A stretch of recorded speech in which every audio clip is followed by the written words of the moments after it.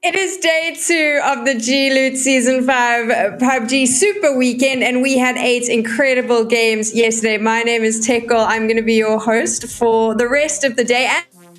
And joining me, I was going to use a word to say that they bring us together. I'm not going to do it because this is Toby's gig. Toby and JoRoSar are here.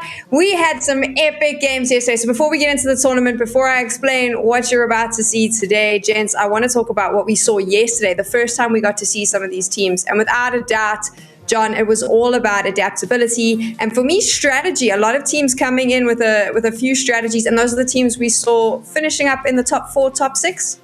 Absolutely. At the end of the day, the teams that come into the tournament for the first couple of games to feel out the competition, just understand what's going on rather than being blindly aggressive, for example, those are the teams whose gambits really paid off because they were able to adapt their own tempo to the pace of the game. They were quick when they needed to be, they were slow when they needed to be, and over the course of 4 games, I know there's still a long way to go, we started to see a little bit of separation between some of the top teams and the rest of the lobby, but today is a new chance to catch up. It is a new chance to catch up. Now, Toby, European PUBG esports back. This is the first big tournament. Do you think a lot of these teams, maybe they just needed yesterday to warm up? Do you think that it'll change up a little bit today? I was actually gonna ask the same question, just because normally we would go with, they played against one another yesterday, now they're going to play against one another against today, but that's not quite the case. Usually you'd go back and you'd watch the VOD and you prepare yourself to change up against the same teams. Now they're going straight into day number 2, and we've already switched up the lobbies. So honestly, I hope to see that the teams that succeeded yesterday continue to do what gave them that success yesterday, today. And the teams that didn't succeed yesterday doesn't necessarily, unless if they really got nothing going, they don't necessarily, in my opinion, have to change up much, because it could be that the lobby they're going up against today, that strategy might actually work. We'll talk a little bit more about how the groups have changed, but we do have some highlights from yesterday, so while you get a chance to check those out, Toby, what was your highlight from the games you saw? There were a few. I think I like to think that the highlights are even more of highlights when it comes to games and teams that I don't expect much from. So the Sakura Zensen win there in game number 1, the X-Flow win, or 17 kills second place it was over in group 2, was absolutely phenomenal as well. And then also, honestly, seeing Skate in that particular game we're seeing right here, seeing them be able to spread out, take control. We talked about the importance of communication, which always takes a little while to kind of get dialed down when you're a team that haven't played together for long. So seeing all those things come to fruition yesterday was a great thing to watch. John, how about you? Some of your highlights from yesterday? I think we just watched one of the teams that was my highlight from yesterday and we'd be looking forward to today as well, which is Entropic, and how they managed to rein in that aggression at certain points where they would have just blindly got in for a fight, and maybe they would have won some of them as well, but I feel like that experience and maturity in holding back when it matters, that's really gotten them so many points yesterday, and I want to see that continue into today.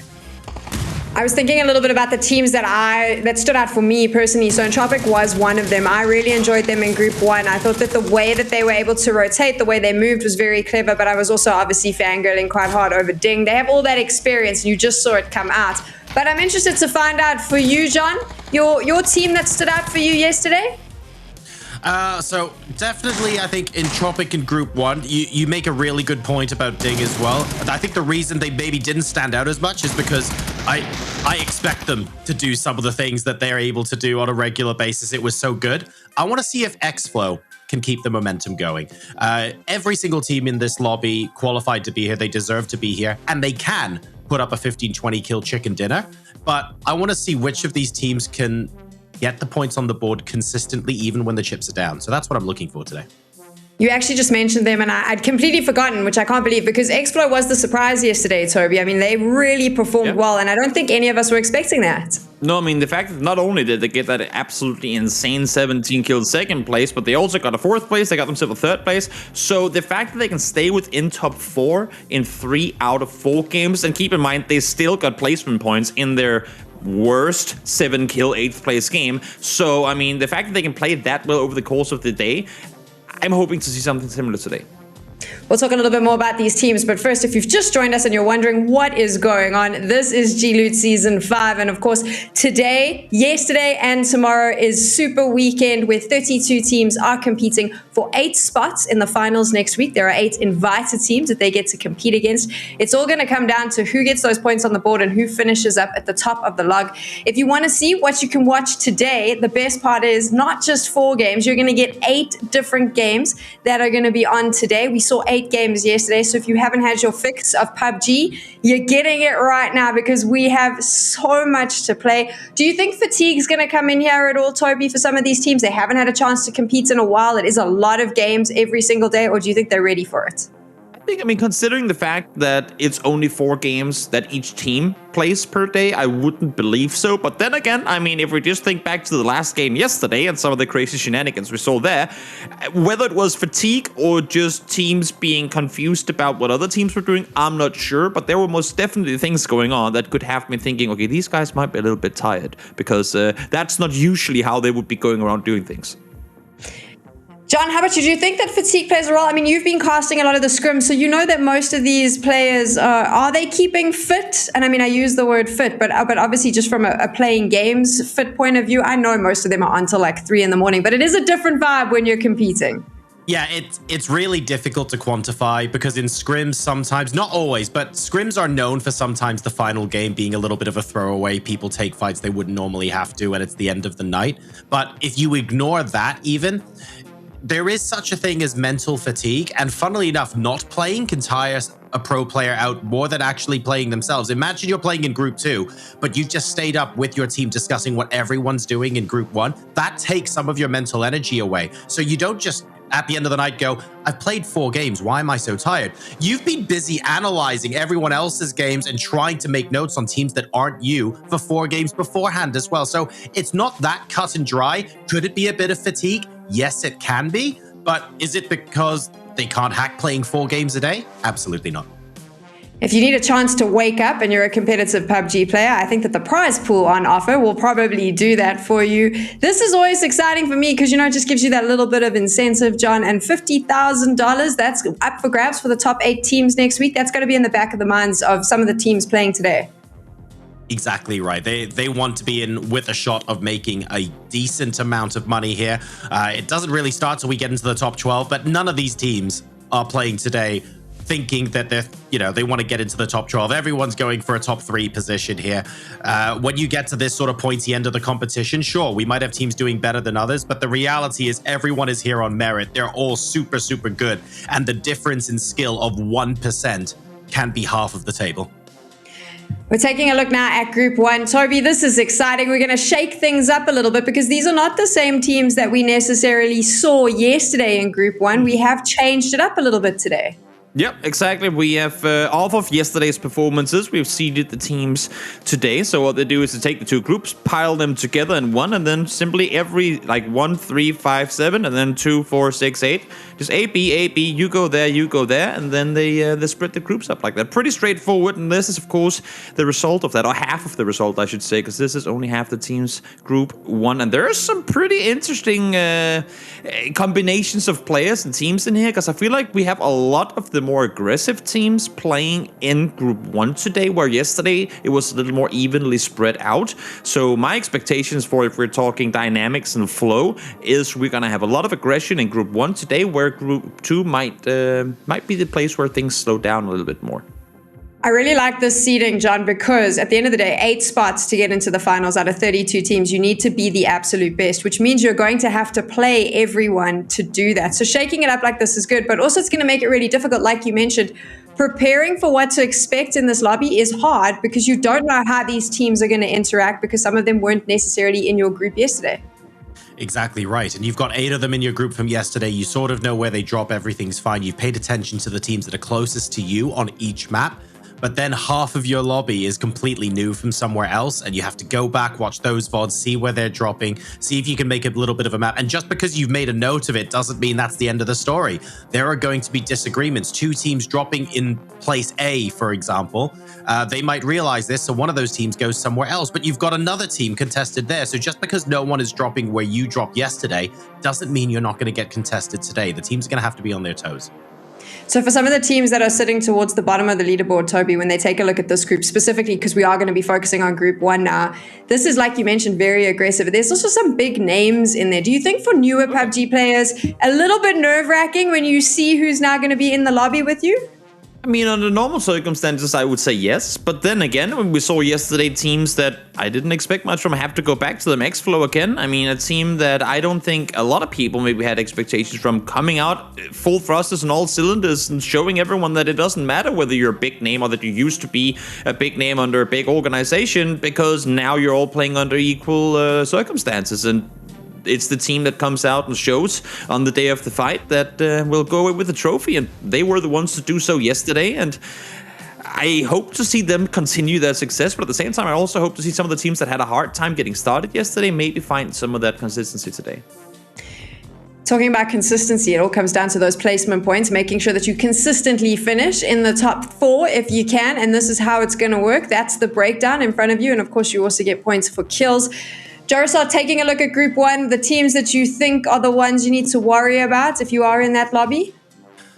You know what? Too many is the answer. I'm a little bit scared in Group 1. We have a lot of high-fragging, aggressive teams. Even the teams that finished in the bottom half of the leaderboard yesterday are teams that are perfectly capable of getting those high-kill chicken dinners. And that means, like, it's actually easier for me, and I'm not going to do this on camera because I think it's a bit mean. It's easier for me to pick a bottom 4 in Group 1 than it is to pick a top 4.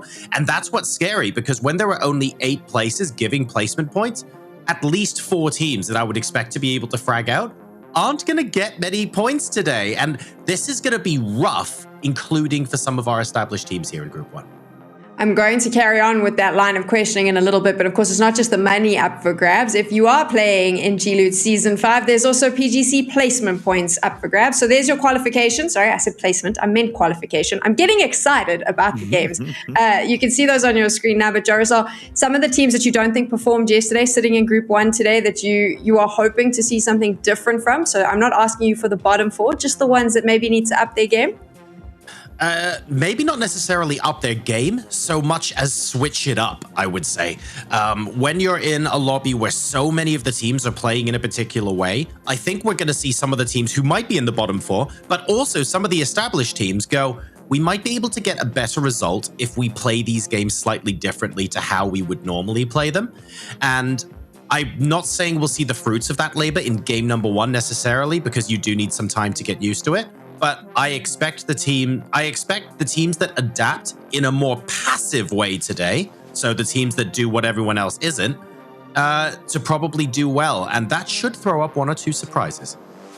Toby, do you think passive adaptation is the way to go? Could be. I mean, it depends obviously on your play style. It's a little tricky. I have a couple of teams myself that I'm hoping to see. Again, not necessarily change up how they play, but I feel like JoRo and we were really good at giving advice yesterday. Just win the game and you will win the tournament. Just don't get shot. I feel like today is the same sort of deal, where just do the same thing but do it better. And I have 4 teams that come to mind that didn't play to my expectation yesterday. One of them being in QM, ? Yes, they had 2 third places, but they never really had a lot of kills. They had 2 games that were outside of placement points. Their playstyle, what I know them for in terms of how they usually succeed, they weren't doing a lot of that yesterday. So I'm hoping to see them have a better, like, across the board success today. DA as well, obviously, new roster coming in, but again, they're carrying the weights on their shoulders of a big org, and that comes with big expectations. So I want to see them go up and perform better. I want to see We Are Who with Chris and them. Yes, everything gets kind of overshadowed by their 10-kill 4th place game, because you think, oh, that was good. Sure, but other than that, none of their finishes were inside placement points.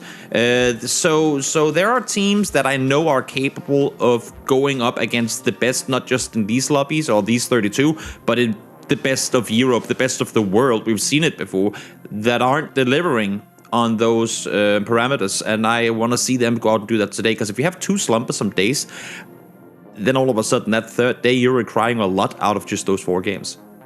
I mean, JoRoSar, that's the thing, right? As Toby mentioned, day 1 you can kind of write off. You can say, right, we came in, it was an experience, we were feeling it out.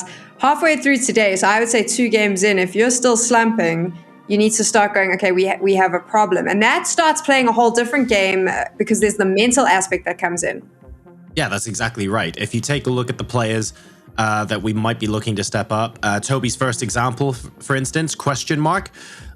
We saw what Uber could do yesterday as a solo player. Everyone who's watched PUBG in the last couple of years knows that Aduzi can do the same thing, for example. These players all have the ability to pop off and carry games the way we love to be excited watching them do, right? But for whatever reason, they either haven't had the opportunity to do that, or their team hasn't gotten them into the position that's facilitating that, or they've read situations incorrectly, which means that they're on the way to doing that and they get third party. There are so many different reasons in PUBG why you can't live up to that potential on a game-by-game basis, and it's going to be about who reads the rest of the lobby the best so that you can put yourself in that position to achieve that beautiful game. How do you read this lobby though, Toby? Because it is so aggressive, and I do feel like those top teams that you're going to be going up against, they can change it up so fast. Oh yeah, most definitely. It's gonna be. Let me put it this way: if you're planning on playing the center of the circle, wherever that may be in phase 1, and saying, "Oh, let's just spread out," let's take one person in each compound. You better be ready to get out of that, because there will be some teams in this lobby today that are gonna be hunting for that potential. We talked about free kills yesterday. Nothing better than getting to shoot a person in the back because you aren't exposing yourself to any risk in doing so. And I feel like there's gonna be a lot of that. Oh, maybe if I had just left 5 seconds earlier, maybe if I had parked my car so I could get out of here before they got to me, I would have actually survived. I think there's gonna be a lot of those early game situations where normally, in a more established lobby, we don't get the first kill until 10, 11, 12 minutes into the game. Here, I feel like every single game, we could be losing the first couple of players within the first 5-6 minutes. So you're calling early aggression from the get-go my absolute favorite. Yeah, I mean, aggression to the extent that it's going to be coming off of one entire team making a decision to doing something and one player not being ready to react to that decision being made. So we're taking a look at the leaderboard now, and I just want to summarize. Let's have a little bit of fun as we wait to drop into game number 1. Obviously, right now you can see where the teams are sitting, but we did get a lot of top tips from Toby and JoRoSar yesterday about how to be the best PUBG esports player. So I want to recap them very quickly. So the first one was don't get shot. Then it was excellent tip. Then it's not wrong. It's not wrong. Don't get shot. End game. I mean, I think it's at some point it was said that you just need to finish in the top 3. That's the rule. Just finish in the top 3. Yeah. And today we're adding a third one, which was so eloquently quoted by Toby earlier, which was be better. Anything else I've missed there? I mean, how is that not the winning formula? I feel like that sums it up quite beautifully. I feel like that's something I could have on a poster over my bed as kind of a just do it sort of thing, With Don't get shot, just get better. It's like your daily motivational tweet.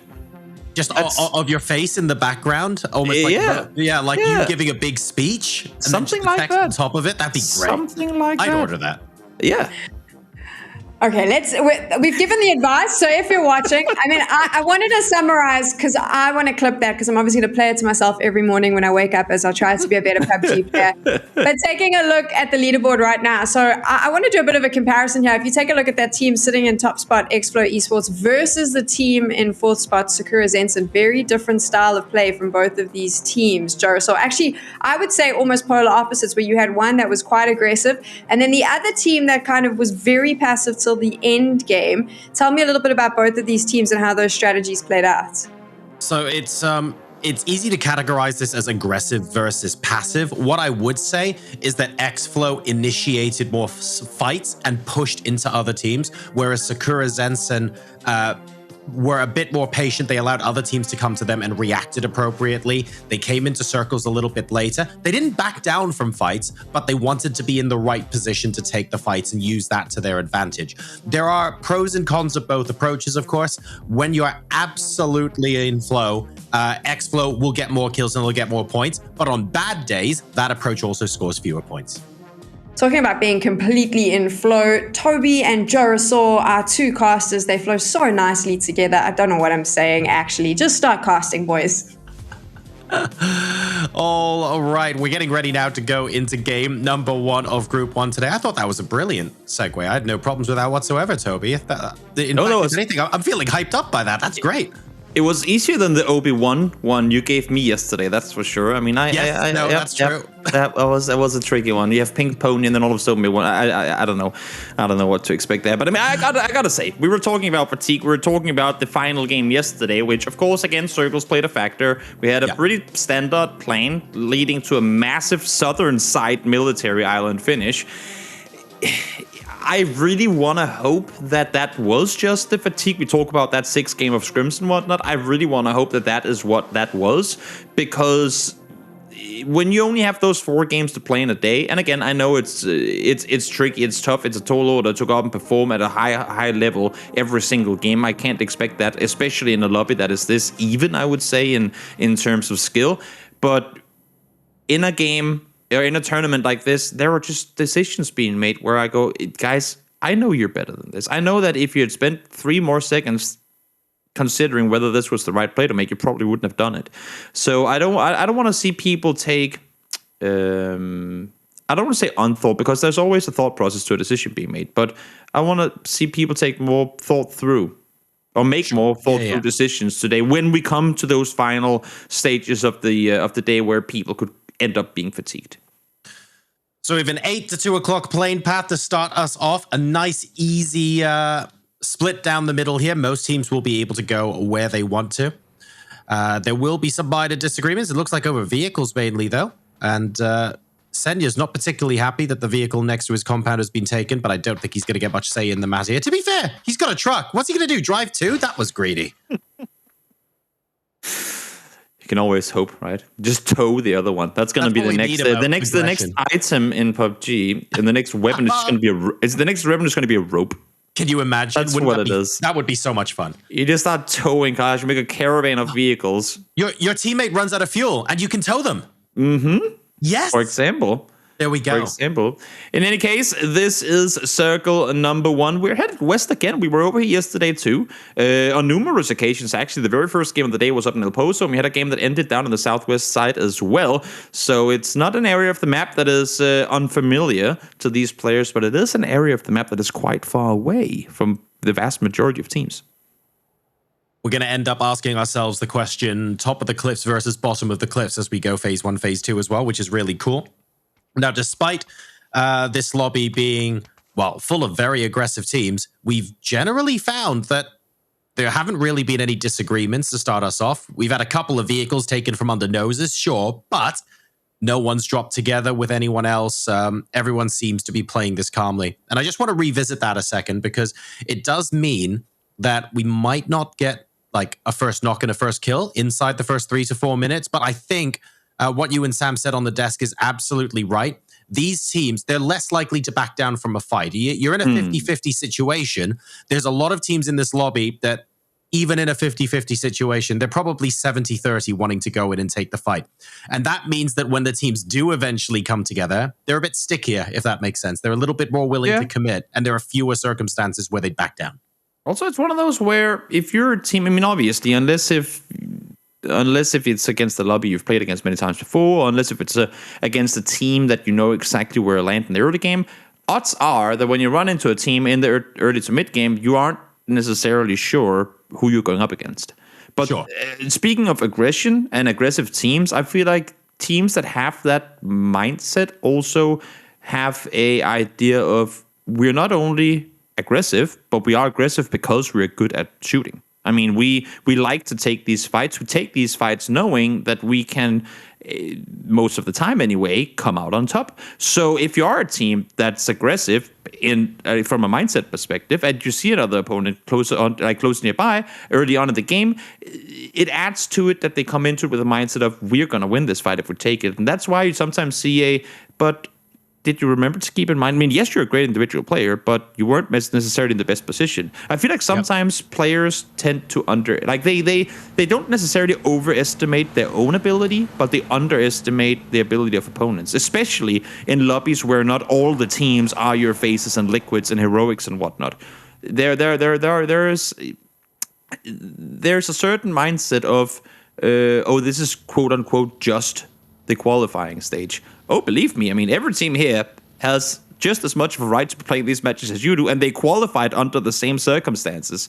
So arguments could be made that they should, at least on paper, for now, be equally as good, at least in this tournament. So I think a lot of teams get surprised because individually, we're just incredibly blessed in Europe to have some absurdly good players.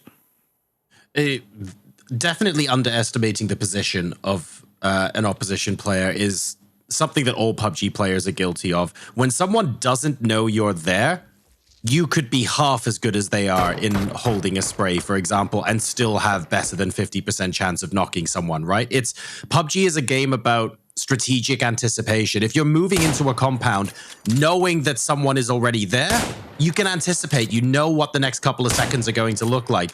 And if they catch you by surprise, we see teams wiped in 4 or 5 seconds all the time when they're completely not expecting someone to be there. And that doesn't matter if you're a team that, I don't know, is platin ranked, or if you're some of the best teams in the world. If you don't expect what's coming, the elements of surprise in this game is so strong. And that's what makes it so cerebral. That's why it has to be so strategic, because you have to think through all of those different possible outcomes before you actually go and do it. Exactly. Let's see now. Exhalation. Well aware that after all this nearby, hearing all the vehicles, are they gonna shoot? Oh, nothing better than a target on a bike. Let's see if he can get him. Yes, he does. The boom. Finds Hibago first knock of the day. And, well, I said find the knock within the first 6 minutes. It happened at 5:55. So I like to think that I was correct in that suggestion. Yeah, I think that's close enough. We definitely take that indeed. Exhalation now. They have the high ground as far as, well, they've got that crater on the top of the hill, I guess I would call it, against After All. And it's a big ask for After All to turn around here and try and go for a res. So they're not going to. It's annoying, but that is the correct play. If anyone's wondering where Hibako was 8 seconds before he died, well, there's your answer. Let's see now. Everyone obviously making their way towards the first circle.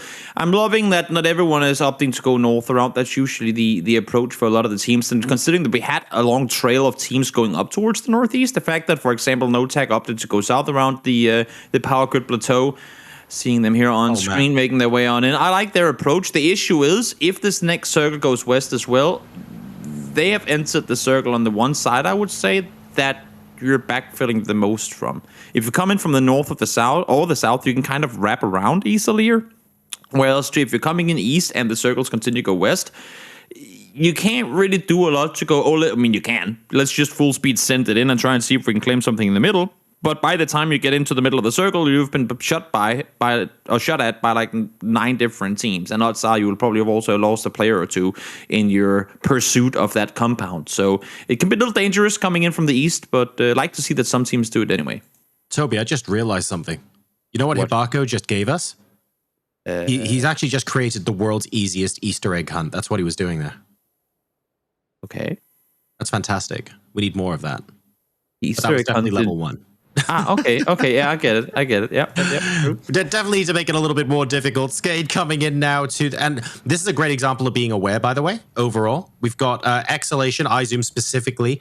Notice how he was in the vehicle already moving away. Yeah. With, I think that was BTM in the background covering for him so that Skade don't try and go for too many shots out of the vehicles by the time Skade were even rolling in. So this is about thinking ahead, and it could have easily been one of those situations where 5 seconds later, that becomes a 4v1. So being super situationally aware like this is exactly what these teams have to do in a lobby like this, and I'm really glad we got to see a good example of that this early.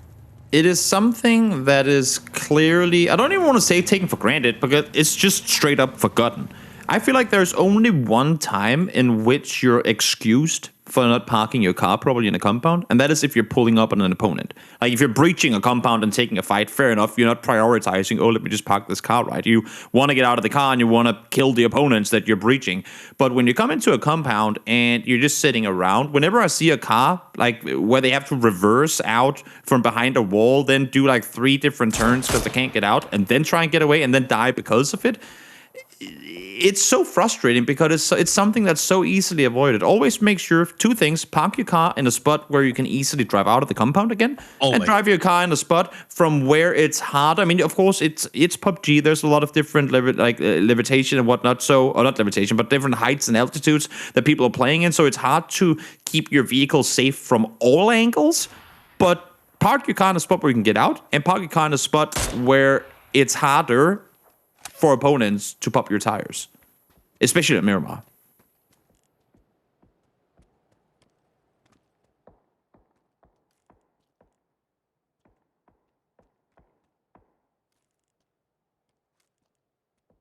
Okay, easily.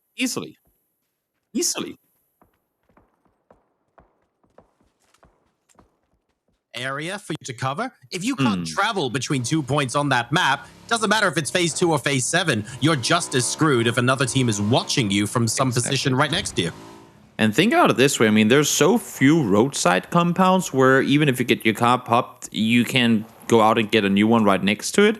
It's so much more of like compounds that are kind of out in the field, out in the open. And as you said, I mean, if you lose your tires and you have to make a run for it, believe me, the guys that's popped your tires know you don't have cars anymore, and they will do what they can to take you out. Pixel, speaking of tires, that is the worst place to lose him. Oh, no. He's popped in the middle of the open, and here comes the breach trying to retaliate. Huth able to find the second. He falls down. Huth has got shot in the back, though. It's Herky from far off. So a little bit of third party coming in from Bystanders. Sheila goes for Nowik, and Nowik goes down as well. So while DA didn't look like they had everything under control, all of a sudden, they go 3 for 1, and Hewitt wasn't even taken down by a skate player. Now comes the cavalry, though. Sheila needs it desperately right now. Gemty is inside, trying to make the push on forward, but nice use of utility to stay alive, and Doxa is going to be able to take down the last living skate player, too. So a 2v, essentially 4, I guess 3.5, with Pixel being killed off in the field. But solid hold up from Sheila. I really like what all of the players from Digital Athletics were doing there. Huth as well. If you notice, yes, they are very capable, of course, of taking these fights aggressively, but both of these players, the moment they got one knock, they immediately went, how can we get safe? That was the first thing that they did, right? They backed off. Huth tried to go up the stairs when he got knocked. It's so important to get that initial advantage and to prevent the other team from trading effectively. And I think that's what laid the baseline for them to win that fight. For sure. Let's see. Fights brewing once more. No tag and exhalation. They were rotating side by side earlier. Now they've found one another inside the northern side of Monte Nuevo. Rafa is up close here. The Boom trying to jump up to get some cover, but oh, good nade comes over the top. Not that much damage done, but as you can see here, we talked about the different altitudes and whatnot, different high ground positions you could get yourself, and the Boom can't really find cover anywhere right now. BTM has to back off as well, but wants to be in a position from where he can help his teammates still. Ideally, Rafa probably just wants to back off and rejoin his team, because the last thing you want is Rafa to do a ton of damage and then crossing the road to get back to his team. He gets knocked, for example. It's so hard for his team to res him there, so he needs Exhalation to leave, or he needs an easy way for him to cross the road and get back to the rest of his team. And that's why we're seeing the disengage right now. I know these teams want to be aggressive and want to push into each other, but I actually think for this stage of the game, this is the right outcome.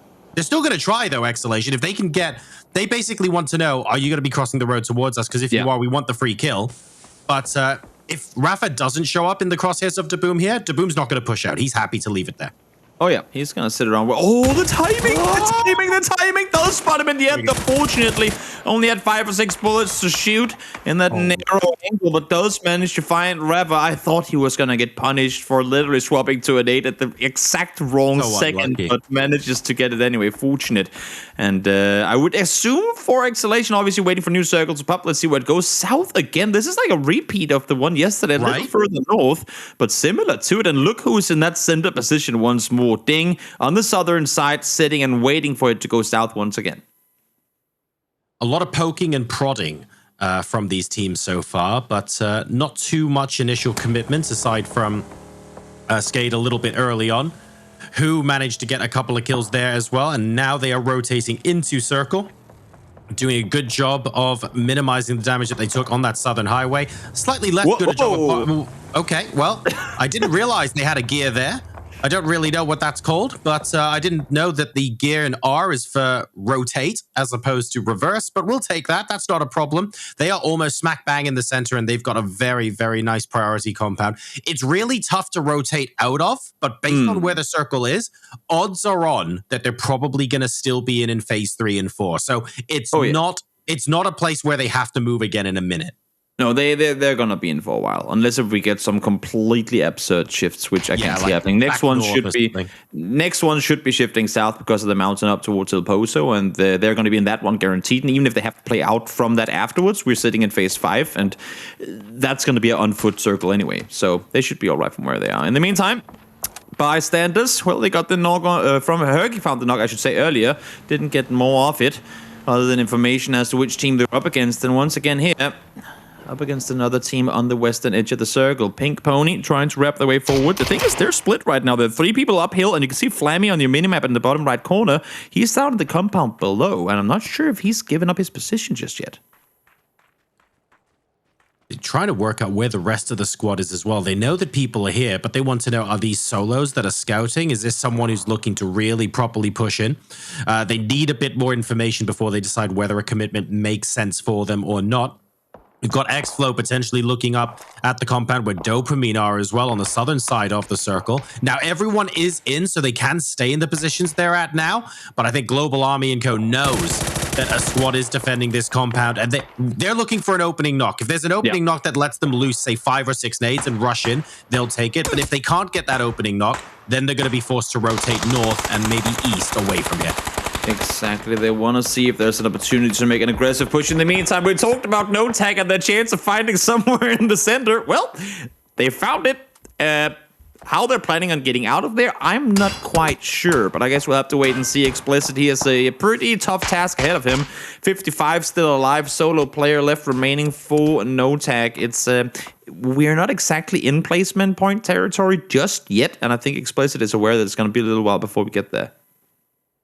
Yeah, it's going to take a little while. We've got the next circle popping in just a sec, so if we get to see some crazy hard shifts, now would be a time. Nope, does exactly what you predicted, Toby, who are going to be very, very pleased with that position. This is the part of the game where if it was Erangel, for example, we'd all be rushing to commit to a compound till the end of the game, but the fact is everything's already taken. So Ding especially have a really nice versatile position because not only have they got a couple of buildings, but they have the hilltops surrounding that compound as well. So of all of the teams on the map right now, it is Ding, surprise, surprise, that have the most information and currently have the best position, I think. Yeah. Oh, yeah. No doubt about it. I mean, the fact that they have 3 spots in a phase 4 circle like this, where they're still unplayable terrain on the west side, that's something that most teams aren't really ever allowed to try and maintain control of. But the thing is, I mean, they're playing the exact same spots they did yesterday. It's a position that is extremely hard to push, and like for other teams and for them, all 3 spots they're in their 2-1-1 split right now are spots they can easily back off of. Let's see now, though. Teams are starting to make their rotations on in Exhalation. We saw them in Munster just before Hewitt, able to find PTM. He's going to be taken down, and it's going to be Enid, actually, from Afterold to get the kill. And you can see here, again, Most Fox looking over towards the shack, knowing there's a player in that area. Things are starting to get hectic now. 3 half-decent compounds in this next circle and 15 teams in here, which means the tinderbox effect is well and truly... the fuse has been lit. There's no question about that. Exhalation having to play by the road, which is not good if you have anyone to the north of you. It's not good if anyone has plain sight of you from out east. So we'll be taking a look at... UF there on the east side. And also, I'm really worried about Pink Pony moving down on them as well. Yeah, the push finally did come in from X-Flow as well. Let's see, Tarkus spots one over the top. Eddie forced to hide down behind the vehicle. Now the push comes further forward. Tarkus does get taken down. Let's see some nice spray with the scar around the corner there. Global, in the meantime, trying to wrap over the top. See if he can get himself a good position to look from. Cisa gets taken out by a teammate. That's unfortunate, but Global, obviously, with the molly in hand, he's going to die to his own. Not too much to do there. And now I'm Cynic on his lonesome, trying to make something happen here, but I'm not assuming there's any aggressive play coming out from him. In the meantime, Pink Pony taking a fight to Digital Athletics. That's going to come to an end. Howl, in the meantime, taking out Cynic as well. He's going to go down. Levante goes down to blue. Chaos is slowly but steadily starting to commence. And we haven't mentioned it much yet today, but it played a big part yesterday, right? If you want to be pushing these compounds and it takes you more than a minute, say, to complete the fight, then expect someone else in the nearby region to be interested in what you have going. And that's exactly how Hal basically just got to pick up a point for free. That's going to happen a lot, especially in lobbies where you have more confident, more aggressive players. If they could move out slightly, grab a kill and move back, expect them to do that every single time. That's not an exception. That's going to be the rule. So finish your fights fast is what we're trying to say. Oh, yeah, for sure. Let's see, explicit. Well, are you just gonna? He's bandaging. That's. Oh no, okay, he does get a first aid off, and you have 2 smoking cars without tires. This is gonna be a while. Again, 43 alive, still 5 teams to placement points. I'm afraid that Explicit won't stay alive for long. But then again, I mean, he does have a smoke path going for him. So we'll see if that's gonna amount to anything in the meantime. Flex realizes that he has opponents up above him. And Unusual Freaks, they have a quite a distance to make forward now as well. We live again, sitting up on one plateau after all, just in between. And this is actually perfect for Unusual Freaks. If these 2 teams start fighting, Joro, that might be an opportunity for Unusual Freaks to get away. Yes, they should. I hope that they use the opportunity to get away rather than as an opportunity to get a couple of kills and then disappear from the game, because I think they have a chance of getting into some half-decent placement points here. We Live Again are in such a good spot compared to Afterworld, by the way, because in short, Afterworld, if they get knocked, it's really difficult to get a res. Oh, no. And if you're on top where We Live Again are, if you get shot, your teammates can res you instantly. Afterworld now trying to move away. I think trying to get out of that situation is correct, but my God, look at the gauntlet they've had to go through to get into the middle of the circle. This is rough. Yeah, hard to fight for a middle when there's no middle to take. You can see Foes here, Pokemon down behind the vehicle. Can't do a whole lot more about that. Pink Pony now in the meantime, riding across the plateau as well. Vaso trying to stay alive, but of course the drive-by Meta is in full effect. We'll see though if he can find something. He does with the final bullet in the chamber. Nice. Able to get the knock, but the steal comes in as well. Sail able to claim that one. Everyone farming 4 kills here in the fields in the middle. Pink Pony have, well, they've got a hillside here, but that hillside is being peppered with nades and is very, very open to anyone out east. We Live Again, they haven't had a chance to regroup yet, but when they do, they're going to have clear vision of this Ding versus Pink Pony fight. Now, remember, Ding are still quite split, and Pink Pony are actually surrounding them, but really, that doesn't matter when Bystanders goes ahead and grabs doubles like that. Doesn't matter at all. This is absolute destruction. Nades coming in all over the place. It's so hard to play this field when the high ground is still. And look at this Bystanders perfect angle to take out players everywhere he sees fit. 4th kill coming in for Ding here, and they have more targets to shoot at. This north side, like where we are in the circle right now, it's so impossible to play the lowland as long as the high ground is still in play. And unfortunately, the players down there just don't really have anywhere else to go, because the way that they were holding up on the hillside after all and We Live Again, there's no way you're pushing into 2 teams like that. You're going to get backstabbed so easily. So it was kind of a pest or cholera situation for everyone trying to make their way into the middle there. And the fact that Ding has maintained their 2-1-1 split through phase 5 to 6 is completely unheard of. Exactly. They're fighting multiple teams actively, and they still choose to stay split, and they're fine. Like, this is what Ding does so well. Arguably, it's so difficult to understand as well, because so many teams try to do this and they don't get away with it. Pink Pony were essentially encircling Senya and Bystanders at one point, and it's like, yeah, it's fine. That's okay. We're just going to keep shooting, and we've got hard cover. Don't worry about it. And they've managed to eliminate everyone but Archie, and they're still keeping this split. It's absolutely unreal from Ding, and if that doesn't say what their confidence levels are like, I don't know what does. One thing is confidence. Another thing is just understanding of both, obviously, terrain, but also what they have of information around them. You can see how they prioritize different positions, how they split out, because someone needs to be over the top of Uber to protect him from above, but that's what Bystanders is doing. Now, let's see Marco. 150 bullets in the chamber. Let's see if we can find some connections as well. Pops him midair. Is there going to be more to find? We'll see if that's going to happen or not. Tokyo Magic game full speed forward. They come. Marco finds one more. Still a third to be found, but Kilyakai is there to take him out. 6 kills now for We Are Who as they take down Tokyo Magic King.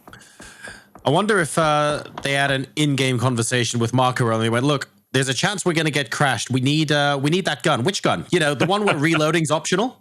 Oh, yeah, that's going to be useful. And The one with fair, infinite bullets. that's kind of what just happened, right? That was a disgusting spray. As soon as you get attack stock on the M249, you definitely shouldn't underestimate it, especially when you're holding a breachable compound as well.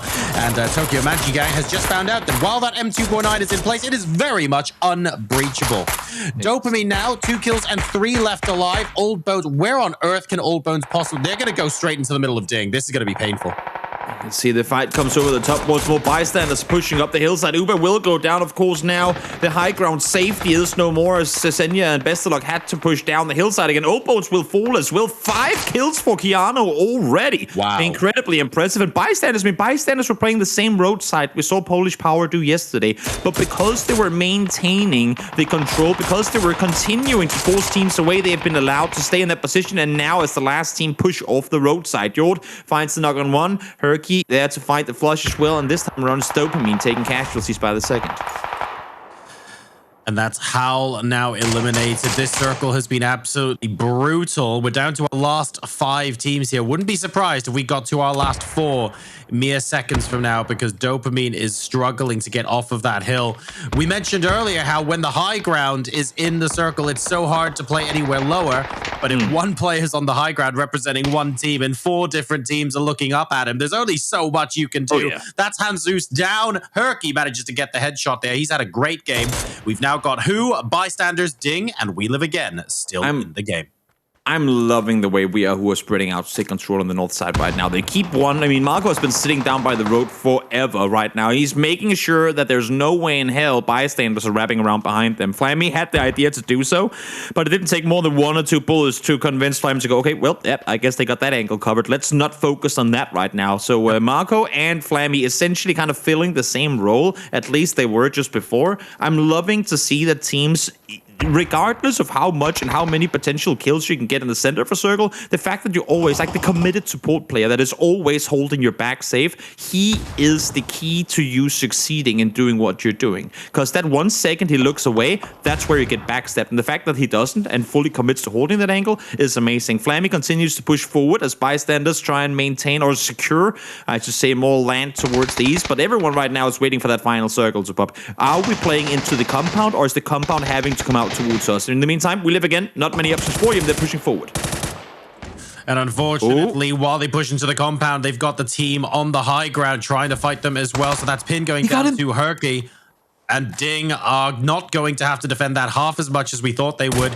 Ding are betting on the compound. The Bystanders are betting on going up above. And we find out in 1 minute which of those ends up being advantageous. 2 players over the top, 1 holding below. As soon as Bystanders back off, here come We Are Who, trying to peek into the compound as well. And we were talking about yesterday how playing the compounds is amazing, but all of a sudden, if you don't leave them in due time, you can easily get trapped in there. And that's kind of, I feel like, what Ding are feeling right now as well. The feeling of no matter which window we peek out of, we get shot at. There's no way we can do anything. We have to hope somehow that We Are Who and Bystanders start fighting one another. But with the way they're positioned right now, with the way that Marco has been preventing for Flammy to push forward on the west side of the circle, there's no way they're doing anything until the next circle is shown. There's no way they're doing anything until, hopefully for them both, Ding is forced to leave the compound. It does feel like the players broadly have as much information as they're going to get. And all they need to know now is where they want to play next. 15 seconds isn't that long to wait. Yeah. Unless, I mean, We Are Who could unleash, I don't know, 12 grenades into that compound and push in right now, but they don't want to do that unless they have to. Exactly. That's a chance Ding have to come out into them, right? Complete waste. Just wait and see the circle. There we go. It's going to end on the side of Bystanders. So now We Are Who has a decision to make. They know for a fact that there are casualties in the compound. They know for a fact it's not a 4-man sitting in there anymore, because they themselves got a kill or 2 on some of the players from them before. And I was just going to say, are they going to push into the compound, or are they going to try to make the wrap around? And this is a clear indicator that these guys are pushing west round. They are wanting to take the fight to Bystanders because they see them as the biggest threat. Certainly an easier way to push, maybe compared to hard pushing into the compound. But this is, the Bystanders have a lot of opportunity to see where they're coming from.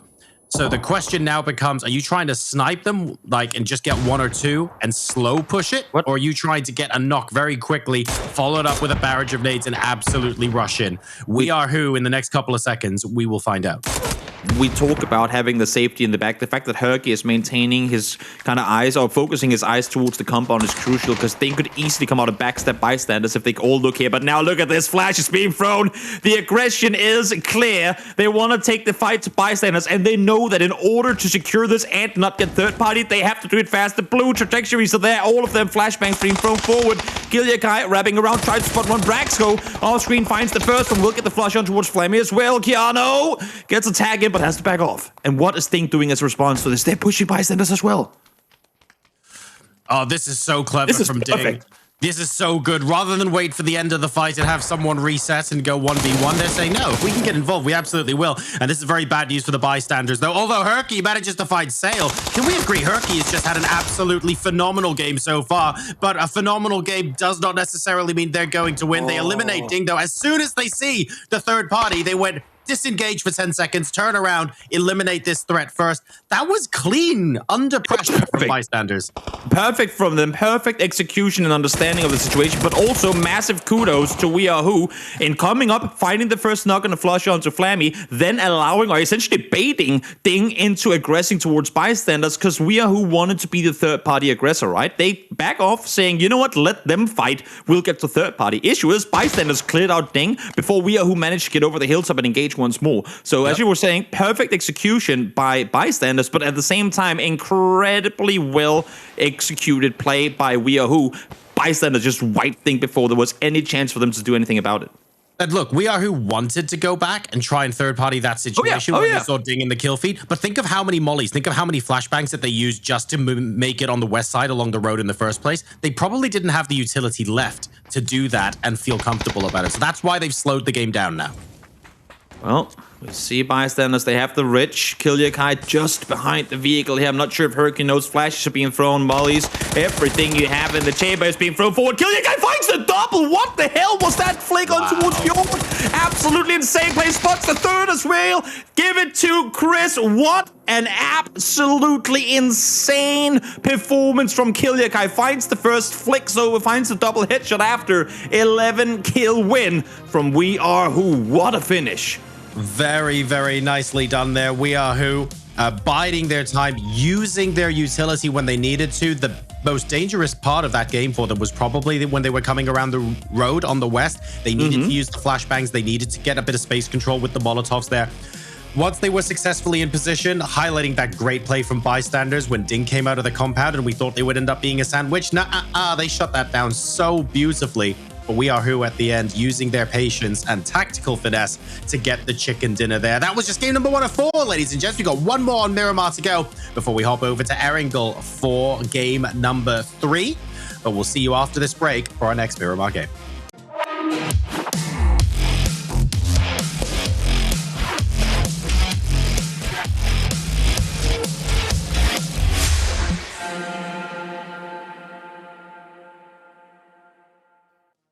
The first game for Group 1 here in our Super Weekend is complete, and what a cracker it was. I want to get straight into this because those last few minutes were...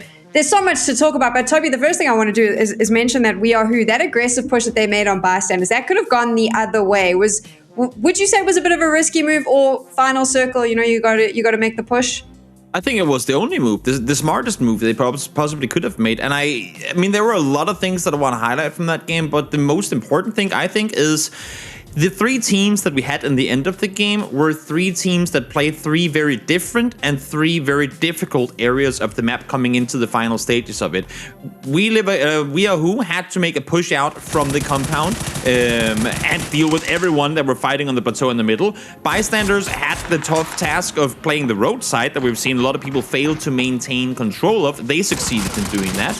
And then you have Ding managing somehow to maintain a 3-way split all the way up till phase 6, which is absolutely insane, especially in a lobby where there's so many random factors going up against you. So I think it was amazing to see that what I believe to be the 3 teams that deserved to be in that late game the most were also the ones fighting it out for the end there. I want to mention the Ding positioning because it was something I wanted to speak about, JoRoSar. Why does it work for them when they do that split? Why are they able to get it right? I mean, occasionally it doesn't go right for them, but I would argue we're watching some of that reason, right? If you see 4 players coming up towards you and it's only a 4v2, but the 2 players that are there don't miss their shots, that's what it honestly comes down to. It's not necessarily that they're that much better in general, but it's how calm they are under pressure. They don't mind if it's a full team of 4 coming up towards you. There's no panic. There's no should we stay or should we go. It's instantly into plan A, and the only question they have on their minds is how are we wiping this team? Not if they're going to do it, but how they're going to do it. And it's that focus that actually gives them a little bit of a self-fulfilling edge there when they get into those kind of situations. I want to keep talking about positioning because in the final, I would say the final 4 fights, Toby, where what you saw with We Are Who is Bystanders had the high ground, Ding obviously had the compound. Walk me through the positioning that We Are Who used and why it worked for them. I think, I mean, when the circle pops and it goes southwest of the compound, there is only one of 2 options for We Are Who. Either you wrap around the roadside to take the fight to Bystanders, or you wrap into the compound hoping that you can deal with the team there before Bystanders get to interfere. We Are Who wanted to wrap around to Bystanders and hoped that Bystanders would back off, allowing for Ding to maybe push out and make a combat, or make a fight, I should say. What ends up happening is that We Are Who pushes them back, they kill Flammy, so now they already know, now we have the numbers advantage, being 4 alive, obviously. And then they say, great, now let's back off and see what Ding are gonna do, because Ding aren't coming in from behind us, because we're holding that angle. So that fight happens, and I think We Are Who wanted to try and engage on Bystanders while they were fighting Ding, but credit where credit's due to Bystanders. They dealt with things really fast and swiftly, but then in the end of it, obviously We Are Who, they have the numbers, they re-engage in that fight once more, and that insane. One thing is that Kilyakai gets the first knock from an angle that the opponents didn't expect him from, but to then make a flick double headshot literally the second later, that sealed the deal for We Are Who, essentially won in the game. JoRoSar, we mentioned at the start of the show that we were expecting a lot of early aggression, a couple of pops here or there, but not nearly as aggressive as I thought it would be. But it was that final fight that we really saw the aggression that Toby had mentioned popping up, because every single team, those top 4 teams, not one of them was going to back off that fight. I think it was, no, you're right. We didn't really see that much early game. I don't think it's because the teams were deliberately playing extra conservatively, but I think it's because the teams dropped in such a way that there wasn't really any proper contesting. I can think of maybe only 1 or 2 exceptions all game where a team gets locked in a fight with the other one, and then halfway through that fight, they go, actually, we're going to back off here. We saw maybe 1 or 2 situations like that, but for the most part in this lobby, the team's committed to try and finish the fight. We Are Who maybe going around the west at the end instead of facing off against Ding directly might have been a good example of that. So we're still going to see that. Whether or not it's kills in the first 4 minutes, though, we'll have to wait and see. It depends on drop location. Such an incredible end game there. I'm hoping we get that every single game today, but we'll find out because we're going straight into game number 2.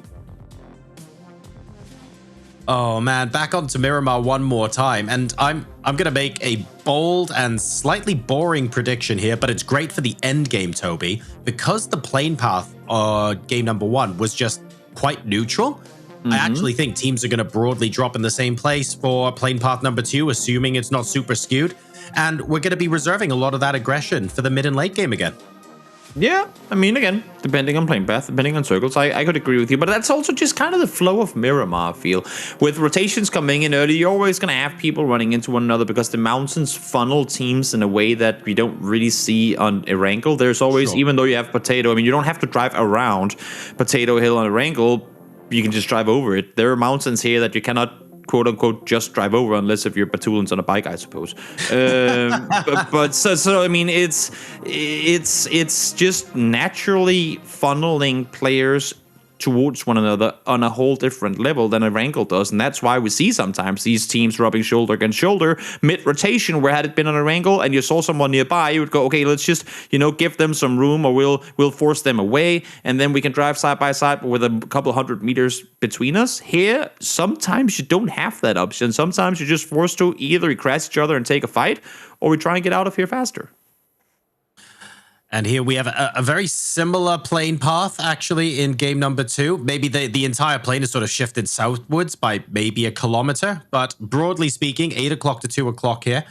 And we have, again, a couple of minor disagreements over vehicles. Senya, once again, rushing out to see if we can get an early kill on something. Give me my buggy back, but I don't think he's going to be running back anytime soon. And I suspect then that our teams are all going to settle into a nice cadence of early loot. The question now remains, where is the circle going to pop? Well, we'll find out just about now. Let's see where exactly that's going to happen. Southeast is where we're headed. Again, nothing new under the sun in that regard. We've been down here plenty of times before, but it still opens up the opportunity for quite a big variety. Obviously, I mean, we have the city ending, which, God forbid, we're hopefully not going in there. Construction block ending? At least not. But then you have the entire kind of belt on the south side. Like, if you just make a curved line from Impala all the way down to where Braxco is, that entire line. I feel like, at least in my opinion, that is one of the most interesting places to have end games on Miramar, because you get some of the foliage, you get some of the grass, and that's not me catering to loving snakes in the grass or anything. That's just me saying that it allows for people to utilize open space more, whereas opposed to if you go up north and you're fighting in the open, well, good luck, you're in a field, you have no cover, have fun. Exactly, whereas down here, you can actually play close to one another mid-late game. You can I feel like more often than not, the better team wins on southern side circles on Miramar, whereas up on the north side, more often than on the south side, it can be that team that quote unquote just catches 9 circles. It's harder to just catch 9 circles in the south when there's more foliage, when there are more dips and divots that people can kind of close in on you on. Whereas opposed to when you head into the open and there's that one team that just went full Alamo in a compound and just been shooting at everything, that makes things easier. So I like these southern circles, is what I'm trying to say. Well, let's put it this way, right? Even in the previous game, going out west or heading up north, a lot of the open spaces are on a single hillside where all you can do is go up, right? It's just a gentle incline. And I find it on the south of Miramar, so even south of Chumacera, but especially in the southeast here, the number of dips, shallow dips to be fair, but they're more frequent, which means that in the equivalent of an open field, you can actually get 3 teams legitimately living there because each of them have a dip to play from. Whereas if you take a look out west where the cliffs are, in the same amount of space, there's just nowhere for your team to go. Exactly. So it just opens up some new, interesting, strategic possibilities, even desperation plays, like when you run out of grenades and you just need to go somewhere late game. Okay, you're hoping a little bit the other team don't have grenades, but you can be in dips next to each other and still survive, for example. You can't do that out west.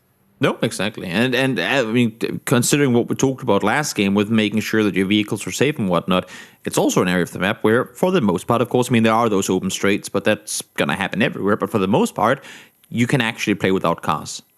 If this next circle goes towards Puerto Paraíso as well, you can pretty much play from phase 2 and onward without a vehicle.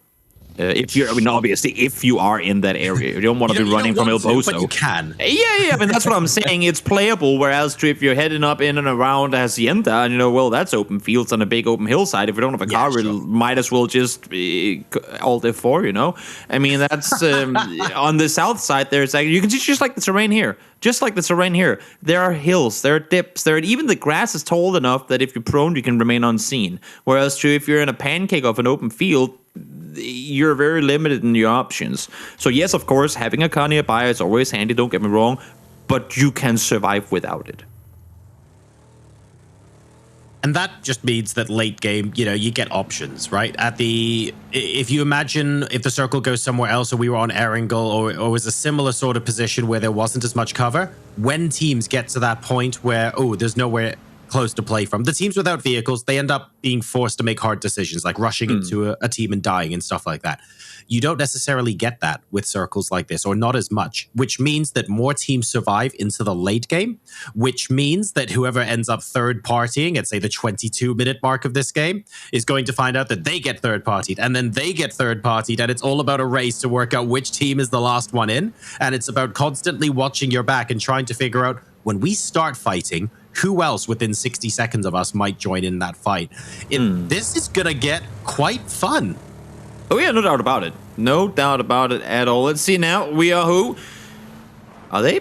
One is coming to the compound. The other guy's leaving. I think Malcolm realized, Oh, they're continuing. They're driving past us. Let's scare them even further off. We don't want to have them sitting in the church compound on the southern side of us. We'll force them to go even further away. It looks like it worked as well, I'm saying, as I'm seeing Toaster stop for a moment, but nope, he continued driving. I thought Marco was afraid that they were going to pull up and that he had to leave, but fortunately, teammate came to assist him, and they can now maintain have to reload. Or that. Yeah, that's also dangerous when you're running around with an M249. Oh, man. That would have been something, wouldn't it? If it finally gets to the end of the clip in the M249 and it's like, wait, not now, wait. Give me 5 seconds. All of the teams are basically in now. We are waiting for the Unusual Freaks to hop in. I think that's after ult in the top right. But everyone actually rushing to the south side of Los Leones. Let's talk about that for a little bit, Toby, because Los Leones is just north of center. And we know that in phase 4, it has to move away from water, but teams are still very actively avoiding it. It was a bait all along. Thought he had an easy kill down by the road, but he was used as bait to bait out the players from the buildings. Fortunate if a Netrix stays alive. The thing is, there are only 2 people down here. You can see the cavalry is slowly but steadily arriving. Question is whether they're going to be here fast enough. One teammate has come. They've left the 4th one on the other side. That's a nice nade coming out. Unfortunately, doesn't quite get ruined down. So how all 4 players here and clearly committing to this fight. Oh no, and now they get shot in the back too. They have to commit. There's nowhere for them to run to on the other side. The way that the other team crashed up was just so good in the sense that it pinned them down. So they have to chuck a couple nades and hope that they get the first knock. Otherwise, they're going to slowly get crushed here. And that's not a good start for them, unfortunately. Killer Bee and Neonix both going down. And Hal, I think, have successfully now taken this compound. Oh, yeah. No doubt about it. Kassad is like, I'm not sticking around for this. This is not what I signed up for. And he gets taken. Oh, no. Rafa trying to get out of there. Not going to happen. It's that's a tough one, and now Rafa no tag can continue to try and see what more damage they can do down below. But that's a tough position to be in. They try to hold off. They play the backside of the building. They try to regroup, but I don't think they were aware. Maybe they didn't catch that no tag had pulled up behind them, and they thought they were playing with their backs free, when in fact they had an entire firing squad standing right behind them. Exactly right. Unfortunately, when you're busy fighting another team for goodness knows how long, and then you go, okay, do we actually have an option to run away? By that point, you've made all the noise and everyone's looking in your direction, right? So no tag able to get that last kill rather easily there, effectively for free. They've got all 4 players left alive, as do Howl, by the way, who did that crash. I want to give them props for that. The way they engaged that bait to start us off was really well executed, and I think they knew that there weren't angles on them where another team could third party as well. Oh yeah, smart positioning, smart approach to the compound. It all worked out for them. I love thank you so much, Asbel. We're in sync here. I'm loving that what we're seeing on the map right now. I was talking about the build from Impala down towards the south side bridge. Look at where all the players are. Okay, yes, I know that we have unusual freaks in Power Grid for reasons, and we're still few inside Los Leones, but he's about to regroup with his teammates, probably just looting a bit more. Every single player is in that build, is in that like line on the southern side of the circle. If you want to see people flip tables, if you want to see the chaos meter go to 5 in phase 2, give us a northwest hard shift. Give us a northwest hard shift, because not only are you having to wrap around or through a city, but you're going uphill as well with absolutely zero intel on what you're running into. Let's see where we're going. Well, you know what? I'll take it. We're going north regardless. This is an absolutely terrible circle, because look down towards the south now, Joro. All these teams have to make their way north, but you cannot just beeline it straight. Only if you're on the east side already. There are so many teams that are going to have to decide, do we go through the city, knowing that we could get ambushed at any given time, or do we spend the next circle and a half trying to go around on the west side? So here's the logical next question, especially for people who are watching us right now that maybe they haven't played that much competitive PUBG or are tuning in for the first time. That all makes sense. But Toby, why then do teams not go, well, let's be the ones doing the ambushing. Let's take a position inside Los Leones to begin with, rather than crowd ourselves on the south side of the circle. What's the reason that they're avoiding it like the plague to begin with? Well, just the fear of being ambushed. Let's hold that thought for a second, though. O'Connell Finds one, gets tagged up badly though in return, but Rafa is there to help him. Nice 1-2 punch from Rafa, and O'Connell pushing their way forward, securing the double, and that is how you take a compound. Great pull up by No Tag. O'Connell out of the car finds the first. When he's about to get killed, Rafa is there to help him, and well, that's free real estate. 98 damage being sustained there from O'Connell, taking just the right amount of damage to allow his teammates to come in and finish off the job. Really, really good stuff. We have a little bit of a crash there. I think that's Skade and possibly Tokyo Manji Gang in the southeast there. That's looking quite messy because I saw both teams were actually in vehicles at one point. So it looks like they crossed paths and both decided to engage. That's what we were talking about earlier on at the start of the day, about how the nature of these teams is such that there's a higher than normal percent likelihood that teams are willing to get stuck in and engage once it starts. Tokyo Manji Gang are in a little bit of trouble here, but Skate are also quite split. Yeah, there are only 2 players alive on the Manchi team. So it's not undoable for Gemchi. Seems like they have, for at least for a moment here, lost intel on exactly where it's positioned. The issue is that car is only going to grant you so much cover, so unfortunately there won't really be a whole lot of players to rest for Gemchi unless if he really starts sprinting forward. You can see Nawik, he's down to no HP now as well, so yet a tough game for Skate as they try to wrap around the east side. But that's again, because of Los Leones, because of the mountains, you're essentially only given a half circle to rotate on. Obviously, you have the water as well. That's not exactly making it easier. And that just goes, and we talked about in the beginning of the game, Joro, the funnels, the terrible paths you're literally forced to drive down in this map because of the terrain being the way the terrain is. You can't go across the mountains. You can't, you can take a boat. I'm sorry. You can take a boat and sail around, but you can't go in the water is what I wanted to say. You're forced to sometimes go shoulder to shoulder with opponents, and then you hit those dips, then you hit those weird wonky areas where you're forced to stop as well, and that's where those fights happen that I don't think either Tokyo Manji Gang or Skate essentially wanted to take. Now, in those situations, right, the goal is not so much where you rotate because everyone's going to be dipping in and out of those hills. Timing then becomes everything. And when you're in a situation where you're rotating around the south side of Miramar and you're those rolling hills, you go through them and another team goes through them at exactly the same time. If you're unlucky enough to have to share that space with someone because of the way the map sort of funnels you into the valleys, it's almost like there's no choice but to engage. A little bit of good news for Gemty, though. It's a hard shift, a 3 o'clock hard shift here, and that means he's got a little bit more time. But look how close on the mini-map he is to Tokyo Manji Gang, and they're still able to coexist. I'm not saying it's entirely peaceful. I'm sure if he gets a chance, he'll make the shot. But you wouldn't see 2 teams out in the open this close together, for example, on the west side. Imagine having just risked your life getting into Los Leones, and now you have to leave again.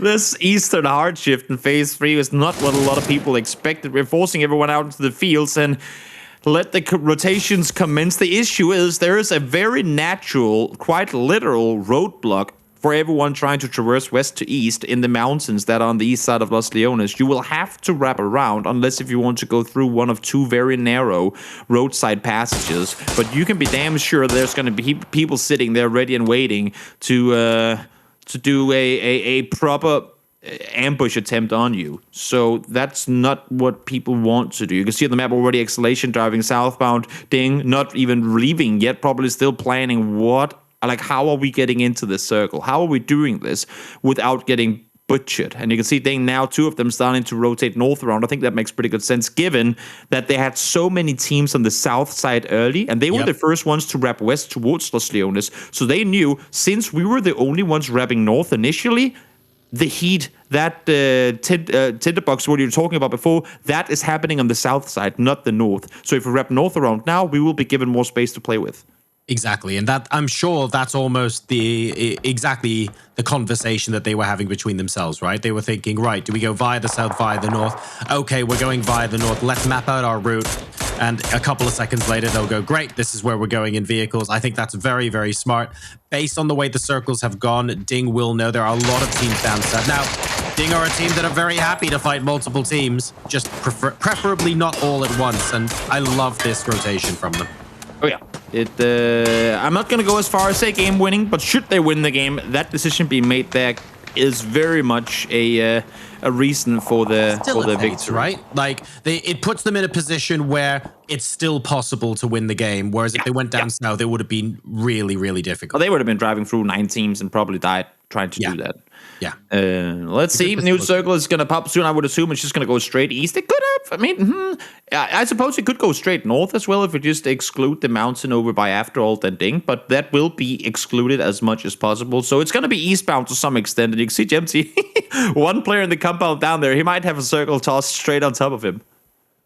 I mean, he would like that, to be fair. Still 15 teams alive at the 16-minute mark. So, again, more places for people to play in a smaller area here in the southeastern part of Miramar means that you're going to have more teams alive this early on. We're taking a look at Hal, who have spotted Exhalation coming in. They're just inside the blue, but unfortunately, there's no real way for Hal to force the fight right now. They'll have to wait until the next phase starts to move in. Bear in mind that neither of these teams are going to be in Phase 5, so they're going to have to worry about that for a second. Hal now getting shot at from X-Flow. They're going to have to stop shooting and start thinking about how they're going to move in a second. Prioritize getting into the next circle, guys, because if these guys all beat you to it, you're gonna be in trouble. Hal coming off of a pretty bad day yesterday, wanting to, of course, get things going. And I mean, 3 kills so far and not having taken any casualties, that's pretty decent. But as you were saying, look at what's in front of them. Look at what's between them and the circle. They have We Live Again right in front of them. They have no tag sitting in a compound ready and waiting. And the 2 remaining players from Tokyo Magic Gang is around there as well. But they might be getting freebies here. I mean, if you're really big, and you have to know that they're around. They just heard them shooting, but they go 3 in a car regardless. Make that 4 in a car when they know there's a team just over the hill. That is ballsy. And I think that car is 3 wheels as well. Oh, it looked like it might have done, but if it doesn't, it will soon. The mat getting very, very heavily hit. We Live Again ahead of them. Yeah, that rear left wheel is definitely out there, but they're still continuing with it. Oh, no. I don't know. Even if they survive this, Toby, there's going to be 3 more teams waiting for them on the edge. They must have had only 1 car in order to even attempt to play like this. Hopefully, if they can get a knock here in a vehicle, which I assume they have to be able to. Yep, there you go. That's the first one. Maybe they can steal a car and get into the circle safely because they ain't quite there just yet. But you can see every single time they are shooting right now, they have no tag people above them shooting towards them as well. Fortunately, the Rock is granting them cover. Tuster accidentally ends up exploding himself there with the vehicle. Eski goes down as well. Matt does manage to find one, but they are in trouble. And Howl out in 15th. Wow. And I think We Live Again recognized that if they stayed in the vehicle, they would just get shot out by everyone else. So, you know, stay somewhere and let someone else take most of those bullets. That's part 1 of their problem solved. Part 2 is getting into circle. They've got no tag to their left, Exhalation to their right. And what they want is for both of those teams to try and get into circle before them. But no tag aren't having any of it. They're forcing We Live Again to move first. It's a tricky position to be in now. The car's on fire. Get out, get out, get out. Keep on running as best as you can. They aren't just there yet. Exhalation able to find the first. That's going to be the boom. Only 2 players alive, but again, salvage what you can. And when they come to you free like that, you will take it every single time. Exhalation choosing to stay out of this fight. They could have tried to third party that. I feel like that was a legitimate option, but they've decided that if they can get a little bit of high ground towards the southern side of the circle, maybe they'll get a bit more information about who lies on the other side. Let's see if that ends up paying off for them. Levante going down now from, I mean, frankly, it's from Hjort, but Tarkus was doing some of that damage from Narnia as far as those guys were concerned. They get absolutely destroyed. The rug pulled out from under them. There's nowhere to go once you lose that vehicle. And we were talking earlier on about how you don't necessarily need a vehicle. This is a bit different, guys. They literally have to go across a flat field, okay? And it's interesting we see no tag eliminated now. I mean, they had a chance to move in themselves. They were sitting on the inside of all of this commotion, but because they opted to stick around to try and see how many kills they could get from teams rotating in, they ended up being the last ones to enter, and well, essentially not getting to enter at all because they just went down in 13. So pretty interesting turn of events that the team that were essentially in one of the best positions ends up going down. Now we see who else is going to not survive coming into the south side of the circle. Good knock onto Maxizor to start off with from Daboom. Aizu might have an angle on this. No, never mind. Guzyara gets hit by the molly, and that's it for Tokyo Manji Gang. Every single one of these fights, though, like, because of the nature of the terrain here, Toby, every time a team wins a fight, you think, cool, I've won a fight. Does that mean I can get into the circle now? The answer is no. It's like level 1 through 7. This is a single-player game they're playing at this point. This is brutal. And by the way, just a quick heads up to the viewers out there who might not know. I just want to quickly explain it before all kinds of hell breaks loose again. When you're seeing the nades being thrown, you can see here the red trajectory. Usually, you've been used to seeing, for example, now that it's Bystanders, that it's the light blue color, that all their utility would be light blue, but we are using utility colors instead of team colors, which means that nades are red, mollies are yellow, flashes are blue, and smokes are gray. That way, you can see exactly what's being thrown, rather than the information of who's throwing it, which I don't know about you, Jor, but I think it's much more crucial to know what's being thrown. You see there, nade being thrown forward, boom, rather than just knowing what team threw it. I think it's much better. Thank you, Ansvar, for highlighting it as well. I've just got grenades are red, flashes are blue, and I'm trying to work out what smokes. It's easy. I mean, smokes are gray because the smoke is gray, and fire is not necessarily yellow. And that is you. Yep. Mollies are yellow. I'm a poet, and I didn't even know it. Right. We finally have the first batch of teams that were scrambling in from the south side who have actually made it into phase 5. That feels like a huge gauntlet. A lot of flashes being chucked in X-Flow's direction, and just one more grenade would actually have done it there. But we are looking to try and stamp their authority on this position. They can't really... I feel like they can't push without another team seeing them, though. I'm looking at the Bystanders. I'm looking at Digital Athletics. Unless you have more frag grenades, you can't push between the smokes. Empty did everything he could to stay alive as a solo, and just before placement points, he goes down. That is real unfortunate. No. Brutal. Unfortunate. Thank you so much, by the way, players, not only Ansvar, but also the players, for when I talk about something, you're continuing to highlight the different nade colors. I love to see it. New circle does pop. And fortunately, the field is now out of play. Issue is, all the people in the field have to fight their way uphill, and I'm not seeing either...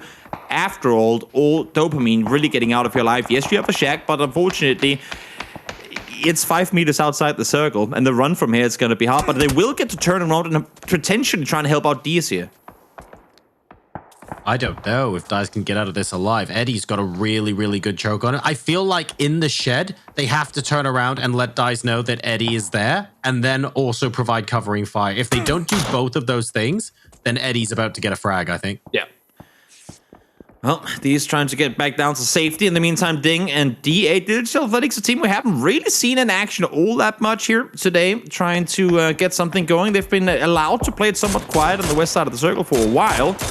And we'll see what they can do coming into the latter stages here. After all, still with 2 players up again, needing to do as much damage as they possibly can for them to get anywhere in this next circle.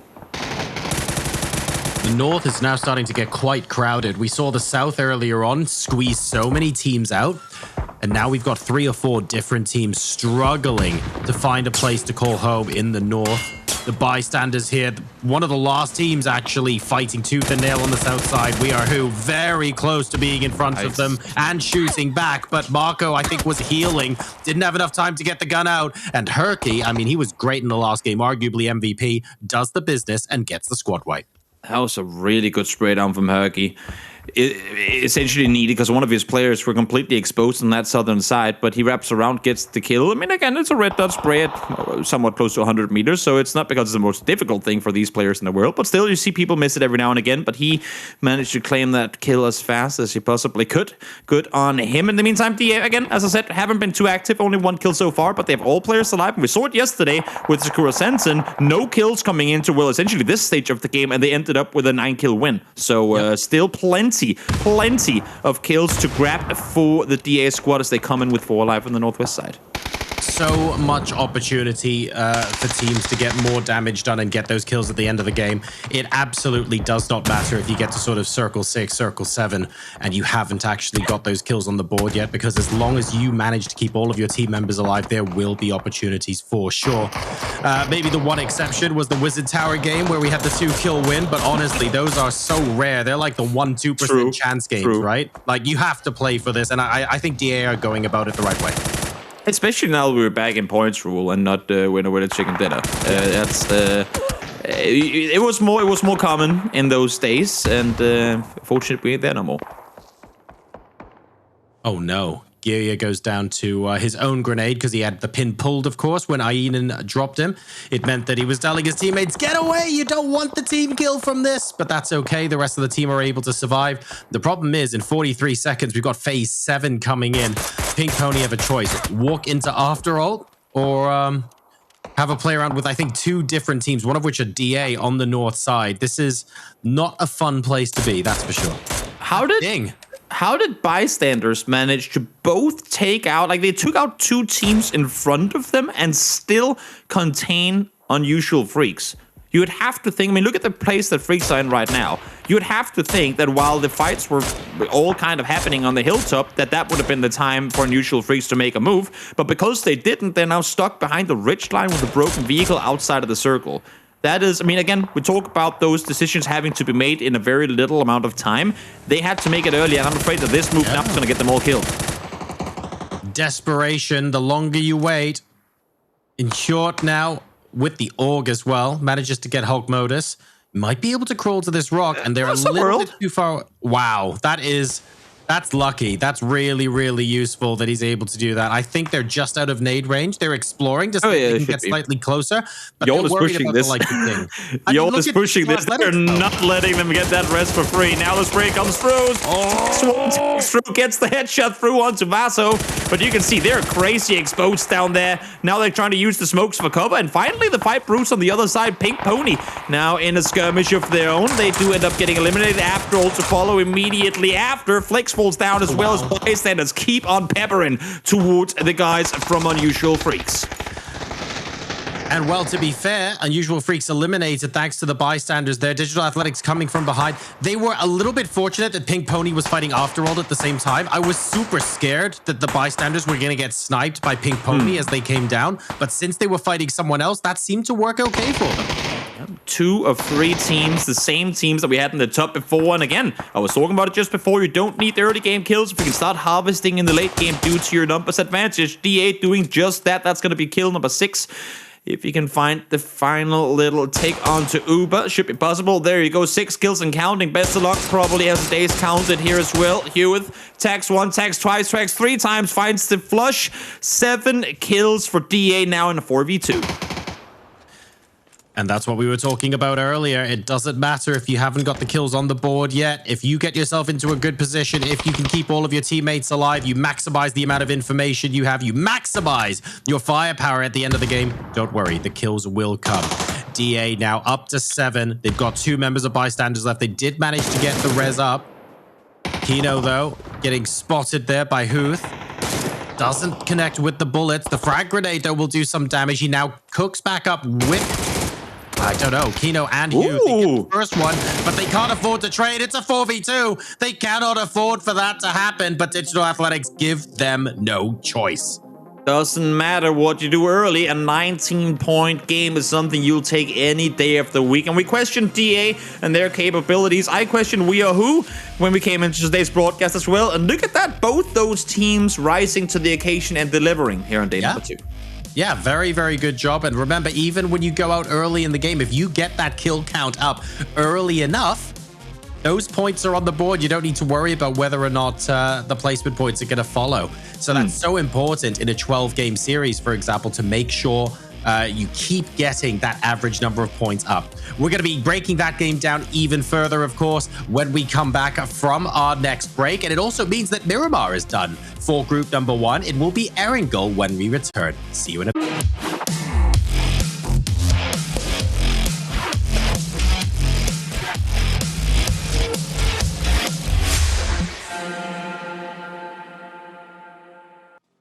You're watching the G-Loot PUBG Season 5 Super Weekend, and for the teams you've just seen, they are now halfway through the competition, halfway there to securing one of those 8 spots for the finals next week. They've got 31 other teams to contend with, though. And taking a look at that game, there's a couple of teams I want to highlight, and they're teams that we spoke about quite a bit. So the first one, obviously, getting the chicken dinner. Toby, Digital Athletics, we spoke a lot about them in the pre-show yesterday, saying that there was a lot of, I wouldn't say pressure, but some eyeballs on them because of those roster changes. Then we didn't really see much from them yesterday, but looked really impressive in that last game. I love the way that they played this game. I think that playstyle that they brought, played quiet early, let the other teams do crazy stuff, and then come in and slaughter them all late game, that should be, or that is, in my book anyway, the global winning playstyle. That is what you see succeed more often than not. And if the new TA roster, if they can implement that, which it seems like they managed to do this game, but if they can do that as kind of their thing, that bodes really well for the new 4 under the banner. I think that's incredibly promising. Toby's top PUBG tips: stay alive till the end game and then slaughter everyone. Which you're not wrong. I mean, that is globally. That's how you win games, John. Yeah, it absolutely is. Shall we say, throughout history, Digital Athletics isn't necessarily a team that always does that. They tend to be quite aggressive historically, so it's interesting to see that they're able to do this with the new roster, and I'm glad that it's paying off for them as well, especially in a game where so many of the teams in the Southern Belt, like Toby said, were all grouped up together early. It's really easy to read the circle in a way that says this is going to be chaotic in the mid game. Digital Athletics recognized that, and therefore they made the conscious decision to get center, try and rotate calmly, and get most of their kills late if they can. And that's exactly what they did. I want to ideally circle back to the mid game in a little bit, but another team that I want to highlight before we do that is Bystanders, because Toby, yesterday you also said, this is a team that I'd be keeping an eye on. You were expecting good things, and we mentioned how they tend to be the breeding ground for big superstar players that get picked up and moved out. They did a phenomenal job, and they've actually done a phenomenal job the whole way through today, finishing in the top 3 both games. Oh yeah, I mean they've always been. It's funny because as far as I know, they always call themselves more of an Erangel team, but I always love seeing them play on Miramar. So that's one thing. But they're playing today the way that I expect them to play always. Not necessarily when they go up against the best of the best, but in a lobby like this where they are clearly one of the top contenders, they have to be able to perform like this, and they're doing that today, which is great to see. Back to that mid-game conversation I wanted to have. Rotations became extremely important there. How did this affect the teams, Toby? I mean, the circles were brutal. Pretty much for everyone. At some point, people would have had to make a tough rotation. And even though, I mean, Ding here on the leaderboards finished down in 7th overall with a 6-point game, they still made it into top 3. They didn't get a lot of kills because they took the safe rotation and made it all the way north around. But believe me, had they gone south around, that would have been a 16th place with probably 0 points. So a 6-point game in a position where you have a really tough rotation to make, that gave them those 6 points that they otherwise probably wouldn't have found. JoRoSar, we're taking a look now at the leaderboard for this group, and I'm quite surprised to see Skade sitting right on the bottom end. They're Xflow Esports as well. These were 2 teams. Even Tokyo Manji, like these were teams that were doing really well yesterday, and they seem to be struggling to find their groove today. It's when things aren't going your way or when the lobby plays differently, that adaptability comes into play. And piggybacking off what you guys just spoke about with Ding, I don't think we can get a more stark example, right? They can get the 20 kill chicken dinner, but in this game, they got top 3 with a single kill because they consciously chose to do that. Like if they can get more kills, they will, but they knew that they had to play it safe. And being able to make those kind of decisions on the fly is really important. And maybe to an extent, these teams haven't quite adapted the way that you would want them to from one game to the next. The good news is they've got the mini break now to do this on Erangel. So usually when we swap maps halfway through the day, it's like an opportunity for teams to reset and we might see them come back at it a little bit. But you're right, they haven't really found their groove, perhaps because they haven't been adapting the same way that some of these other teams have successfully done. Toby, do you think that the map change will make a difference, or do you think that we're seeing in that top half, like JoRoSar said, just teams that are adapting much quicker, I suppose, in the mid games and able to read the game a little bit better? I mean, there's no doubt that the flow will change because that's just the way of the different map, the different flow. But I think for Skate in particular, having a tough day today, I think it's you hate to say it, especially from an analytical point of view, but sometimes you just get screwed over. I mean, they had the rotation through Monte early on where they end up getting torn apart as they tried to make... Like, they didn't even want to breach the compound, but because Pixelix's tide got popped off, they had to kind of go for that play. Then here, they run shoulder to shoulder with Tokyo Magic Gang and end up going down. We didn't see the beginning of the fight, but in a half second, 3 of the players were knocked, so that must have been some sort of a pull-up of a kind as they were trying to make the wraparound. And it's just unfortunate. And then, I mean, again, the more random teams, and not random in as in they're not good, but random in a sense that it's hard to prep against them, the more random teams, the more random factors. And sometimes you just gotta flip the table and say, holy moly, these games were terrible, but let's do good now. And I think those were the first 2 games from Skate here. Not a whole lot of decisions made where you go back and say, oh, that was the bad play. The idea was probably good 9 out of 10 times. They just had 2 of those games where it was the 1 out of 10, and you just gotta erase it and go next. Don't get shot, stay alive till the end. Sometimes you just won't be lucky. Apparently, we're adding that as well. We are ready to change over the maps and move into game number 3. Where are we dropping, boys?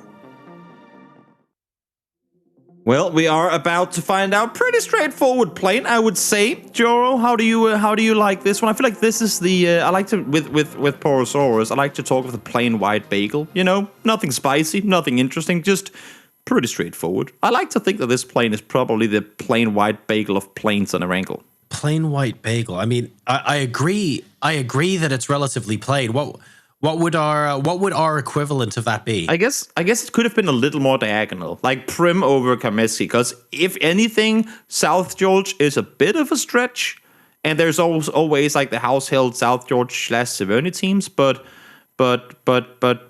okay, so maybe like a 10-degree curve more on the western side. That would have been the plain white bagel. So this is the plain white bagel with sesame seeds. That's going to be like, there's going to be a PUBG caster band at some point in 2022 called the plain white bagels. That's going to happen. I'm just trying to work out like who plays what role on the band.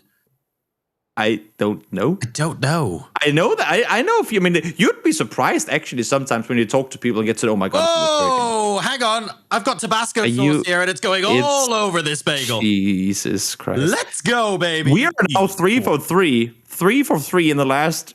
I wonder when that curse is gonna end. The game is really saying sorry for no island ending on Miramar yesterday. Now we're getting 3. I mean, everyone might as well land on Millie Island next game because we know it's gonna go there too. Right? I mean, are we gonna get the Joro game? Because I thought maybe what I is cast the curse game? out of here. Grab Observatory, win the game. Oh, that's what you were saying. Yeah. Exactly. We didn't get that yesterday. True. It went very far west. Well, it went north and then west in both of the games. I kind of want to see one end close to there. Maybe this will be that one. Very early across the bridge there for We Are Who. And I like this. You wait another 45 seconds, there might be a team waiting for you. Yeah, we'll see. Well, We Are Who, they've been the first ones to cross over in all their games because they were the ones to play 2 games on Millie Island yesterday. We'll see what they opt to do this time around. Obviously, they got straight in the cars and moved, so they've barely even gotten looted. So I would assume you have to include Novo to some extent. Yeah, you can see them all wrapping down in that direction. They need some more loot. But they wanted to be on, like, they wanted to get rid of the whole bridge shenanigans before getting looted, which makes pretty good sense to me. Exactly right. Like, you could be completely suited and looted, and then when you go across the bridge, someone's fighting you, and you just end up having to stay there for 3 or 4 minutes. Or like, it's much better to drive across the bridge before you've got anything, and you go, look, we'll loot when we get there. Don't worry about it. There's plenty of loot in this destination. So currently, we have 4 teams on Millie Island. That will shortly, unless we see some big fireworks, that's going to have to become 15 or 16. So this is going to be spicy. We saw this exact thing yesterday. Right after Sam had fangirl Ding, we saw this exact thing where Ding cross over early, take the fight to X-Flow on the southern side, and get obliterated. I'm just curious to see where Ding are planning on stopping that rotation, because right now, I mean, X-Flow hurt the cars coming over, and if they go back and say, wait, okay, so 2 times yesterday, Ding crossed early, I wonder if that's the same team. Look at what position they're fortifying. Like, they're going down there. Speaking of teams doing the prep work from one day to the next, yesterday it was 1 or 2 players from X-Flow that held off until the cavalry arrived. Now they're here. They're ready and prepared for a potential push from Ding down in this direction. But it looks to me like Ding as well have done their homework because they've opted not to go as far. They've stuck around the west side more than they did in the first game of military yesterday. early game botation here from Exhalation as well. Going to use the ferry as a little bit of a shield. Old Bones needing to res a member of their squad early. I don't think, realistically, Dopamine are looking to commit here, but they should know it's one guy behind a tree. Oh, yeah. These are a bit too close, sadly, to the garage compound for them to make a huge, meaningful engagement here, but he's getting caught out a bit. What is Eddie doing?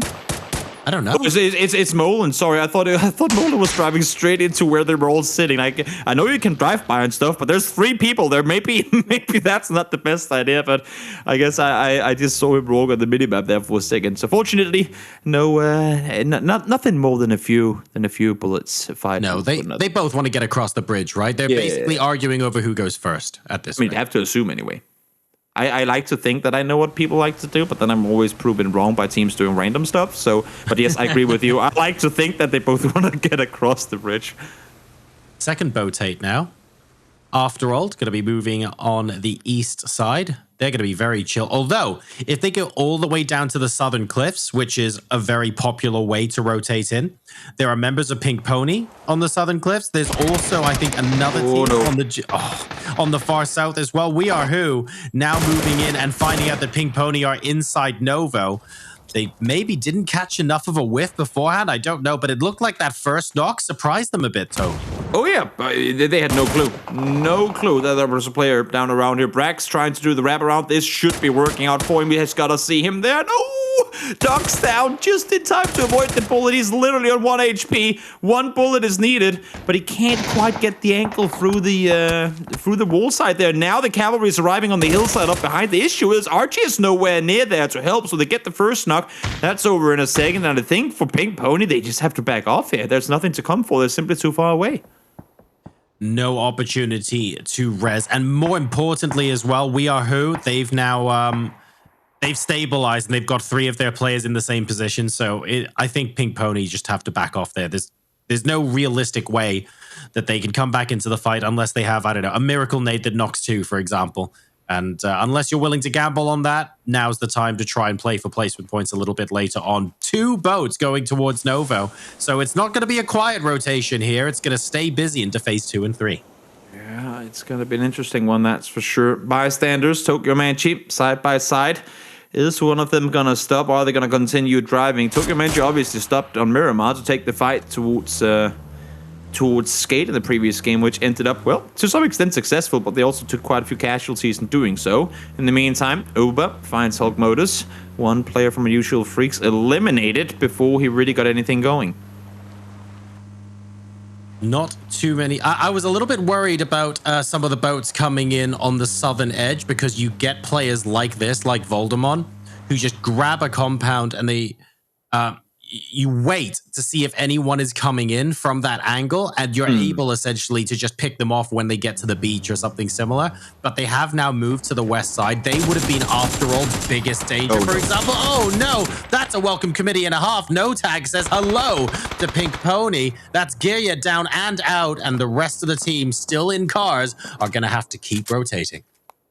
I would say rest of the team, only Archie, I believe, is left alive. Unfortunately, Pink Pony, they got tagged up in Novo, and now as they thought maybe there was something to come for in military, they get taken up there as well. So just 1 left alive, who's to do whatever he can to try and see if he can stay alive on his own. Eddie, in the meantime, spotting Tokyo Manchi Gang as they cross on over. Tyre gets popped for aim load, but that's going to be about it. No real damage coming through here, as Tokyo Manchi continues their rotation forward, but now they're going straight into We Are Who just themselves left Novo. Novo's about to get really crazy. I like what We Are Who have done, by the way. I don't even think I would change that opinion if they got wiped right now. I think they recognized that Novo was about to get really hot, so they moved up onto this hill, and I absolutely think in all circumstances, except for when the circle goes into Novo to end in like phase 6 or 7 or something like that, I think what they've done here is super smart.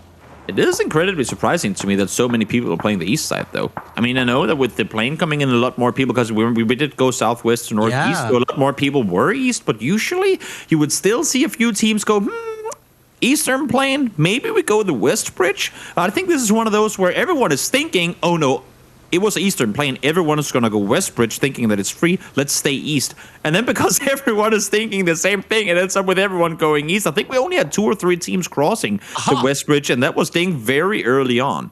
Well, we know who wins now, Toby. Yes, of course. It is written in the PUBG stars. That's just how it is.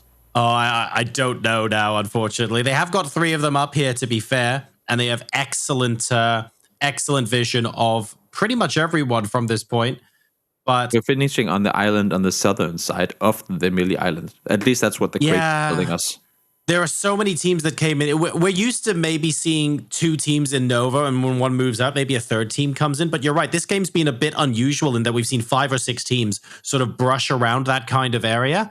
And that makes my mind think we're getting a hard West yank just to play with us. You know what I mean? I would love to see the southern harbor ending, just because, not just the harbor, which is, well, not going to happen, just because whoever goes down there, right? Nope, we're headed into, I would say, probably the most commonly known territory on the Millie Island, the northern shore, and the area in and around there. How are people going to transition in? Again, we talked about there being a ton of teams out east, and there's going to be a traffic jam, no doubt about it, depending on how far in Bystanders want to go, Dopamine as well, how far they go. If they set up shop just on the eastern edge, it's going to be a bloodbath. So let's talk a little bit about the teams that were on that hill off to the right-hand side. So HAL are on top of that hill. No Tag might join them. Exhalation are slightly further back. Normally, you would say, I have high ground in the middle of the circle. This is great. But when so many teams are looking to the area north of Military, do you really want to be where HAL are right now in a lobby with 16 teams that are bloodthirsty? I'm not sure. Well, I mean, if the circles keep going towards the small plank houses there, then I would say it's probably worth a while, because teams ain't really, I mean, already at this point, even though it's phase 2, we're only 11 minutes into the game, everyone knows that with that phase 2 shift, if you weren't the team next to the buildings, they will be taken. And there's no reason to contest them early on, because as you're saying, they're pretty hard to play around, and you can't really get a whole lot of kills because you're forced to just kind of turtle in the building. While saying that, Old Bones and Magic Gang still fighting down by Novo, and DA. I mean, DA took boats to cross over rather than just continuing the vehicles. I saw they were coming in late, but here they come, full speed, running up behind Old Bones and the fight that's currently going on. Obviously, they would have heard all this commotion, and now I'm not sure. I think those shots that we just saw, they were towards DA, so I don't think that Old Bones or Tokyo Magic Gang has any clue that there are 4 players running up right behind them. This is a lot later than they would have anticipated. We've also had 3 boat-hates so far, to be fair. So maybe this is not something either of these teams are expecting. The question I have now is, where are Digital Athletics going to be when they fire their first bullet? I would not be, I would not be surprised to see them run all the way east. Like, they're not even going to take the fight until they're up by the road on the north side of Novo. I'd like that. That would be really, really cool, because then they have to then wrap around you to get into circle if it yanks itself away. So DA are just getting themselves into a better and better position. Get yourself on the inside before you try and make a play. There's no reason to try and falsify it from outside and then just sit out there and go, oh, well, I guess we can't do anything. Goose, in the meantime, jumps in the window, gets himself a knock. Maxo there to clean up for him. Solid play on their part. We'll see now if Kassad, decent angle, you can see they heard the commotion before, and now they know this is the player to beat. We have to get in front of Killer B in order to make a play on it. And they're continuing their run. I like this play from DA. Again, it's not the DA we've seen in the past that goes full-on aggression moving forward. These guys are, albeit playing it slower, I would argue also to some extent playing it smarter, at least in this situation. There's no reason to take the fight in Novo to then sit around in blue and probably die because of it. Make the wrap on around. Once you get inside the circle, you know they haven't made it there yet. Once you get inside the circle, that's where you set up shop. That's where you wait for them. That's where you get ready to fight. And now they might, I mean, DA could get further in and then gatekeep these 2 teams, but because they're on the eastern edge, I get the feeling that if they have the option, they might actually travel even further, especially because we have that, the circle we were talking about earlier, where HAL have got a good position, but how many teams are they going to have to fight? How many are going to try and push up onto that hill? Have they got enough utility? Have they got, will their vests and helmets even survive 2 or 3 fights in a row? I don't know. If they don't have to fight anyone, my God, HAL are in an amazing position, but so many other teams are going to want to be there. I think for DA, I mean, they're going to continue running. That's going to be a literal marathon for them. Just keep on running. Skate, in the meantime, full speed forward. They're going straight into commotion here. Ruin goes down. Eski does go down as well. Those are 1-for-1 trades so far, as Skate once again find action early on. And I don't know how I feel about this. I didn't actually see, Toby, whether or not they had planned it this way, but on the mini-map, we caught a second of it before they started fighting. It looked like they were sending it directly through. I want to know, did Skate know another team was here already? And therefore, this is something that they planned for it and they thought it was an acceptable risk? Or did they not realize that and therefore this is actually a bit scuffed? With the way they approach this, I don't expect that they were, like, that they knew there was a team here. I think they expected the team to be in and around the buildings, but because one of them were already up close, their potential element of surprise on the compound itself was kind of ruined, and they lose GMT because of it. But what I'm curious to see is how they're going to play off of this now, because right now this position is all right, but if any team comes over the ridgeline behind them, being no tag, I would assume, they're going to be in trouble, to say the least. Yeah, no tag are watching the kill feed right now because they can hear a lot of commotion. They can see the smokes. They can hear the grenades. And I think what no tag are doing is they're basically saying, if we see 4 items in the kill feed, we push up. We try and crash this in vehicles. If we see a lot of commotion, but the kill feed is quiet, we stay where we are. I'm pretty sure that's what they're thinking right now.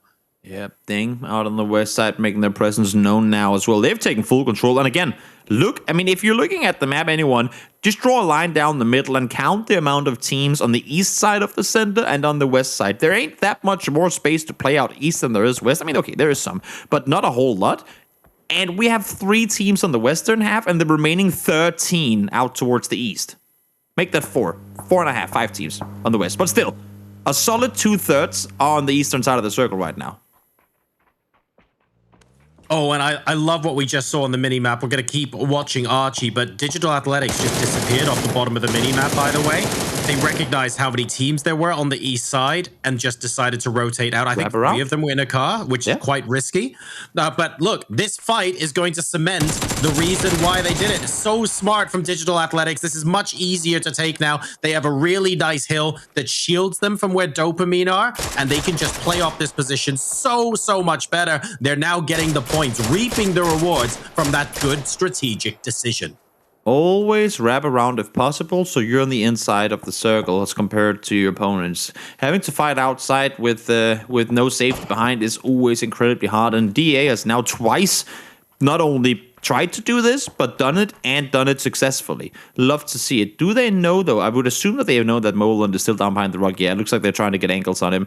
Everyone with ARs in hand pushing forward, trying to clear out the last Dopamine player before they have to make their rotation further towards the circle. If they wait too much longer, I mean, like... He's running around without a gun out. He has no clue Moland is there. They must have a suspicion, right? You have to see the vehicle. They see the truck. No, he has no clue. No clue at all. Wow. No, Moland fights too. Oh, runs out of ammo. Rupture there to save the day. Circle's going to start closing in now, though. They need to commit to these reses fast. That was really weird. That was like... I don't know how to put it. That was the smartest play followed by a really oblivious moment, one after the other for Digital Athletics. The good news is they've had the get out of jail free card, right? Because they just about managed to get those reses. They can just about manage to get the heals off and they can get into circle. But they're now late. They wanted to do this 30 seconds earlier, so they're going to play with incomplete information.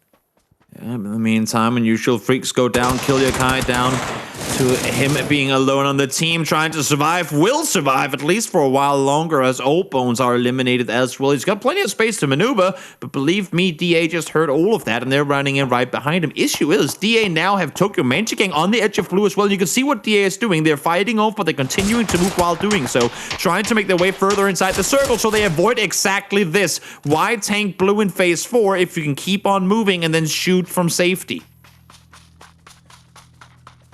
Where is that safety going to be for the Tokyo Manji gang? That's got to be the question they're asking themselves now. They've lost 2. Okay, it's consolidation mode here. If there isn't a team directly in front of us, fine. Where do we want to end up in the circle? What angles are we likely to be able to defend from?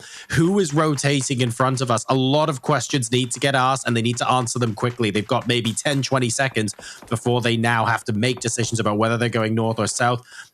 It's really hard to make those decisions when you've just lost 2 members of your team as well. When you're sat in a compound and you have time to make those decisions, Toby, fine, easy. But when you've just lost 2 people and you instantly have to say, nah, we can't go back to save them. Really, really difficult. That was a fantastic spray, by the way. It's just explicit double came out of the and finds him in the window there as well. That was incredibly impressive from Explicit getting the double there. Oh, and he gets shot in the back, Global Army there.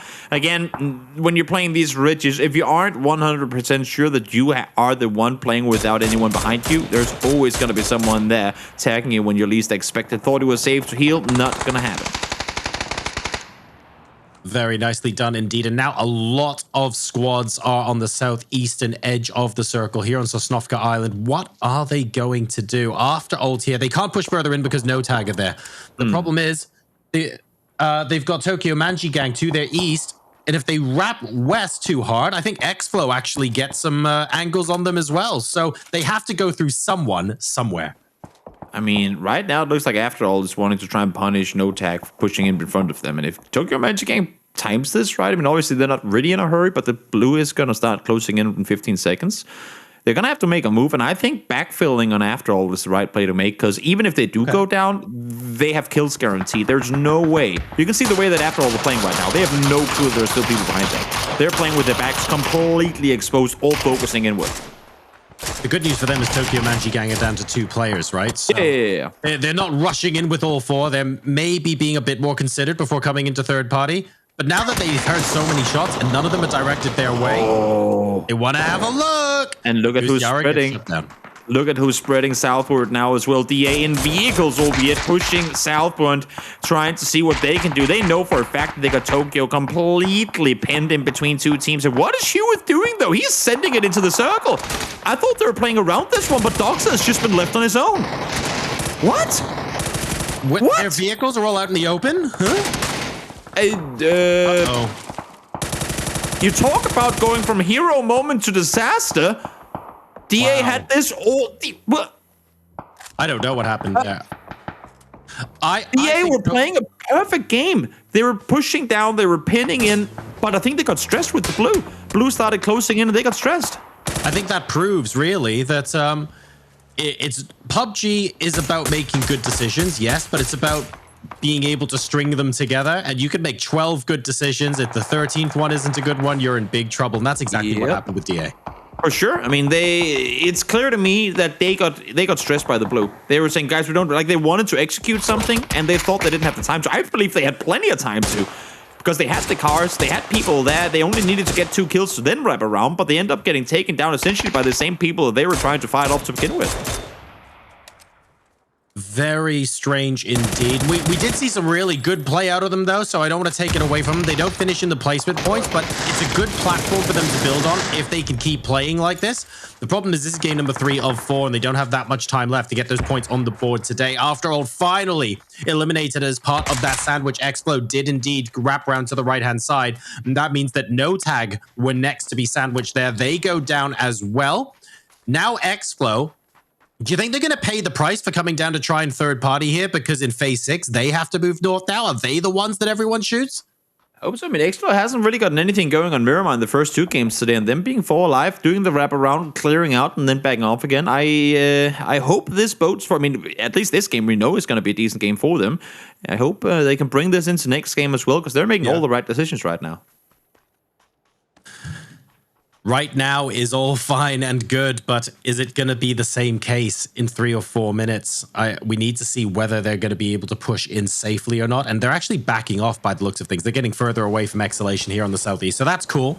Ding, in the meantime, are defending the granny house here on the north side of the circle, and I think that, yes, it's the Bystanders north of them. If you're Bystanders now with 10 seconds left to go until phase 6 moves in, Do you go through Ding or around them? I don't even know how many vehicles they have. They might not have a choice. How? Oh no! Explode. They did so well, Toby, to move around and try and get out of everyone's way, and they run straight into Hal. Oh. Slaughtered in a second. Hal have now twice been blessed by people not expecting them to be as close as they were. Once against Skate and now against X-Flow as well. Complete catching them off guard. First two people go down in an instant. Not a whole lot more can do. Keanu, no, unfortunately, accidentally mullies Herky, so he's going to be knocked there. Going for the rest. I was going to say, are they committing to that somehow? Flammy is still on his feet. Uber pushes out, gets down. Keanu, one more left alive. Make that two. Flammy and Yord playing together. Yord is on the other side, though, limited what he can do when the fight takes place on the other side of the building. Flammy, though, is there to get the final kill. Should be able to get the rest onto Herky as well. But oh my lord, that was not the push that I think Bystanders had planned. We were asking ourselves, just a minute ago, whether the Bystanders want to go through Ding or around. We definitely got that answer now. They've eliminated Ding. They're into the top 3. Hal, after winning that squad fight, are also here. Now, bear in mind, both of these squads are going to have time. And that means they'll be able to get their meds back up, although Salak is looking at that shack, with Menace. He bounces the first nade off of it, though. And because every team's been allowed to reset, it makes predicting the end of this game that much more difficult. Oh. This has turned out to be quite an interesting finish because so many teams got wiped before. We now sit with 3 teams alive in phase 6. That's not something we see too often, especially not in this area of the map.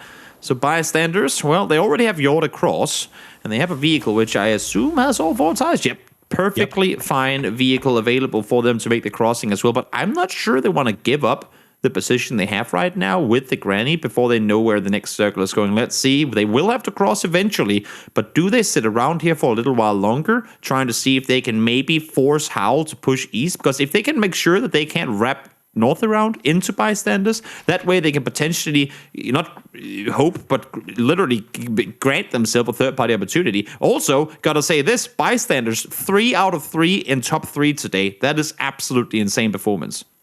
That's honestly, that's the kind of consistency that yesterday Ding, for example, displayed so well. So it's good to see the Bystanders coming out here swinging. They've adapted to each of their games in slightly different ways, and they've always managed to be there or thereabouts towards the end. So very, very good showing from them, showing us why they deserve to be in the top tier of PUBG in Europe. And now they are in a 3-way fight for the chicken dinner here in game number 3 of Group 1 today. They're still on the roof of the houses. Howl aren't shooting them just yet, because if they start shooting and they get pinned down, they're outside the circle. Where are they going to move to? I was just going to say, this is what they cannot have happen. They cannot allow for Howl to make the wraparound, and unfortunately, they don't see them early enough, and now they're going to get torn apart because of it. I thought that their focus up the hill, or up on the roof, would have to be towards the west to make sure that Howl couldn't make a play, but unfortunately, that's not the case. Now, they do get 2 across, but you can see here, because of that knock, Howl has been allowed to make the full-on aggressive push forward, and this is going to be close to impossible. The only way Bystanders win this is by saving Grace of Exhalation pushing up behind Howl. Exhalation, all 4 alive. Bystanders down to a duo. Howl have got 3. They've managed at least to get into circle, but they're going to be wedged out, I think, on the west side here. Bystanders just holding this shed. And what they want, really, is an opportunity. That almost looks like it's the Mad, but it's not. I promise you, that's Flaby. They want Hal to get into a full-on fight with Exilate. That's the only way Bystanders leave that shed and try and fight. The thing is, Exhalation doesn't have an angle on the shack, so they don't necessarily know exactly where they are. The boom did go down further north to peak earlier, but again, this is a waiting game for next circle. Everyone's waiting those 10 seconds to see where we're ending. And they want to make sure the fact that let alone the fact that they're trying to make sure no one is wrapping means they aren't, they don't know that both Bystanders are sitting inside the shack. At least I wouldn't assume so anyway, because that's not a threat for them right now. Now they do get the circle.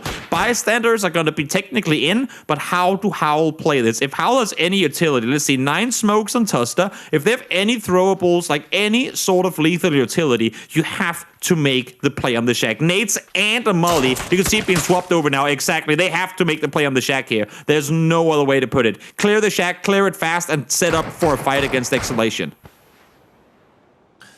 I feel like they're committing to this now. They have the option not to, but once you do that, you just have to. Flamey goes down. We're waiting for one more. Are we going to get a flashbang or a grenade? It's going to be a normal nade through the window. Oh, hello. Someone's right there, but it's all good. Bystanders eliminated now as Ruin is able to mop up. 4v3 now, but unfortunately, Exhalation, they're not waiting round.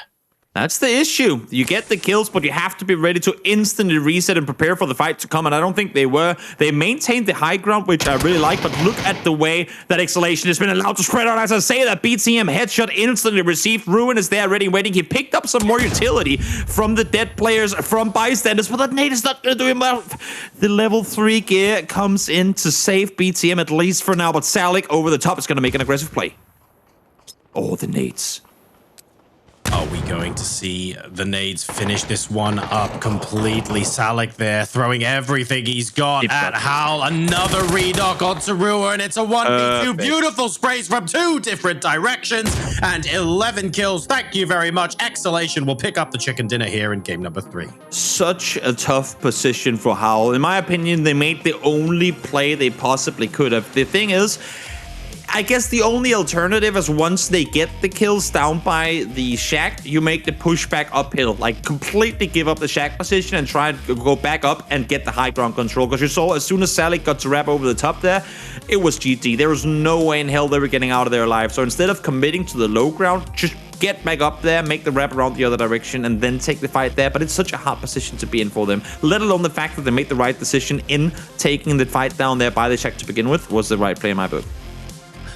So there we go. Exhalation will pick up that chicken dinner. We've still got one more Erangel game left to go in this group before we swap over to group number 2 today. So grab yourself a fresh drink if you need one. We'll be back with the next Erangel game after this.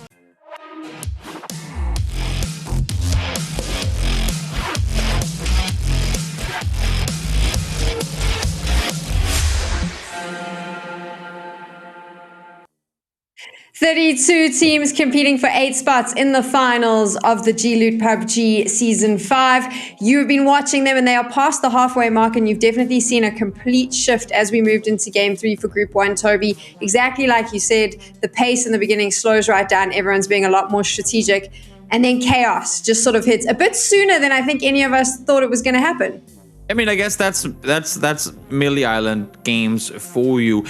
At least we didn't see the same amount of shenanigans that we saw come the last game of yesterday, so that's always a plus, I suppose. But it did have its fair share of craziness. I mean, we had a lot of fights in and around the east side of the map, which is usually not where we see a whole lot of commotion, simply because a lot of teams opt to go west. There's more space to cross, or like to spread out once you make your way across the bridge. But this game had east side written all over it. Nice little shake-up at the end as well, JoRoSar, because we saw 2 teams finishing up in the top 3 who we've never seen up in those top spots since the start of Super Weekend. Yeah, it's an unusual situation we find ourselves in here, because I was questioning early on, if you remember, will Hal be able to hold that position on top of the hill when there were still 15 teams alive? How many fights they're going to get involved in?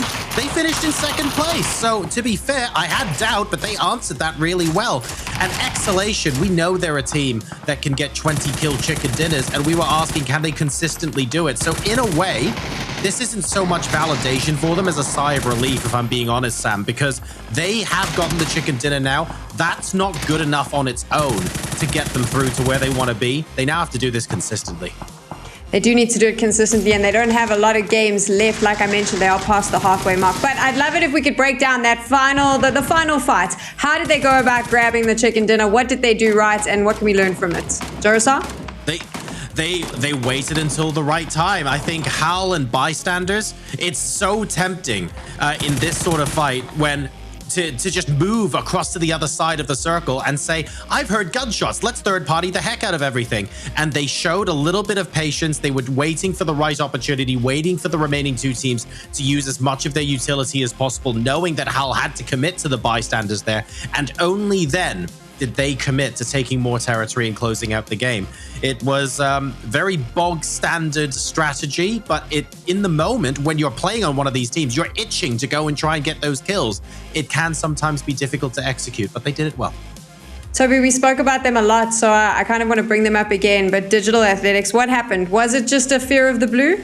Yeah, it looked like it to me again. I mean, as Joro said earlier and as we discussed yesterday, you can make all the right decisions in the world, but after the game is over, it's the one wrong decision that everyone is going to be remembering. Yep.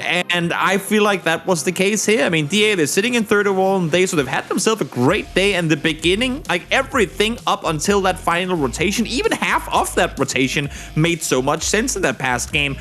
But I'm not sure if they thought they could get across, if they didn't know that No Tag were sitting there waiting, despite the fact that they had just been fighting. Like, I don't know what it was. I honestly, that's why I'm boggling it down to having to be a fear of blue, and then a lot of different maybe suggestions or thoughts on what's supposed to happen being executed at the same time. If you take a look at the leaderboard right now, though, we have to, I mean, I've called them out every single game. I'm going to keep calling them out because they are just having a cracker of a day. Bystanders now 10 points ahead, more than 10 points ahead of pretty much the rest of the field, JoRoSar. And it's well deserved because it has, I think you said it earlier, top 3 finish for 3 games.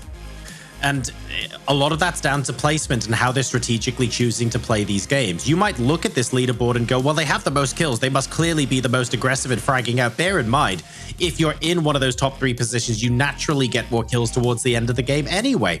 So Bystanders, their game plan today, it feels like it's being in the right place at the right time, as opposed to engineering it and rushing headfirst into things. And it's paying off for them in a lobby where a lot of these teams are itching for chances to commit to fights.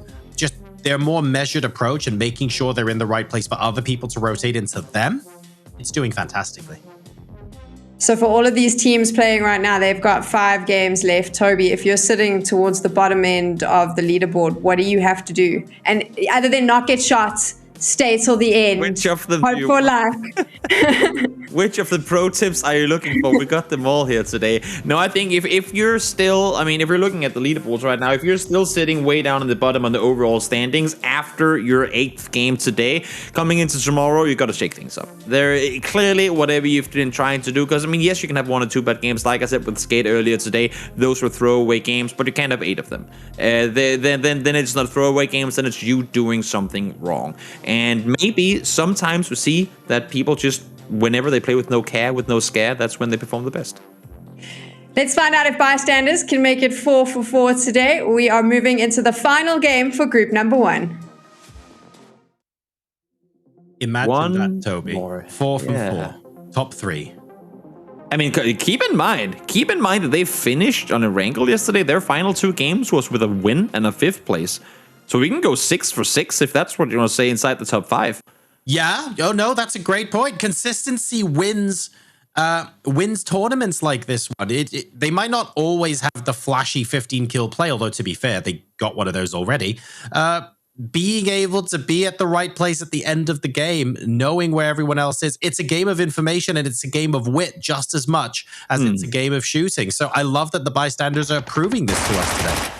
Let's see, Tokyo Magic Gang trying to see if they can find some kills at a distance. Bison in hand, you have all the bullets you need, but unfortunately, no 7. Scope and 9mm ain't exactly the weapon of choice for many, and most folks can't confirm that one there. So Tokyo Magic Gang gets to live with the scare. They'll continue further forward. And where on military is this game ending? I'm curious. That's a very good question. It might be in the There's same place. There's a chance. Snofker Island is where it's ending. Yeah. So you're telling me there's a chance. Yep, that's it's not impossible. It's improbable, but it's no way impossible. And well, taking the last 3 Erangel games into consideration, you have to think that it could just head back. So, yeah, the way the circles work in PUBG, for those of you watching at home, is that the center of the next circle has to be on playable area. So it could be on the southern shore, for example, of Erangel Island, which is, and therefore you have Military Island still in it. But because of how close to the edge this circle is, it's actually only about I would guess about a 10 to 15% chance, sadly, that Circle 2, if that Circle 2 centers somewhere on Millie Island. That's not to say it can't go north and then south, though. How disappointing. I mean, it's not like we didn't have enough Millie games already, right? How disappointing. We need better odds than that. Northern Shore is possible. I'd like to see that. That'd be great. Yeah, you don't get to see it too often. Finish in and around the docks down there, where Exhalation currently positioned. In the meantime, Skate is where our eyes are currently, and for good reason. They've had a tough day today. They started off with just 2 points on Miramar. Again, yesterday, I mean, they played phenomenal yesterday, so I'm not going to take that away from them. But then again, phenomenal. They had the 10-kill win, which is amazing. The games other than that, a 13th place 1-kill game, of course, suboptimal, but you'll take a throwaway game. 9th place 2 kills, and a 5th place with 6 kills. That was the only other really decent game they had than the 1 win. So if we kind of add it up, in the span of 7 games, they've had a good game and a decent game, and essentially 5 throwaway games. Well, let's talk about them for a second, because to an extent, we have to ask how much of this is justified and how much of it is criticism, right? We've seen Skate now in multiple games look like, I don't know how else to put it. It looks like they just full rotate into a place where they don't think anyone is there, and then suddenly a team shows up from nowhere. At least for today, it feels like, Toby, that's a little bit of a pattern for Skate. Is that something they can easily fix? I think, is it coincidence? We see it sometimes, and it's I every single time I have to try and explain this. It's with the risk of insulting the lesser experienced teams. But when you have all your players, which Skate does, that are playing, or at least used to playing, in the highest level of competitive PUBG there is, absolutely, in their previous teams, they're used to a certain structure. At least the players are. They're used to a certain structure of teams usually do this, or the meta is that. The teams usually do this and that. And then you toss them into a lobby here where, again, the competitive level is incredibly high, don't get me wrong, but that structure ain't the same.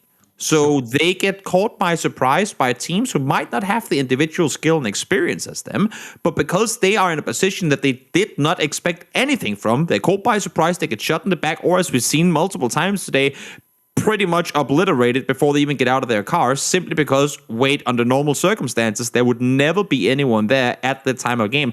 Is that an excuse? No, because you could just have, quote-unquote, scouted it better. We saw it yesterday with EB doing a great job of scouting. So I think sure. It sounds ironic that you have to play safer going up against lesser experienced teams, because you'd have to think there was the other way around, that the better the team, the more careful you have to be. But also with the more experienced teams, the easier they're usually to read, and therefore you can coordinate accordingly. So I think Skate is just, I mean, that's where, again, it takes a certain mindset, it takes a certain skill to be able to tread the waters that are qualifying lobbies. And there are some teams that are insanely good at it, and Skate maybe just ain't there yet. That makes a lot of sense. I think if I needed to, if I wanted to sort of distill the essence of what you're saying, it's almost that the element of surprise in PUBG is so strong that if you're playing against a quantity that you don't know, you have to be more careful, because someone or a team or an individual player, someone you don't play with normally, it doesn't matter how good they are. If they get the jump on you, you're dead. To use a reference that you would understand, it's like Rally and Formula 1. Both of them are racing, but it's two very different things. And that's what I feel like a lot of these, I mean, when you have the, back in the PEL days, the established top tier, even on a global stage lobbies, you have that, and then you have qualifier lobbies. Again, both of the structures take immense skill to perfect. So there's absolutely anyone thinking that I'm like praising one over the other. That is not what I'm doing. I'm just saying it's two very different things. And being able to adapt on the fly in an open qualifier, or like this qualifier stage of a bigger tournament setting, takes another type of skill than the skill it takes to perform the best against teams that all know, not exactly, but for the most part, what all the other teams are doing. And we can see how easily it can go wrong, right? Because I'm singling them out because they have so much experience and because they're good. but the decision making at the very end of the game for Digital Athletics last game, that was uncharacteristic of them. And that's what happens when you get, I don't know, you're playing 2 days of PUBG, sorry. You make 150 correct decisions and 1 wrong one. Mm-hmm. That's what the wrong one looks like. It's not because they're bad. They're consistently so good. But the price you pay for something taking you by surprise and you not dealing with it adequately is brutal in this game. Sure is. Oh, well, the heroes of the day so far, at least, Bystanders, making a rotation on into the circle, which, as you saw before, centering in and around the area of Potato, just a bit south of there. And Uber, in the meantime, doing what Uber has done for the last couple of years, finding a target from far away, has a minion hand, go pew, pew, pew, find himself a kill with absolutely no risk involved to himself. That's what I believe he excelled at when he played for FaZe Clan, and that's what he'll continue to do with great success. It's almost disgusting how many free points he gets for his team, like completely. Oh, that's what he does. That is exactly what he does. He is so good at it. There are so few players that can do that. Like, most of the players in this lobby can do it. Uber does it consistently, like he wakes up, drinks a glass of water, and it's that effortless when you watch him do it. It's so good. I remember, and now I can't recall what tournament it was, which annoys me, but I remember having a tournament where I asked the production team, can we have a statistic of, because I asked, like, I don't even know if that's possible to pull, but is there a way to get a statistic on how many kills Uber has had on opponents from far away where they didn't shoot back at him? Because that's what he does. He'll just tag people, take them out, get himself into a spot where he can take those fights, and as you say, get free points for his team without ever risking his own life. And that's a very hard thing to master. And Uber, in my opinion, continues to play as one of the best in the world at doing exactly that. This is going to be really tricky for Dopamine, by the way. Xflow have just pulled up to the gas station north of the Western Bridge. The question I'm asking for Dopamine is there an easy way for them to get in vehicles and drive out without Xflow completely destroying their vehicles? Zong is going to be playing such an important role here. He needs to let Xflow know, I'm up here watching you guys. You can't push in without me getting a possible free knock. But this is tense. Like, neither of these teams have done damage to the other yet, but this can explode on a moment's notice. Oh, yes. They're both obviously aware that there's someone lurking on the other side of the fence. But I'm a little worried for Voldemort. Not really. I mean, obviously he's scouting around trying to make sure that no one's crossing the bridge and backstabbing them. But with Xflow knowing that they have people just on the other side of the wall, you'd have to think, and you can see him looking in this direction now as well, you'd have to think that the focus would have to be in that direction. Now New Circle pops. It goes down south with plenty of water still in play, JoRo. So we were hoping for the north shore or the south shore of the main island side finish, and we might just get it. I think we will, yes, indeed. No Millie Island, unfortunately, but this is going to be interesting. We might get a dock sort of area. Pink Pony are in and around that position right now. We're watching Exhalation, who are still on a very, very wide 2-2 split. I don't know how much longer they want to keep that up for, but Old Bones are looking like they want to crash. That's the best possible way, though, to defend against it. Knock out 2 of them before they even get to you. Exhalation needed to do that because they weren't sure if it was a full 4-man team, but they executed that perfectly. And Exhalation is sitting in a very wide, at this point, a scary wide 2-way split. And the fact that they take out 2 and force them away, had they not gotten the first knock and they pulled up, they would be in a 2v4 and there would be no cavalry arriving at all. Now let's see. Who are you? Is what I keep calling them. We are who? Just because it's a confusing name. Making a push towards no tech, and they've already taken casualties, and now they're losing Chris potentially as well. Marcus down to low HP, tries to stay alive, is just on the other side. I don't think they know. I mean, it looks like they should know. Now he's getting attacked by a teammate, but Marco can't really get healed up in time. He's gonna fall on down, and this should spell the end of We Are Who, you'd have to imagine, unless if Killikai could do something absolutely insane. Here you go, a couple more fragments. What is so good?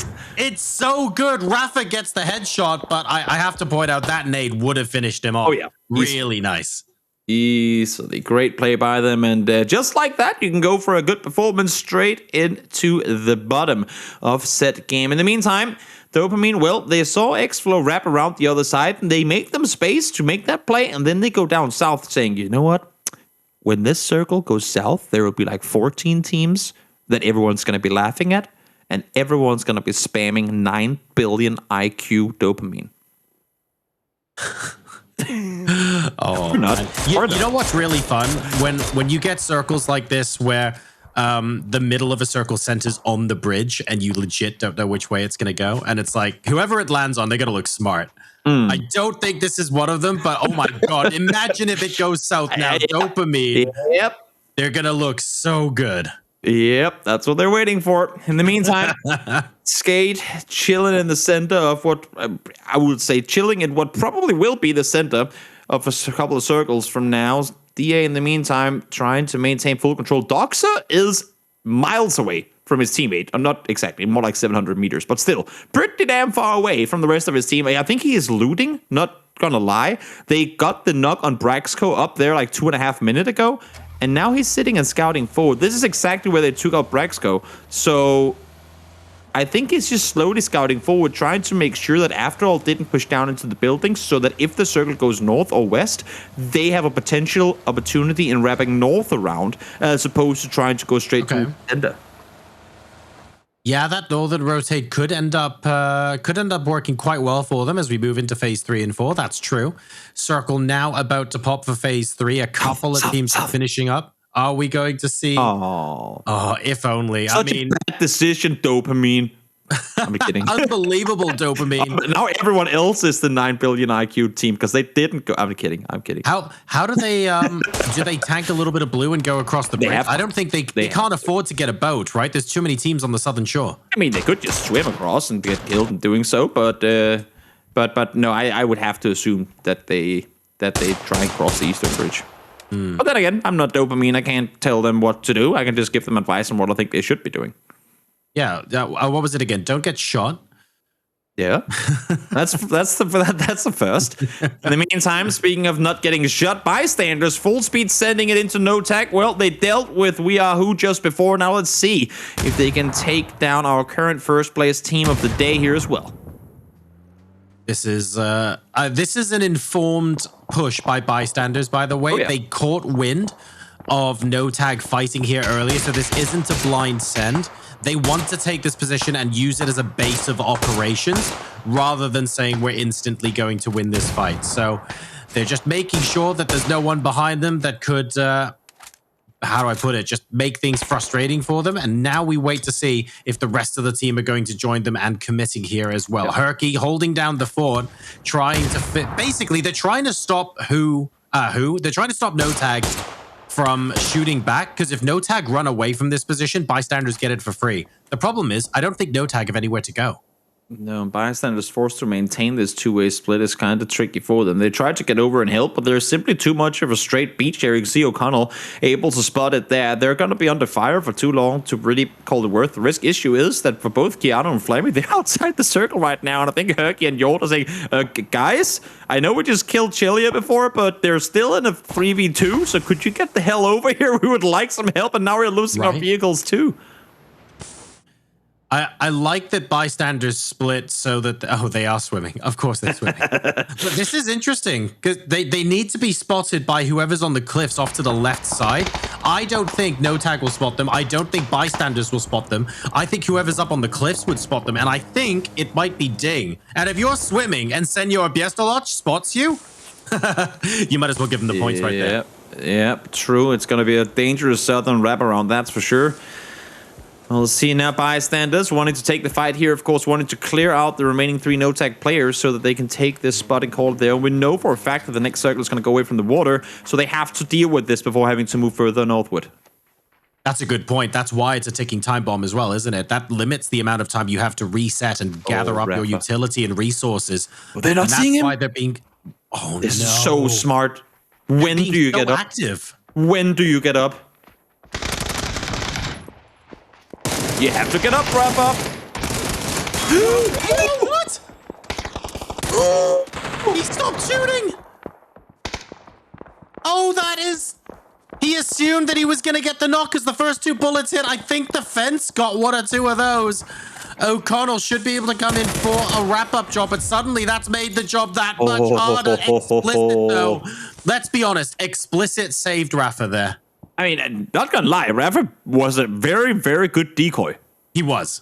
But I don't think that's what I don't think that's the role that No Tag wanted him to fill.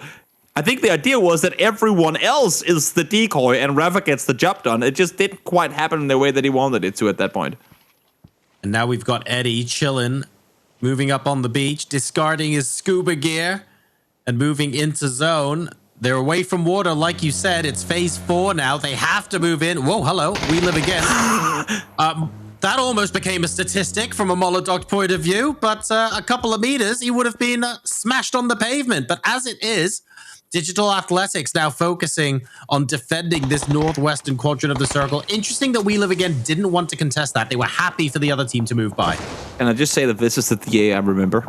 Full speed send it. They came in from the east side of the circle and they crashed the northwestern corner. Exactly. And Sheila with the SKS in hand doing damage, pixeling. I'm trying to stay alive, but the vehicles are coming in and he manages to go in to avoid the damage. What the hell is going on? Pixel with the hip fire. Mini gets these down as well. This is absolute chaos unfolding before our eyes. But Neenan able to find him in return. So much damage coming through on both teams that no one is really going to be the victor in all of this.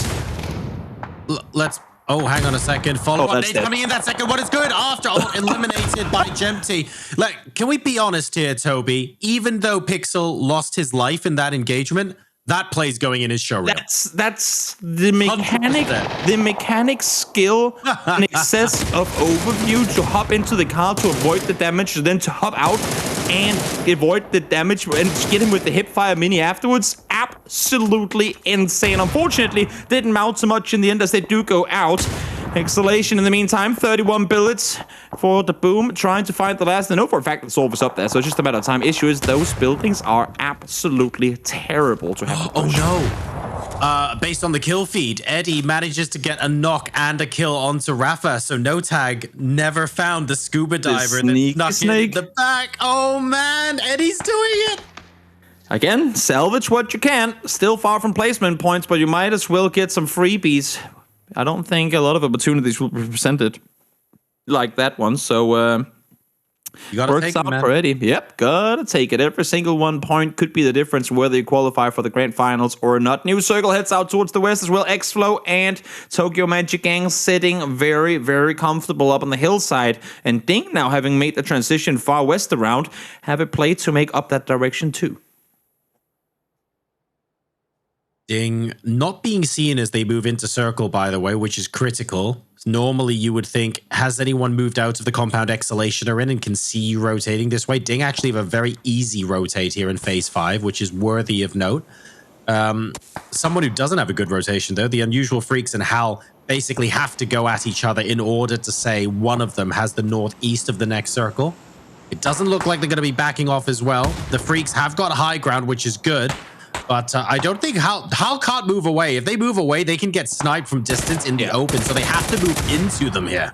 They have to hold off as best as they can against Flakes. They know that they're not going to get shot in the back as long as they stay in the low ground. And they have what appears to be 19 crates to loot down here as well. So what they're doing right now makes perfect sense. Prevent for the team uphill to make a play around them and do as much damage as you can. They've already found 2. That alone is enough damage. And yes, they don't get the flush. The boom manages to steal it. And okay, so they do get 1 of them. But enough damage has already been done. Because now they know if we run into them again, it's a 4v2.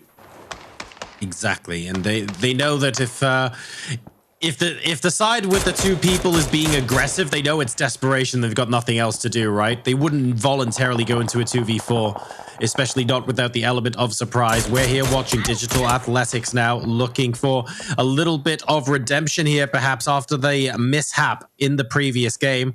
They're playing pretty strongly together as a unit. They rotate. They have no problem being super active, right? They went from the east side all the way to the northwest. They're now wrapping back to the east in phase 5 to try and clear out. They're doing a very good job of collecting information. I'm just worried about when that one rotation comes that gets them all killed in a half second, because this right now is a DA game that is a repeat of the last game. Good decisions being made across the board. They play on the double barns on the west side. A little sketchy given that they didn't have a lot of info to go off of, but it worked out for them. So credit where credit's due on a good rotation there.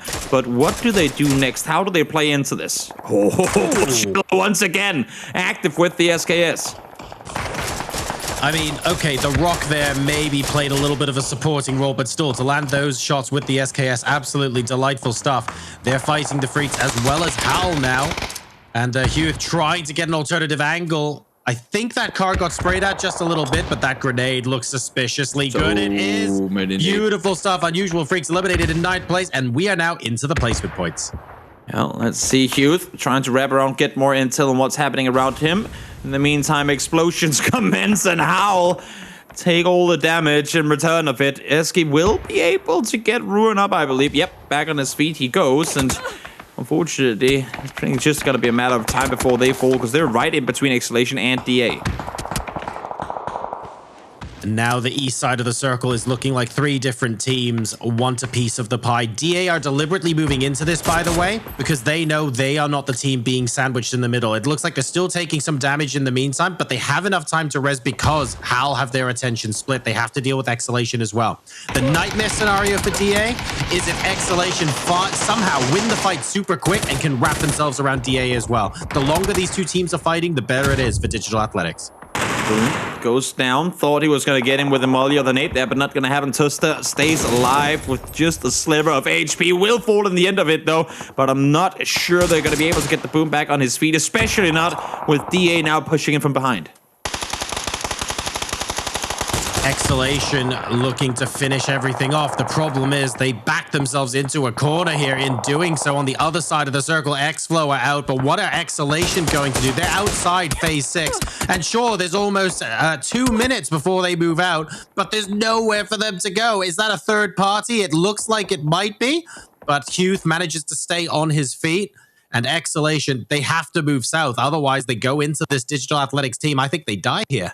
And while all of this has been going on the southwest side, Ding has been the dictators of order in this circle. It's insane. It's insane how well they've just spread out, told everyone, you play the way that we want you to play in this one. Absolutely insane. They push up, they spread out, go 2-2 around each side, force the opponents in towards one another, and take out all of them. Like, they essentially fight as 2 different teams, pushing a team in the middle, and they take them all out. Very, very, very impressive play. As I say that, though, Rupture does find Senya up over the hilltop, and I think he's going to get flushed because of it, too. Yep, there's no way he's getting back alive. Did receive a headshot in return, though, so needs to pack on down and get healed up.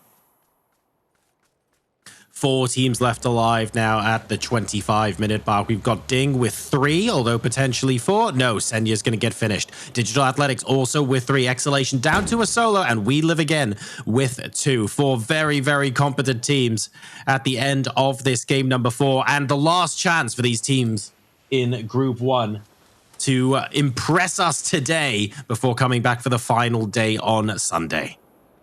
Let's see. 7 kills. Short of Senya. How will they fare? That's the final 4 here. Fight this one out. Sheila looking over. Sheila's been incredibly active with the SKS this game already. Yep. I think everyone right now is just waiting to see where that next circle is going to take us. Exhalation again as well. I mean, Salik, they have 11 kills already in this game. And keep in mind, Exhalation, they had themselves a, I believe, was it? Now I'm trying to think back.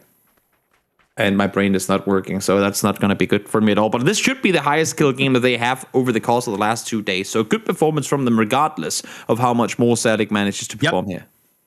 Yeah, I think they're a team that... Oh, well... I'm glad we managed to get that conversation in time as Digital Athletics pick up their 10th kill. Exhalation are a team that focuses more on that fragging power, and even a quote-unquote bad game from them, you should normally expect to see 7 or 8 kills if they're on form, so it's good to see them do very well, especially on Erangel here today. We Live Again down to 1 after Levante gets absolutely domed out of the game. But really, this is Ding versus Digital Athletics territory. Yeah, how much more of a nuisance can Hobbit remain to be? We'll see. He's in the open. That rock ain't gonna grant him cover for long as the circle is gonna start closing in right about now. No matter where he sits, someone can see him. It's just a matter of who you're gonna give the kill to, and it ends up being DA. So once again, DA find themselves in the late game. It's a 3 versus 3. And DA 11 kills already, coming off of having had another win today too. The momentum. We were talking about momentum in the lobby yesterday being a particularly strong bit of form factor here going into tournaments. And Digital Athletics showing us that that earlier strong performance isn't a flash in the pan from them. So can they step it up? Can they live up to the expectations? of their organization, well, we know they can across one day. If they're able to do this tomorrow as well, they're going to be in such good stead going into the final weekend. Yep. Well, let's see now. Sheila knows exactly where at least one of the players on Ding is. Sail up on that side. If he can isolate him here, that could be a pretty smart play on their part. In the meantime, Hewitt's trying to wrap around, get himself into a better position. They know they've got Bystanders stuck down behind the tree.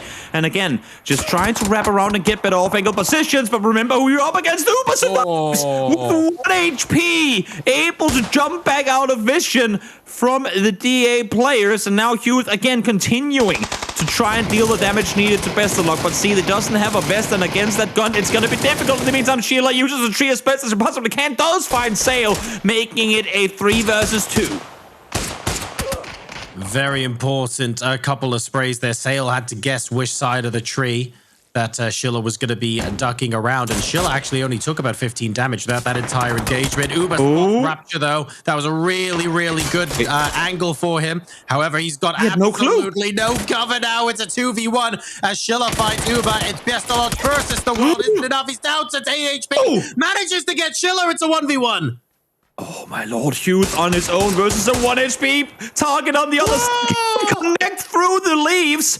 Needs to try and commit to this one. Does he go for the rest? Does he go for the kill? He does not have a vest on at all. So 2 tags should be all needed in order to take him down. And Bystanders trying to reposition now, trying to get into a better spot. Uber crawling for info, but they got the res up. They have one alive, but not for long. Rupture falls instantly again. All right, this is going to be a res fest here. Oh my goodness. Schiller now down. Here we go. This is the voice of experience. This nade. That is it. That's gonna be it. That's good. It's good. Gets it. Good. Ding.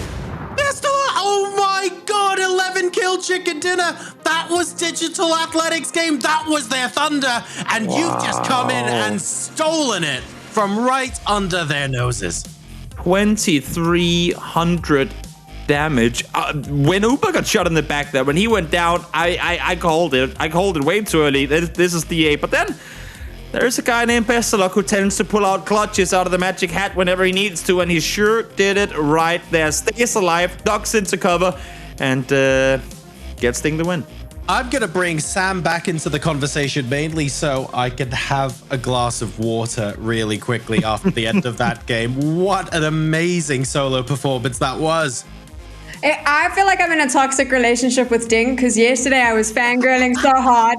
They got knocked out first, straight after that. And then they came back and just did that for me. And I'm like, oh, I'm back. I'm back. You're my favorite. That was incredible. Toby, that was just experience coming in there. That confidence, being able to read the game really well. That's what it came down to. We didn't get to see much of the mid to end game from their perspective because there was so much action commencing on the east side of the circle. But I tried to mention it during the game. The way that they spread out up on the hillside, taking control, forcing, like they were in the worst position to wrap around and force the two teams in the better positions into each other and then just sheep herd them into death, essentially, was insanely impressive. And then to go out and get that win was equally very, very impressive. And we got to keep them in mind because we've been talking about the consistency of Bystanders.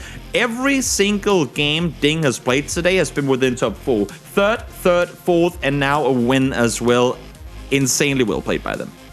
Insanely well played, but also Digital Athletics for me, JoRoSar, I thought that they, at one point, even I was on with Toby thinking, this is not going to be their game. They have had an incredible performance today, considering yesterday, I would say they didn't really show up. Yeah, look, Digital Athletics just had their thunder stolen by Ding, but make no mistake, as a squad, they are here to play today. They've got a decent number of points. If they can carry on playing like this tomorrow, they will be super happy. They found some very, very good success today, and I'm really, really looking forward to seeing if they can keep this momentum going.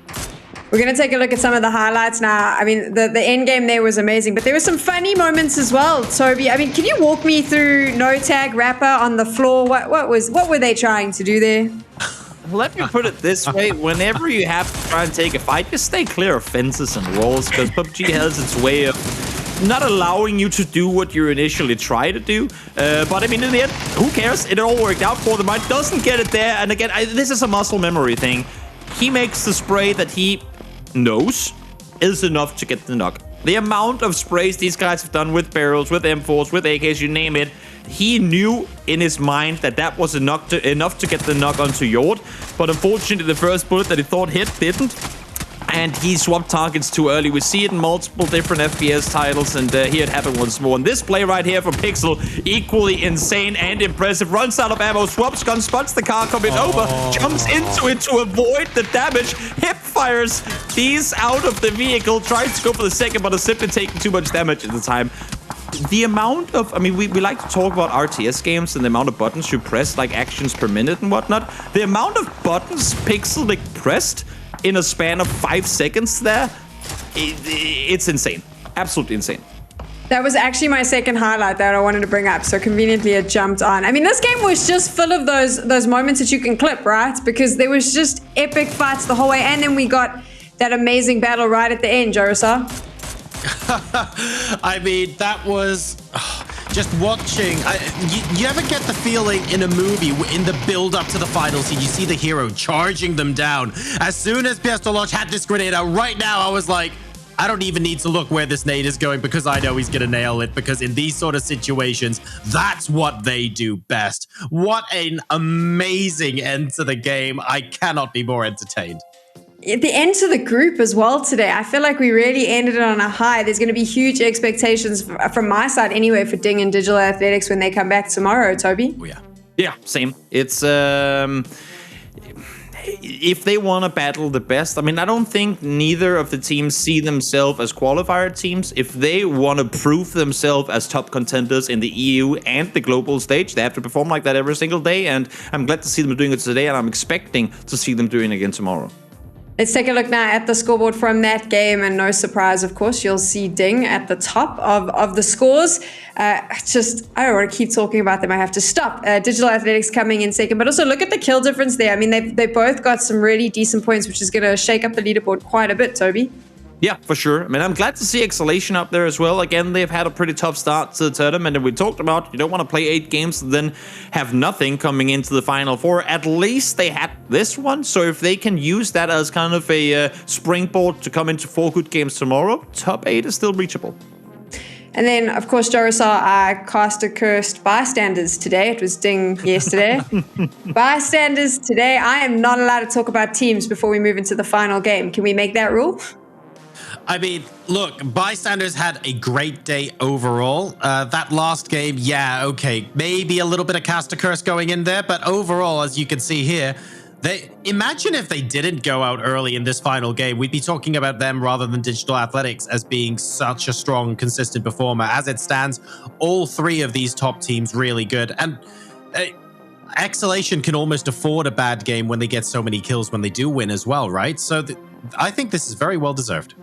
It's a really interesting shake-up on the leaderboard if we think about what it looked like at the start of this group. And yesterday, some of the teams that we did see up in the sort of top 8 for their group, they've moved right down. And I know we're going to see the total leaderboard as well, so we'll see how this affects it. But Toby definitely today has allowed a few teams to make their gap at the top a little bit bigger, but also some teams to move out of the bottom. I think, honestly, the biggest name in my mind is going to be DA. It's a team that I was worried. I mean, again, I know who the players are. I know what caliber the org is and what they expect from their players. After yesterday's performance, they got 2 placement points in total. That was a write-off day. They showed us today that they're here to play, and they did exactly that. And I'm very, very happy, both for them and for all the fans out there, that they showed that capability and their skill level. If you are looking at home, you've seen that leaderboard, you're a little bit confused. Remember, some of the teams on there still have 4 games to play today because we do have an entire new group coming in, another 4 matches. And I'm hoping that all of those teams watched what Group 1 did and bring us the same amounts of action, right? JoRoSar? I have no reason to expect anything else. And remember, PUBG is a game of doing what everyone else isn't doing. So we came in today saying, oh, a lot of the aggressive teams are in Group 1. So if that means a lot of the passive teams, or traditionally more reactionary teams, shall we say, are in Group 2, that implies that whoever decides to switch it up and go aggressive are the teams that are going to win. If anything, I'm expecting more action in Group 2. There's definitely going to be more action, and we want to make sure that you're ready for it. So there is going to be an extended break now, so you can make sure that you can get all the food and snacks you need, some drinks, refills, and all of that stuff, because when we return in a little bit, we are jumping straight into Group 2, so make sure you're there.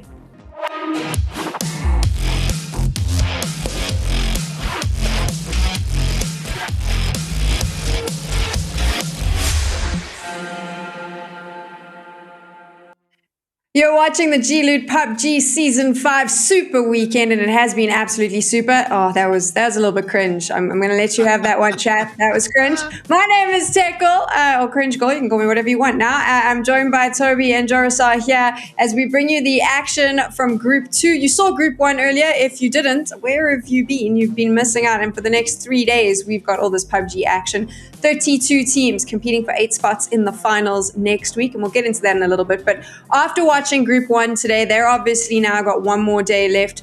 Toby, the Group 2 teams, I'm sure they were checking out what was going on. Do you think it might change some of their strategies going into today? Not necessarily change things up. Again, I'm always a fond believer of don't change up things before you know for a fact they don't work.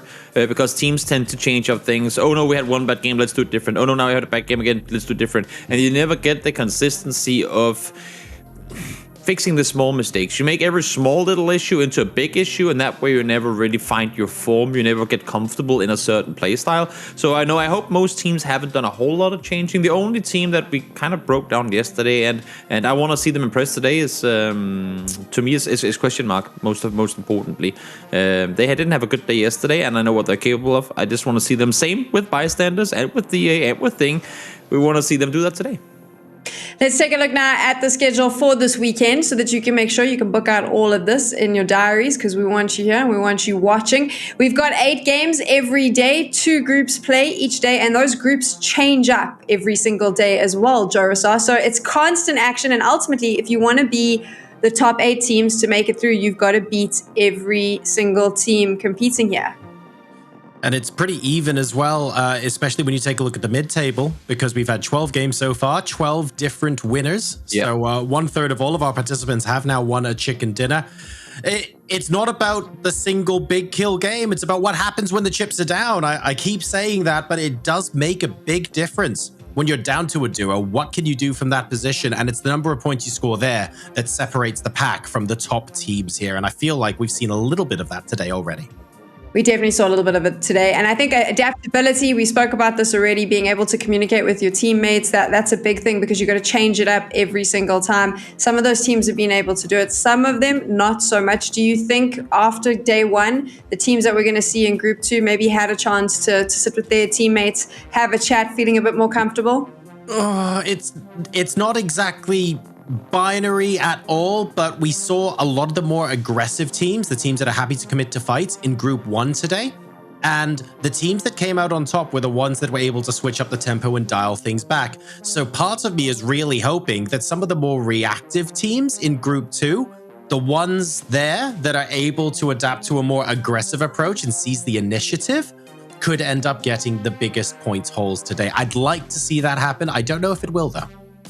Off the back of what Joe just said, Toby, so I remember the first time I ever did a PUBG event was with you, and we spoke a lot in between the games, where you mentioned, you probably don't even remember this, where you were explaining to me about controlling pace, so being able to slow it down when you need to slow down, disengage from fights, and then be aggressive. I think that the teams that topped the leaderboard in Group 2 today, in Group 1 today, did exactly that. So that's obviously possibly what the teams are going to be thinking about doing now, is knowing when to engage, knowing when to disengage, knowing when to be aggressive. Pretty much everything Joe just said. I remember saying that, and the reason I do remember saying that is because I say it literally every single broadcast. It's so essential that you're capable of not just putting all your chips in one play style. You have to be able to adapt, especially when we broke it down in the previous group earlier today. When you're playing in the qualifier stages, there are so many things happening that you simply cannot prepare for. So the better you are at adapting, the faster you are at changing gear, quite literally, the better the result you'll most likely have. I am Toby's parrot. I will repeat everything he says. Don't get shot. Let's take a look at what the teams are competing for. $50,000. That's the prize pool, and you can see their first place is going to net you a cool $16,000. It's not just the money, though. So cash is nice. You got to finish in the top 12 in order to do that next week. But it's also coming down to those PGC points. That's the big one as well. You get to earn those in the G-Loot Season 5 event. So a lot of these teams very conscious of the fact that they need to finish in the top 8 if they want to get into the finals to compete with the 8 invited teams and ultimately get some of those qualification points as well as some cash money, Joe. Yeah, it's making sure you are realistically in the top 3, top 5 from a qualification point of view will stand you in good stead for PCS or for PGC even. But at the end of the day, having that head start in the first event of the year, I actually think the effect is almost psychological just as much as it is getting those points on the board. Knowing that you can start off on the right foot and knowing that you have just a little bit of a head start on everyone else is going to continue paying dividends throughout the course of 2022. I completely agree with you. I think it's always good to start off with some points, and then if you need to catch up later, the pressure's a little bit less as opposed to not having them. But let's move into what we're going to be looking at right now as we move into Group 2. These are the teams, like I mentioned earlier, we've shaken it up a little bit. They're changing every single day, so they have to beat everyone in order to make it into the top 8. And Toby, you said it earlier, but I'm going to ask you again. Are we sure this is going to be the less aggressive lineup, a little bit more passive play coming from these teams? I mean, I would say no, simply because of PolishPower and Entropic, but the way that we saw Entropic play yesterday, which was with the foot more leaned on the brake than on the speed, it indicates to me that that's going to be the overall playstyle of today. Not going to say that there's going to be no aggression at all, because that will happen, but when you have Entropic, when you have Sakura Zensen, both very similar in playstyle, Question Mark, who didn't really aggress yesterday either, and No Name yet, who also played Edge for quite a big portion of the game, I feel like that's what we're going into again today. But having said that, when you head into a lobby, because obviously these 16 teams are well aware of who they're going up against, and they've been aware of that all day today. When you have a lobby of everyone on paper being somewhat passive, that also sometimes becomes oh wait, maybe if we play aggressive today, things can change. So we could go into a situation where, despite the fact that we saw, for example, Sakura Zensen play passive yesterday, they completely changed that today, thinking if we're the one team to do it differently, maybe that's going to give us the upper hand. So I have 3 teams I'm keeping an eye on. Sakura Zensen, just because I liked what they did yesterday. They made sure that they always finished in the end game and got the necessary points, even when they were down to 1 player. Obviously, Entropic, I love the way that they positioned themselves, and I thought they did a really good job of that yesterday. And then I'm going to say No Name yet, just because I think they might pop off today. I have a feeling that they're going to bring that aggression and maybe shake things up a bit. I'm interested to hear, though, Joe, the teams that you're going to be keeping an eye on? I think that PolishPower's normal play style should theoretically be more effective today. So I want to see A, if they change anything up, and B, if they don't, does it get them better results? I agree with Toby that I'm also taking a look at Question Mark. I feel like to an extent, they're a team of really good fraggers that just didn't have things go together quite the way they wanted to yesterday. Maybe a little bit of bad luck thrown in the mix. They are also experienced enough to shrug that off and keep going. So I want to see them bounce back here. And then probably I want to find out if Ghetto Gang's performances, especially in late game circles yesterday, were a flash in the pan, or if they're able to do that consistently. If they can do that consistently, I think that elevates them into my overall top 8. Toby, I know you've mentioned some of the teams you're looking out for, but anyone that you want to add to the mix? Yes and no. I mean, when I look at a team like Sakura Zensen, I'm happy with what they were able to do in their 13 kill win they had in the very first crazy shenanigan El Pozo game. But at the same time, I'm a little worried, because one thing is, I mean, if it goes like this, you can either be good at getting kills or you can be good at getting placement points. The placement points is always better to be good at, to then get better at killing. Whereas opposed to if you're good at killing and you can't get late game, it's very limited how many kills you end up getting in the first place. So for Sakura Zensen, I have no doubt in their ability to find late game. But because they don't, other than the first game, because they didn't get that many kills yesterday. I mean, they had 13 kills in the very first game. Across the next 3 games combined, they had 8.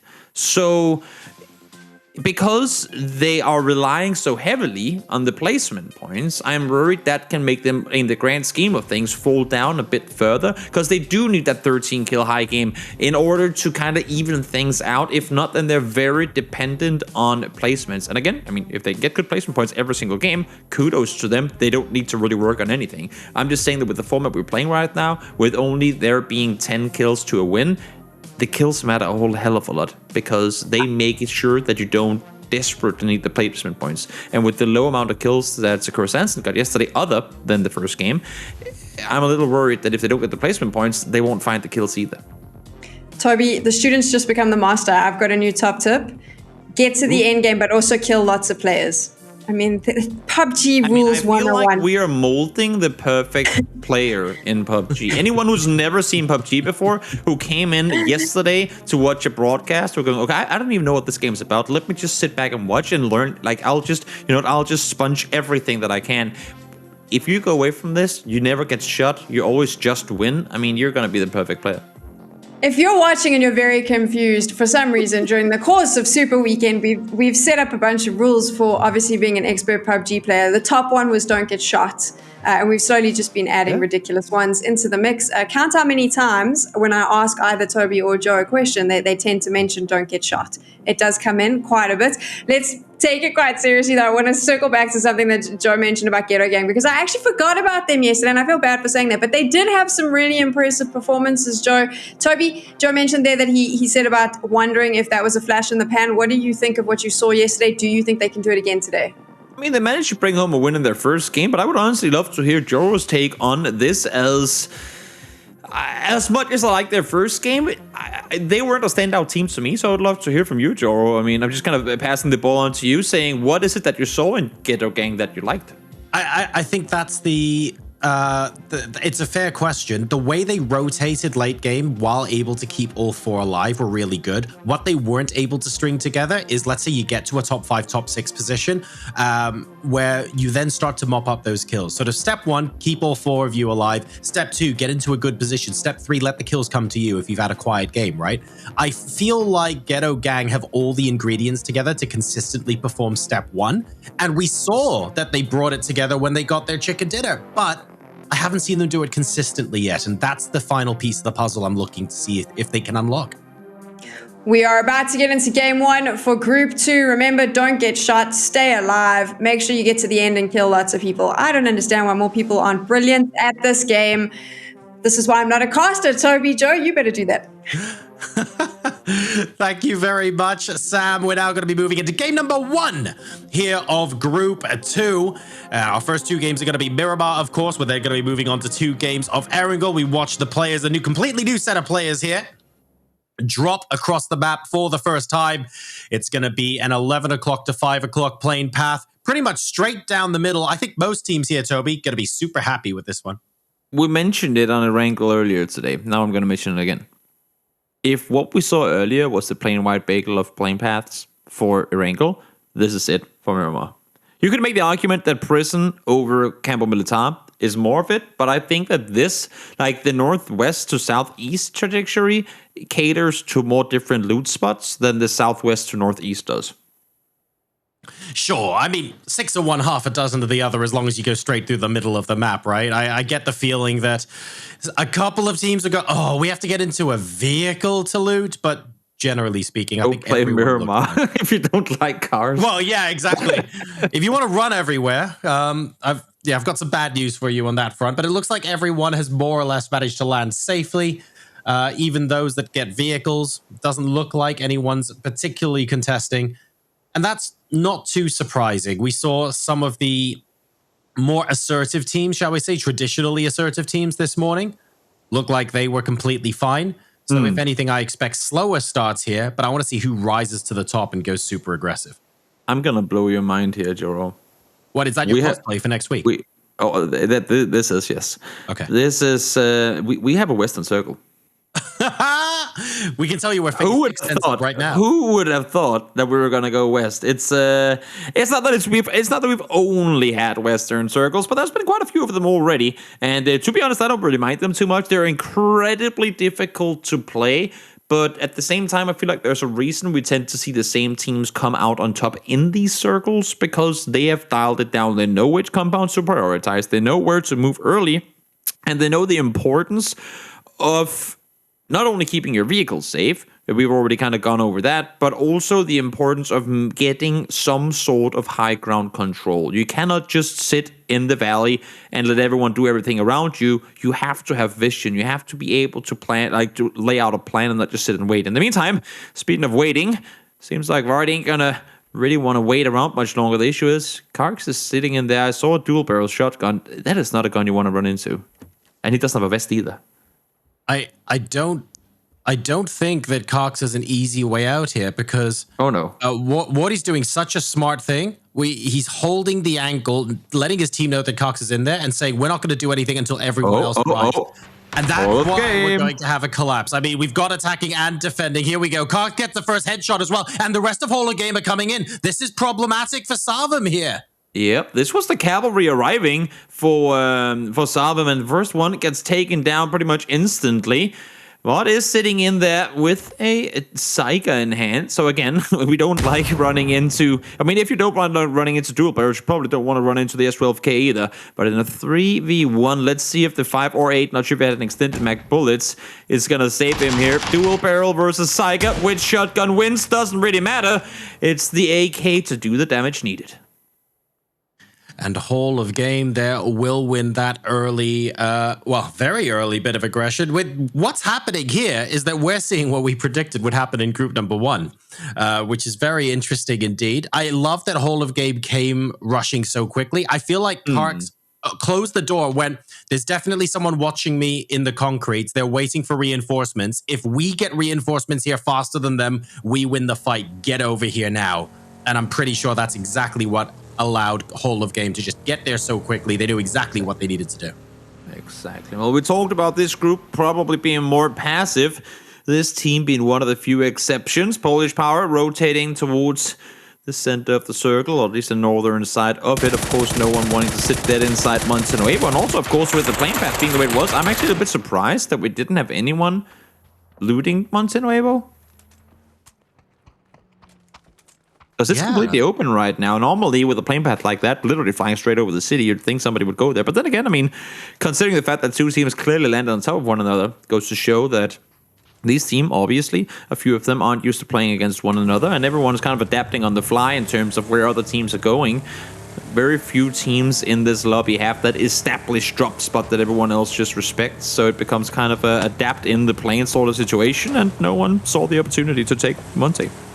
Well, now you've got that fun situation where even though Monty's not taken, who dares go into Monty, right? And most of the teams are going to avoid going in there now, but of course it's free for rotates later on. I think you'll start to see teams have a look at Monty, maybe in phase 3 if it's still in circle, but until then, it doesn't look like it's going to be... I think everyone's going to be driving south of it, honestly, is my prediction. Say that, but right now we're having a fight in the outskirts. One player did go down from PolishPower, unfortunately. I believe it was Norgis, goes down to Ghetto Gang, the team that you mentioned earlier, wanting to see not necessarily more from, but more of the same from that we saw in that first match. And Haiku, another team that didn't really get the ball rolling all that much yesterday. They did manage to get a few things, but I mean, again, kills weren't there at all. They had their best performance was the 5th place, which overall, I mean, 5th place, pretty decent in the game, but they only had 2 kills. Other than that, a 1-kill game, 1-kill game, and a 2-kill game. It's not gonna cut it. If you want to make top 8 out of 32, having a whole day of games with, well, just 6 kills in total, not gonna be enough. It's all about the consistency and getting a decent number of games out of the bad ones as well. When you're averaging out over the course of 12, you can't win every single one. The teams try, of course, but that's not how this works. And in fact, every single chicken dinner we've had has been by a different team so far. So really, that just goes to show. A lot of teams now south and southeast of Monte Nuevo. So not that much... Not that much in terms of up on the cliffs on the west side, actually. And I want to highlight someone you mentioned earlier, Toby. Question Mark appeared to be the only team at the moment going on the west side of the cliff, so taking the high ground, they don't have to contest anyone for that piece of real estate right now. Not at all. They wrapped in from the north, and right now they're sitting in pretty much in full control of the area out towards the west. You can see them in green colors out towards the western side of the map. They have plenty of space to maneuver. Issue is, I mean, as much as you can chill and feel like you're the king of the world with all the space in the circle that they have right now, you can't rest on your laurels, because one bad shift and all of a sudden all the space you had becomes completely meaningless and valueless, and you have to, well, just like everyone else, make a hard rotate in. And if this next circle goes east, you can see right now, I mean, the reason that they have so much space is because east is a complete cluster. And if they have to get into that, if they have to push into that while everyone else is already settled in compounds, they won't be laughing no more. There's just so many teams used to seeing the circles move sort of east side of the cliffs near La Drilera and south of it that every compound is just taken right now, which is unusual for phase number 1. The good news is, because it's phase 1, the circle's big enough that everyone just about has a space in the circle. The bad news, though, is that if you're rotating late in, or you can see here in Tropic still around Chumacera, you probably don't want to try and take one of those compounds now. Not only will you have to contest someone almost certainly, but you might get shot at by 4 or 5 different teams en route there. So if you're late in now, that's fine. You just accept that you're playing edge. Exactly. Well, I'm very curious to see where this game is going to take us, because, I mean, and again, it's kind of obvious, but still, sometimes you get phase 1s where, while, of course, the area of play is pretty massive, you're in an area of the map. I'm thinking in particular the Creator Fields area, and up there, if you get the first circle going north, you know it's going to be one of those hilly, with the small potential of an El Pozo ending, but it's going to be one of those hilly, crazy finishes, whereas to here, there's a big variety in what can happen. Like, if we get a southern hard shift, it's going to be hills, but with more cover. Up towards the north, all of a sudden, we're talking, like, straight out in the open. So as an in-game leader, as a team, you have to be, like, because you put different plans in use depending on the terrain that you're playing in and around. What's the importance of vehicles? How early do you have to make those moves? And right now, they can't really commit to any one decisions, because the next circle can bring in so many different types of terrain for them to fight through. Yeah, the possible choices are just too much at the moment. Maybe once we get to sort of phase 3 or 4, we can start to narrow it down with a decent degree of certainty. But for phase 1, there's just so many different endings. We could technically still have a crazy El Pozo ending like we did from day number 1. Everything is on the cards at the moment. This will become a little bit more clear. It's Crossroads, Monte Nuevo. So the warehouses north and south of the road on the east there, they're going to be very important. We might see 1 or 2 more teams dive into Monte Nuevo now. Where Marcelic is now, a little bit of high ground, just off center to the southwest. That's going to end up being interesting. And question mark between them and Monte Nuevo is basically no one else. So they get a nice free rotate here as well. Yeah, but where do they plan on going? They got all the space out towards the west, but do they want to go into the city? Do they want to wrap north around? I'm not sure.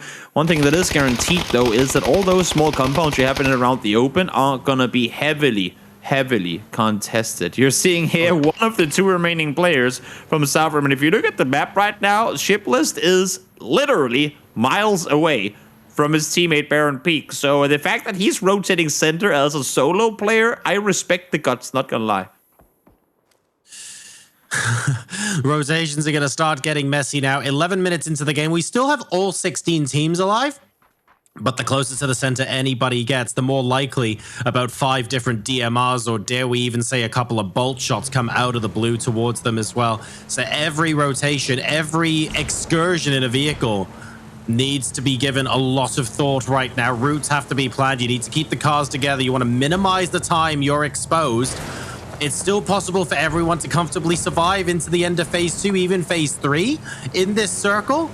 But everyone has to be properly on their tippy toes, because they can get shot out at any instant. Did Lil W, are they going to the Rainbow compound? I think they are. Lil is over there already, but I think they either they saw one player and they go, we'll breach him, or they didn't see anyone, but now it doesn't matter. It's going to be dangerous, that's for sure. The way that he just vaulted in there makes me think that they did not see the solo player already in here. Nice peek from around the side, though. Metrics able to get the knock on in before his teammate goes down. Never down to just 1 HP, but seems to me like they will survive with 3 at least. Yeah, Abdallah there, when he saw Lol W coming, I think you were talking about this earlier, maybe not positioning a vehicle in a way that he can easily escape, perhaps.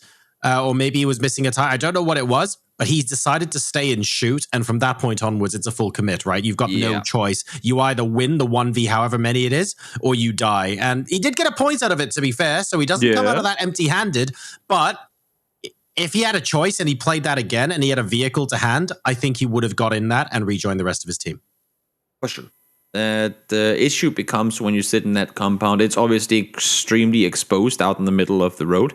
But when you have Enterprise and you have He-Man from Sakura Zensen up towards that north side with perfect vision on you, once you sit yourself inside that car, you're going to get double headshotted before it even starts moving.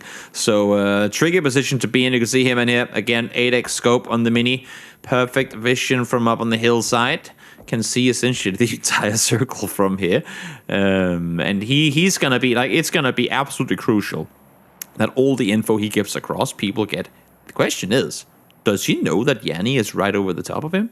I'm not sure. Yeah, Johnny's being very, very quiet right now. I don't think Johnny's been heard. The fact that Johnny is sitting with an M4 and not the bolt out right now indicates to me that Johnny knows that someone's around here. Yes.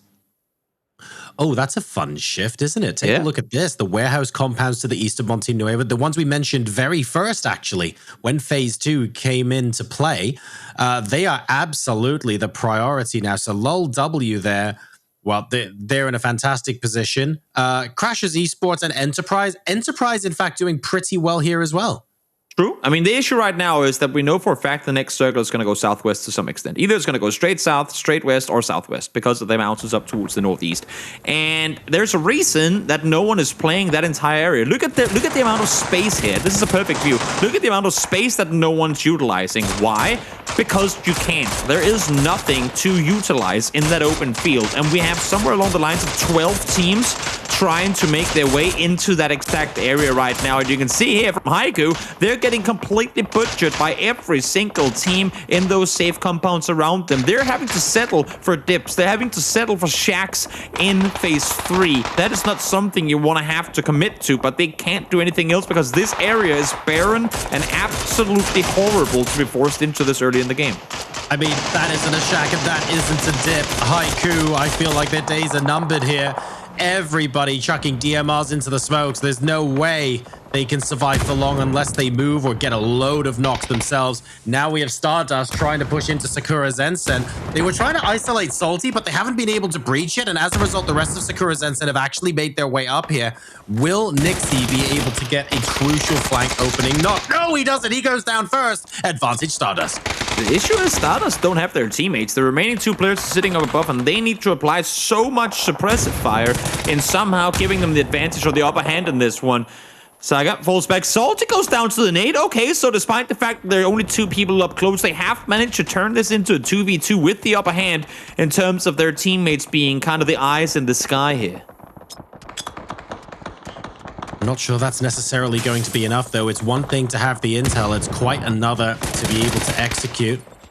Oh my, but when you catch someone like that unawares, we were talking about the element of surprise earlier on, and He-Man felt that full to the face. Sama managing to get the headshot, not quite able to get the flush as well, but as soon as he saw him crawling away, he knew, oh, I can just go into the house. There's probably not someone right there to res, and he's absolutely correct there. So Stardust picking up another kill.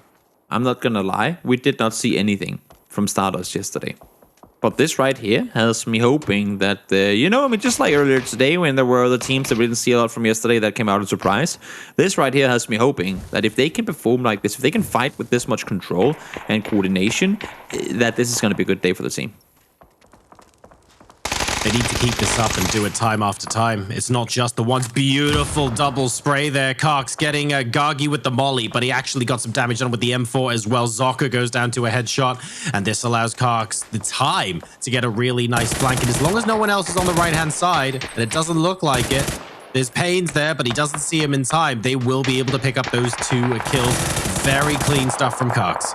Yep, Cindy does go down, so a little bit of troublesome situation for them. And now that No Name Yet is pushing up from the other side as well, I think the days accounted for Austrian force here. Payne's on his own in trouble in between two teams. But when does Hall of Game realize? I mean, you'd have to think they should realize that there's opposing players just over on the other side of the ridge. I think they just saw in the kill feed that the person that they were hunting got killed by someone else, and that's the point where they go, hang on, we might need to back off here. We're not 100% sure how many people are beyond the next ridge. Question mark now, trying to push into Entropic. Oh, it's almost tragic, right? The team that didn't perform as well as we thought yesterday, that we want to see something come back out from, versus the team that, frankly, set the lobby on fire. This is the toughest ask, arguably, for question mark. Yeah, well, I mean, if you want to go out and perform well, if you want to show people that you got what it takes, might as well just slay the giant while you're at it. Ives trying to come up to help his fallen teammate. They want to commit to the rest, but they can't do that before one more player is there to help out. QPE goes down. That's Jusini from afar. Ives runs straight into a molly. Suboptimal, of course, but he will have to see if he can fight on through this. QPE does get flushed by Mommy, so multiple teams now getting an opportunity to third party on this as these two teams are battling in the valley. Question mark pushing in. They wanted to finish the fight super quick. They weren't able to. Molly versus frag grenade. Nail up gets hit square in the face. They should just about be able to get a first aid off, I think. They exchange a little bit of damage, but they're now stuck either end of this long building. And it's not this fight that I'm worried about. It's who's going to be up top waiting for the victor of this fight, because it's gone on so long, you know? Unless if we get a quadruple hard shift southwest, I don't see any of these two teams getting out of here alive, that's for sure. The fact that Hall of Game not only cleared their entire side, but also forced No Name Yet to go further over to the other side, that means that they have all the room in the world and all the time in the world to just full-on focus down the hill. In the meantime, the remaining two Stardust players trying to hold off here. This battle never really came to an end. They have regrouped, they have fortified the position to try and help out, but the fight between Sakura Zensen and Stardust still goes on. And I'm just impressed that it hasn't dragged on for much longer. Question mark do fall to Entropic. Now, admittedly, they fall to a team that's been doing very, very well this weekend so far, but it's still a disappointing start to them with still 14 teams remaining in this lobby. Not what they would have wanted at all, but hopefully we get to see them back in game number 2 on Miramar. Sakura Zensen then still, oh no, they're rushing one by one. And Sama, who did such a good job anchoring before, is now the only player left alive on Stardust. So they started off so brightly, Toby, but the follow-up decisions perhaps haven't allowed them to finish the fight. Well, they pushed down the hill and that allowed for No Name Yet to take the compound behind them. And all of a sudden, as we saw earlier as well, you feel like you play with your backs open and you can wrap around, but there's an entire team behind you preventing you from doing so. And that's when you start feeling incredibly trapped all of a sudden. Circle, once again, centering up on the hillside. Again, as long as the high ground is in here, the whole southwestern side of this circle becomes practically unplayable, to be honest, unless if you have cars or 16,000 smokes. The only thing you can hope for is that the likes of, the fact that there's the fight going on in the center compound right now is incredibly important for all the other teams, because that's a position from where they would be shooting at everything. So there's no one looking from there right now, but PolishPower, the team on the hilltop, as long as they're not looking towards the north, you can do stuff like this, like W is doing right now. If they were all sitting up there shooting in this direction, this would have never been allowed. It just gives other teams time to get into some sort of position, even if it's not priority, right? If these teams are busy fighting each other center, they're not looking outwards. And it's when you look outwards for teams that might be rotating in late, for example, that's when you get the free point or two on rotation, or you get that headshot out of the car. Nice nade! That's from Monkey onto Cox. And this is on the south side of the circle. So yeah, while everyone in the center is looking at each other, this frees up everyone on the edge to basically do what they want. And at the moment, that's carnage. Yep, Hall of Game trying to clear out their side of the circle, and it's working out for them incredibly well so far. No Name Yet wanted to go over the top. They wanted to secure their own hilltop, but in doing so, they end up getting completely slaughtered. And Hall of Game, I'm glad to see them come out here and perform well come start of today. Didn't exactly have the best day for themselves yesterday either. Solid performance today here, though, to start things off. Polish Power starting to come into their own as well. They're one of the teams that's just inside the circle on the south side that's waiting. Well, I say waiting. They managed to get a kill for everyone to resolve their differences south. So I get the feeling these secondary fights, they're going to be able to mop up a decent number of kills, provided they don't get third-partied themselves. And almost immediately, as I say it, they get 2 knocks onto Hall of Game and a knock and a flush onto Entropic. Yep, we can see here. Plenty of damage coming through from various players. I'm not sure exactly what those numbers are showing us. All of the numbers. All of the numbers must be shown. Godrilla in the meantime tried to stay put. Only player left alive, but that ain't gonna happen. Polish Power took control on the hillside early, and they've been able to maintain it. No matter who came up, they've dealt with them without taking casualties. Yes, I know that they have lost 1 player, but that was before they even got here in the first place. You know what? I think those numbers we saw on the screen was just a tiny glimpse inside the Galaxy Brain sort of play that Polish Power were just trying to figure out. And then they went, oh, this is how we get 5 kills for free. Got it. They absolutely blast out there. 1. Monkey with a beautiful headshot. 2. No! No! Monkey! The legend shows up once more. Will he get the 4th? No! Not gonna happen. The icing on the cake. No icing. Plain cake. Plain, dry, biscuity base of a cake. You hate to see it in that, Nate. That's gonna steal all of them. Oh, if that got all 4. You hate to see it. Such a good effort from an absolute legend of a player, but stolen away by Jenny, who with an heroic effort saves not only himself, but literally his entire team. What a play. I mean, look, no one's going to take that clip away from Monkey, but unfortunately, No Name Yet won't be able to get points away from that engagement. But my God, imagine if someone else was right there with him. Nonetheless, they'll be able to continue fighting in game number 2, I am sure. Polish Power and Entropic now, the 2 heavyweights in this lobby so far this game, are going to be fighting on the southern side. And then in the circle, Sakura Zensen still locked in battle. Crashers Esports, no one really contesting north. It firing some shots towards Lol W, but no one's coming close to them right now. Still 10 teams in the lobby at the 24-minute mark. The fact that Entropic not only got out of the valley, but is actually putting up a fight against Polish Power here is absolutely insane to me. Now, they are down to just 2 players, but so are Polish Power, at least for now. Nate being lopped on forward, bounces a bit far, but actually does manage to do at least a little bit of damage. Cabby has to try and heal on up, while Masterleg is trying to hold the angle. Flash is being thrown forward. Oh no, the Flash goes backwards and he's completely blind. He's going to be blind for a good second here. In the meantime, Lil W are eliminated. Ghetto Gang able to do damage and take them on out. Solid shots coming through from Cabby with a mini to get down Ivers. Polish Power locked in battle here, spraying through the smoke and actually getting a lot of damage done there. Does Entropic. Nailup looking for a way out of this situation, ideally with 2 headshot kills, but the problem is Polish Power have a hill that they can play off the back of, and unless they're willing to stand at the top and peek, Nailup has no targets to shoot, so Polish Power can dictate the pace of the rest of this engagement. They're too strong at the moment. It's a 2v1 either side of this ridge. 5 kills to their name as well. And again, Polish Power blessed by the fact that the fight was still going on between Enterprise and Sakura Zensen, because they were completely exposed to that compound. But now, finally, for the first time in what I feel like is 5 circles, Sakura Zensen actually has the compound to themselves. And that's going to be rather useful indeed. Sakura Zensen, can they keep a hold of this much real estate, though? Like, can they stop Polish Power peeking at them, for example, from up top long enough that they can get angles onto teams like Haiku and Ghetto Gang? Like, Sakura Zensen have a good position, but I don't know how many angles they can safely peek from. You know what I mean?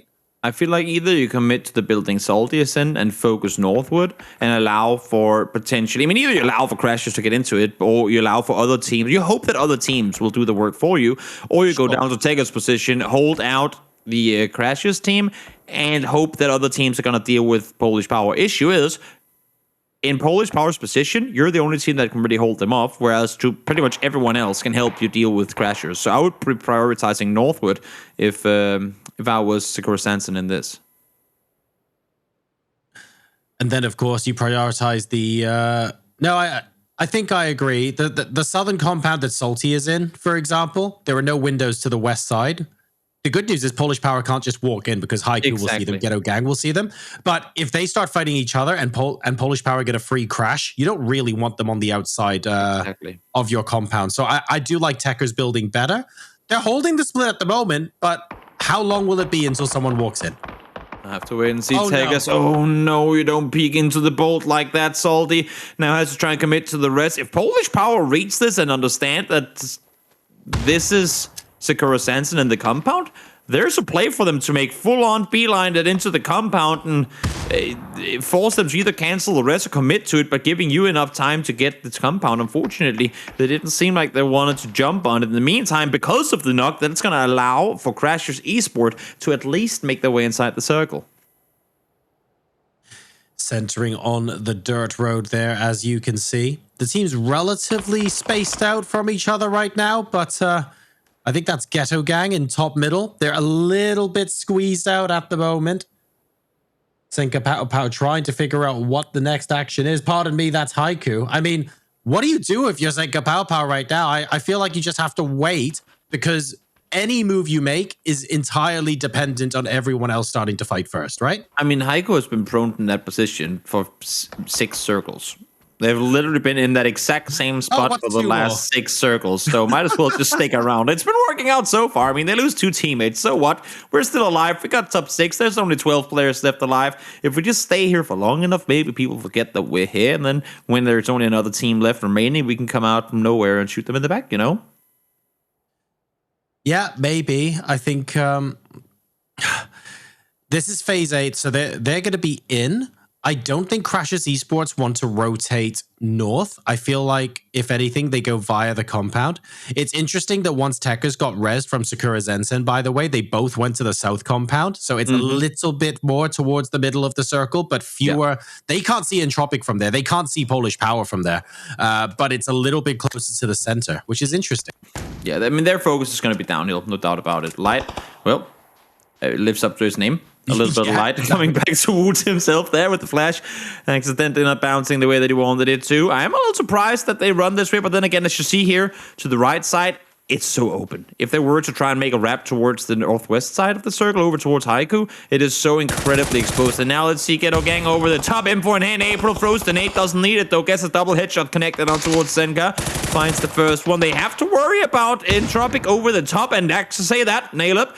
Double headshot connected in return. Blazer falls down. And will that be Masterleg and PolishPower trying to do something overfed? Yes, it will.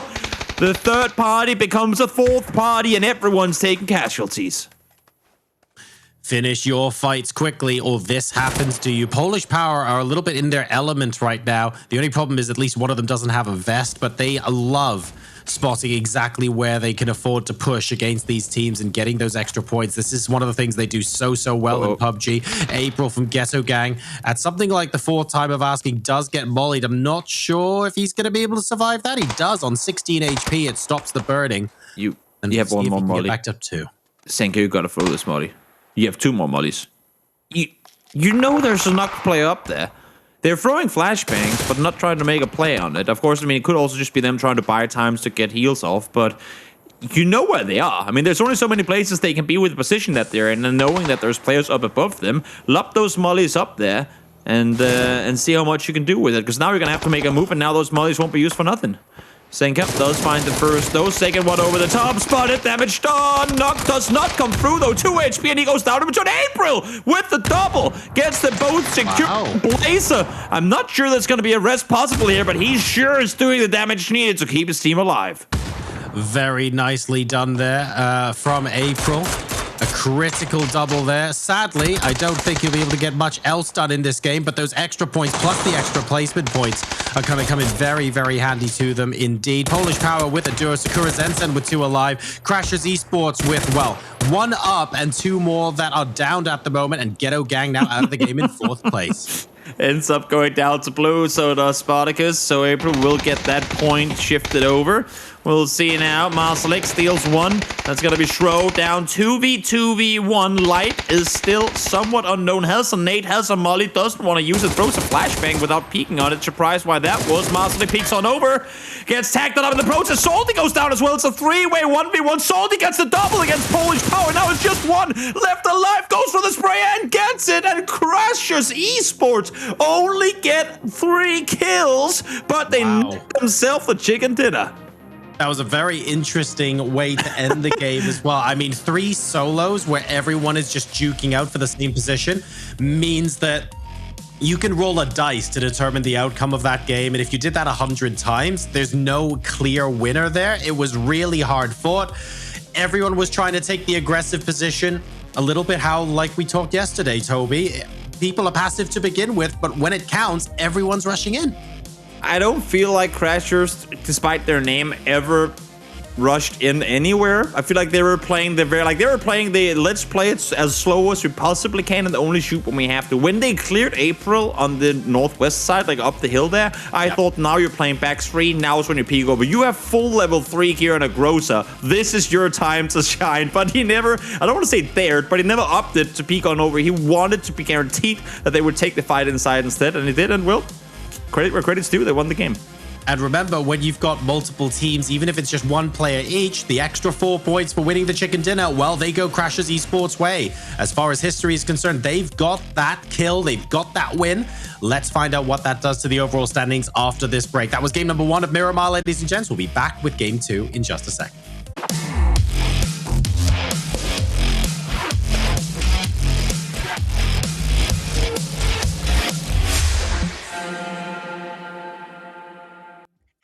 Crasher Esports takes the first chicken dinner in Group 2 today, and we need to focus on the chicken dinner, but what I actually want to talk about is Sakura Zensen, because I want to know who's making the decisions in that team. The whole of yesterday we saw this, and Toby, we saw it again. They are so good at figuring out how to stick around till the end game. They are sticking around till the final 4. You see it, you think that they're going to go down, they disengage, they get out of the situation, they wait a bit, but even though they're doing that, they're not fighting. They're still getting the kills as well. I think that this is a team that we need to keep our eyes on because they seem to be getting it right all the time. What do you think? No, I agree. I mean, they played a good game here. Of course, this game getting them to the end game in a different manner than what they did yesterday. They were essentially having a compound fight that lasted 6 circles, which is pretty unusual. Usually, it would have come to an end a little bit faster than it ended up doing. But in the end of it, they won the prolonged endurance battle, and they claimed victorious in that. Of course, didn't amount to the amount of kills or the win that they probably would have wanted in the end of things, but solid performance from them to stick around for as long as they did. We'll talk a bit more about that in a while, but I want to talk about some of the highlights. So one of my highlights, which I'm hoping will pop up very soon, was getting to see Monkey in action. How about you, JoRoSar? Monkey's got to be a highlight of that game, right? Getting the triple there, very emphatic, very close to getting the full team wipe as well. Probably about a quarter of a second worth of timing, but frankly, in PUBG, a quarter of a second is all you need. This is beautiful. I mean, let's just watch this. The way that he uses the car as well for cover. It's so good. You can't, I mean, to a certain extent, you can't even fault Enterprise. I mean, the first knock comes in before they even know what's going on. The second one, he peeks on the other side of the car in the instant, and he's exposed, like he's peeking in a way that there's never a point at which both the players can spot him at the same time. It's just him being able to catch them in a position where they cannot utilize their numbers to their own advantage. Very impressive from a player that has literally pulled off legendary moves time after time after time. And don't forget that even if he turns it into a whole series of 1v1v1s, he still has to do that 3 times in a row. It's so good. Very, very impressive. Taking a look at the scoreboard now, you can see PolishPower at the top there. It just shows you, even though they got to the end game, maybe didn't get the chicken dinner, but the kills got them there. I do want to ask though, Toby, why, how, the 2v1, how did they lose it? I think, obviously there were, the way that I saw it, there was only really one way that that Salty could get out of that building. The issue is there were so many smokes being thrown, and PolishPower, they'd been battling the entire game. So they were down vests, they were down helmets, they practically had nothing left to utilize, and Salty took advantage of that. It was an unfortunate peak the first time around. I feel like they could have double peaked it, or at least attempted to. But it's micro things in the very hectic end game. And honestly, for the way that PolishPower played that, I was not surprised, but impressed by the fact that they managed to keep it up for that long. So overall for them, even though they don't end up winning, it's still a good game for them. We're going to take a look now at the leaderboard for Group 2. Of course, you've just had a chance to see how all the teams performed. And interestingly, JoRoSar, you mentioned both of these teams in the pre-show leading up into Group 2, specifically PolishPower. You said if they play very aggressively, and I think you said this yesterday as well, that we need to be a bit worried about them, and it's proven. And you also mentioned Ghetto Gang. Both of those teams finding themselves in the top 4. Do you think that this is a change in the wins for them? Are they going to be playing like this more today? I think that PolishPower can take heart from that, knowing that in this lobby it suits their play style just a little bit better than it did yesterday. You can tell in the way they're playing, they're a bit more free. They don't mind to swivel around to engage a second team because they're that much more confident today. And I think it's showing in game number 1. Ghetto Gang, I'm on the fence about. They had a solid game, and I feel like in the late game, they positioned themselves well, but it's not like they popped off at the end or anything like that. So a TBC on them. The team I feel a little bit sorry about is Question Mark. We can rag on them if we want for going out as one of the first teams to die in game number 1. But let's be honest, they went into a full-on slugfest with Entropic, and they could have won it as well. So if I'm Question Mark, I don't beat myself up too badly about that. Toby, I had this written down. I wasn't going to say it, but now, John made me do it. I said question mark is still a question mark. That's how I'm feeling about them right now. No, I agree. Again, as Joro said, it's tricky to go up against Entropic up close. And not only that, but you're doing that while Hall of Game, PolishPower, and Renewal are all shooting at you while you're trying to have that fight. Doesn't exactly make things easier, but I agree. It doesn't really matter how the games go down when you continue to fail to impress. Question marks will be made over the top of your head, and right now I haven't seen what I need to see from them in order to know that, in order to feel satisfied with what I've been seeing. I have seen some teams, though, pop off today. I've seen some of them yesterday. So I originally came into this group. I thought there were like 3 or 4. I mentioned them at the start, and now I've added another 3 to the mix. Let's see if any of them perform once again. I'm very excited for this group now. I'm ready. I'm hoping you are as well. Let's drop into game.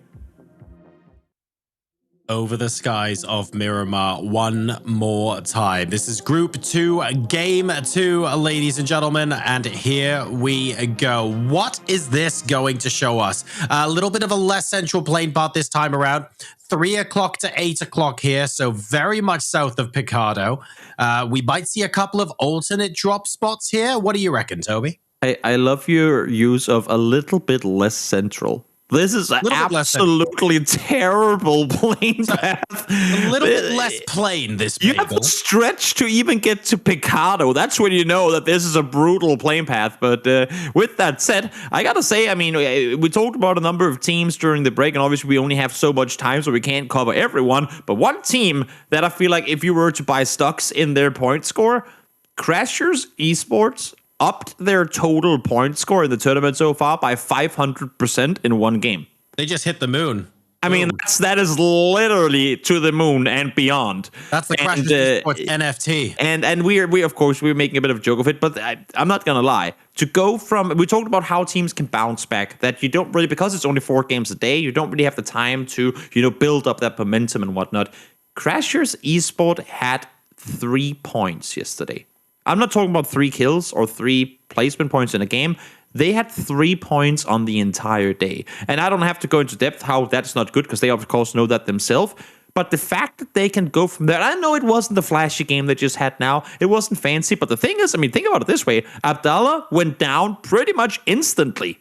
Yeah. In that game. He was one of the first players to die down in the Rainbow compound when Lil W pushed him, and they still managed to win the game. And yes, I know that they were sitting in a compound for a while and things were going their way, but when they needed Spartacus to hit that headshot in order on Tekkers in order for them to run up the hill, he hit the shot. When they needed Light to hit not the flashbang on the wall and then flash himself, but when they needed him to hit the Grocer spray to win the game, he hit that spray. And it doesn't matter. Any team, if you ask them, hey guys, you want a 13-point game? They will take it every single day of the week. So I don't care what happened yesterday. They have to clean slate things, say, you know what, 3 points yesterday, doesn't matter. We just got to win in our first game. Let's build some momentum off of that.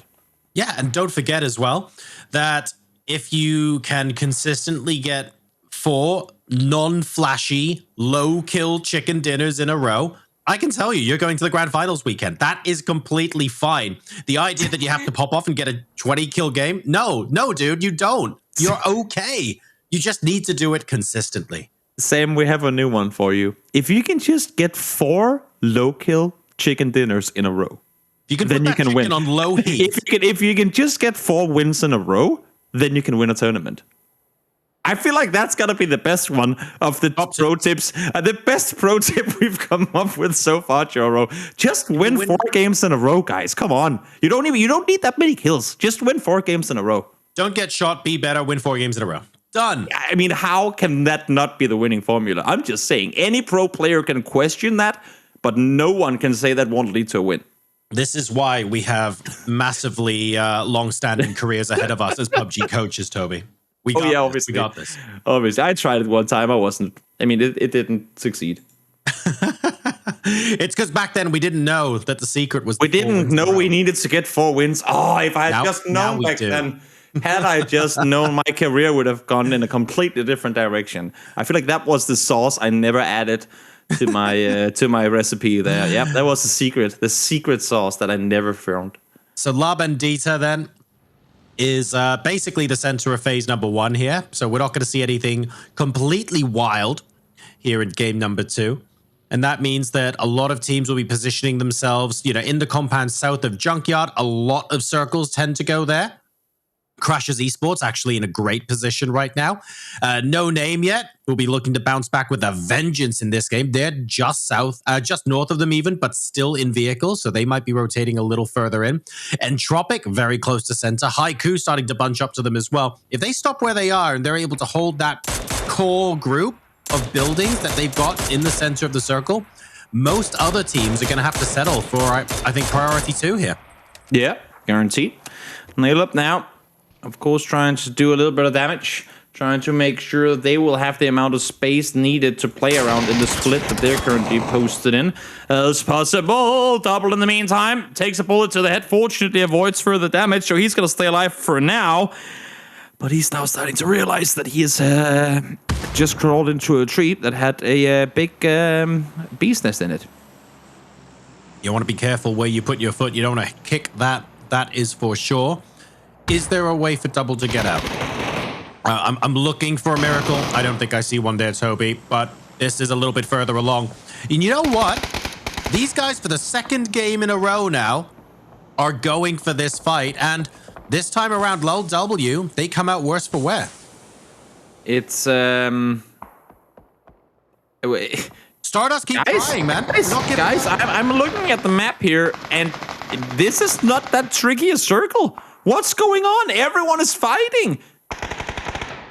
Everyone is fighting early right now. Blue Star trying to hold off on the side here. Down to just 32 HP. Only got level 1 gear to work with as well. Blue Star does go down aggressive. Fine. Zip goes for the instant flush as well. Got to secure those points for your Haiku. Wants to wrap around now on the other side. Let's see what more he can find. Up the window. Double spots him. 1 HP again. A lot of these 1 HP survivals today. We'll add another one. So don't get shot, but if you do get shot, stay on 1 HP. Oh, yeah. Much better than 0. Yeah, you're right. A lot of compounds actually being attempted to breach here, despite the fact that this is quite... This is not the world's trickiest circle. Why is everyone targeting the same group of compounds? I don't have the answer to that. Grip It, by the way, just goes down to 1 HP as well. It's like we're caster blessing the hell out of this. I don't know what's going on. Zenka Pow Pow lands the shotgun shot, but he is not able to get the knock. and Double, therefore, will pick it up instead. Oh, out the window. Aggressive, solid headshot comes through. Took damage initially, but stays alive. Great play by him. Cabby, in the meantime, finds Griffith. So now PolishPower is opting to aggress on this as well. Cabby finds the knock from afar. Norki is up close already. They want a piece of this pie.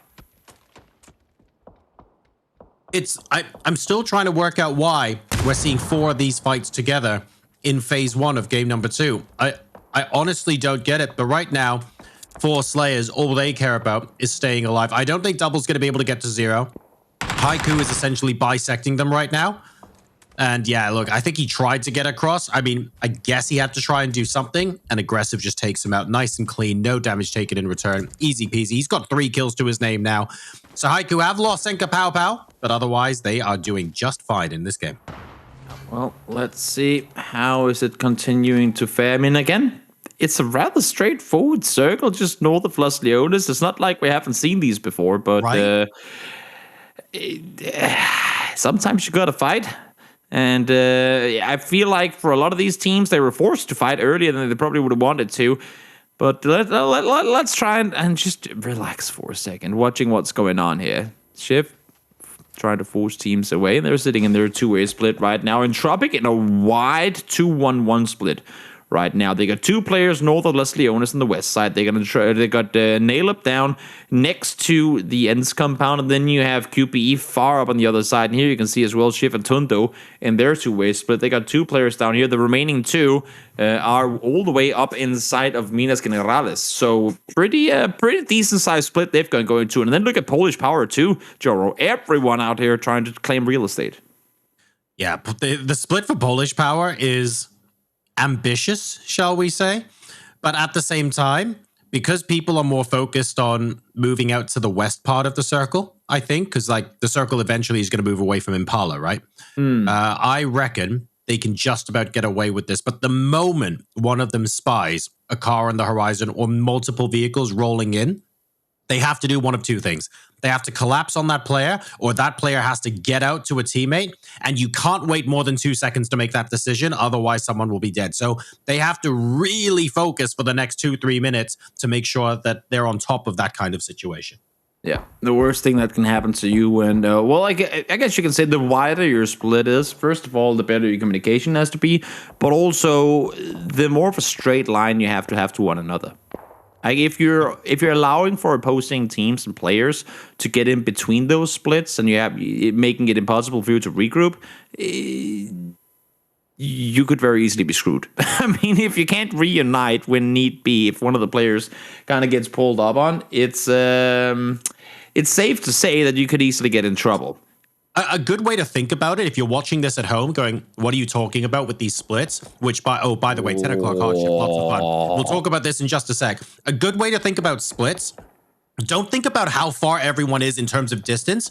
Think about how far you are from your teammates by the number of seconds it would take you to reach them if they got knocked. That's a good way to think about it. Exactly. And as you were just saying, this circle, I mean, it might not look like much, but this is absolutely brutal. We've been talking about today, these natural funnels that we have on this map, like the bottlenecks that are caused by the way of the terrain. Here, having to traverse east to west, or from the east into the circle, you're forced to go in between Minas and La Bendita. You're forced to then try and spread out over this terrain. It is so hard to play, and I can fully understand why Enterprise just beelined it to the west side of the road, because they know for a fact that they will be the only team over there for a while, and if they can spread out now and take control, they're going to have so much space, pretty much no matter where the next circles are going to go, because look at the few amount of players up there in the northwest. It's just them on the west side of that road. There's no one in Picado just yet either.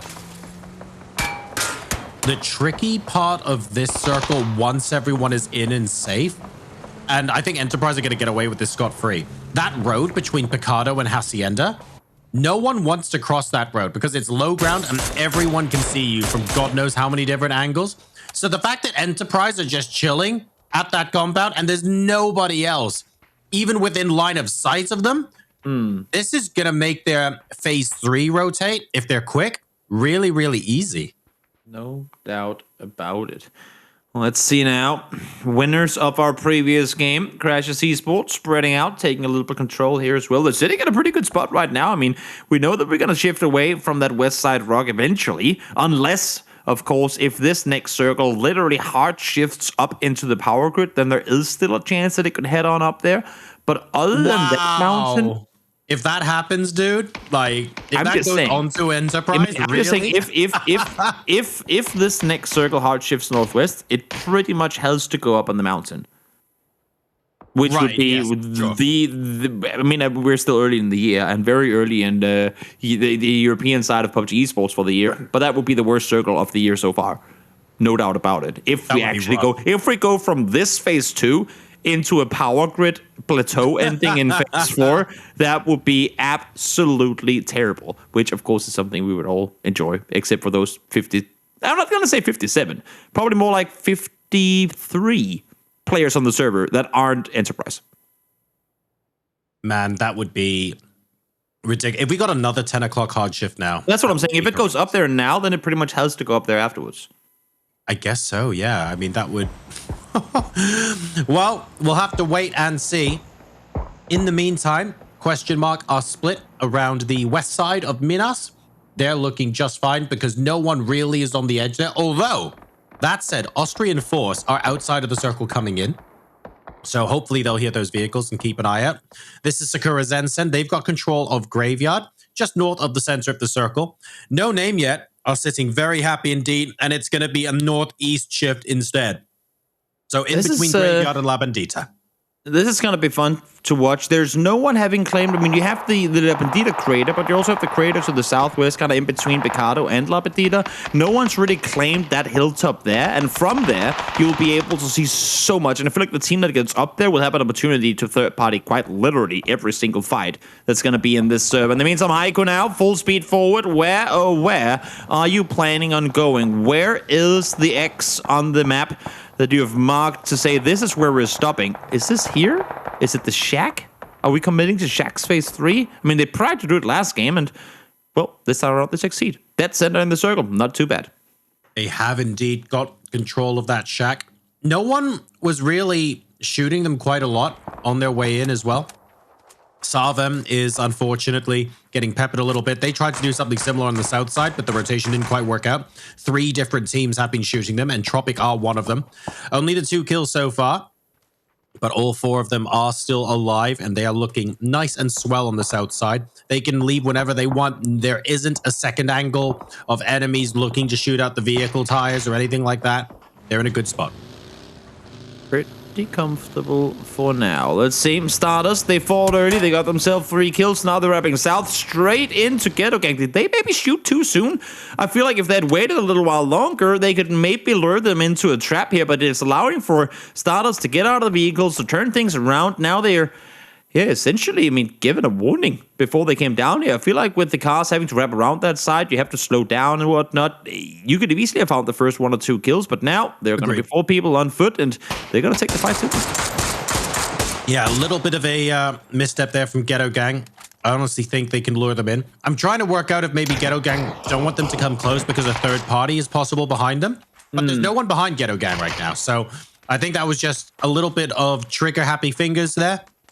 They haven't done anything horrible, mind you. It's not like, you know, they haven't lost a player or anything like that. But you're right. They could have given themselves a little bit of that element of surprise.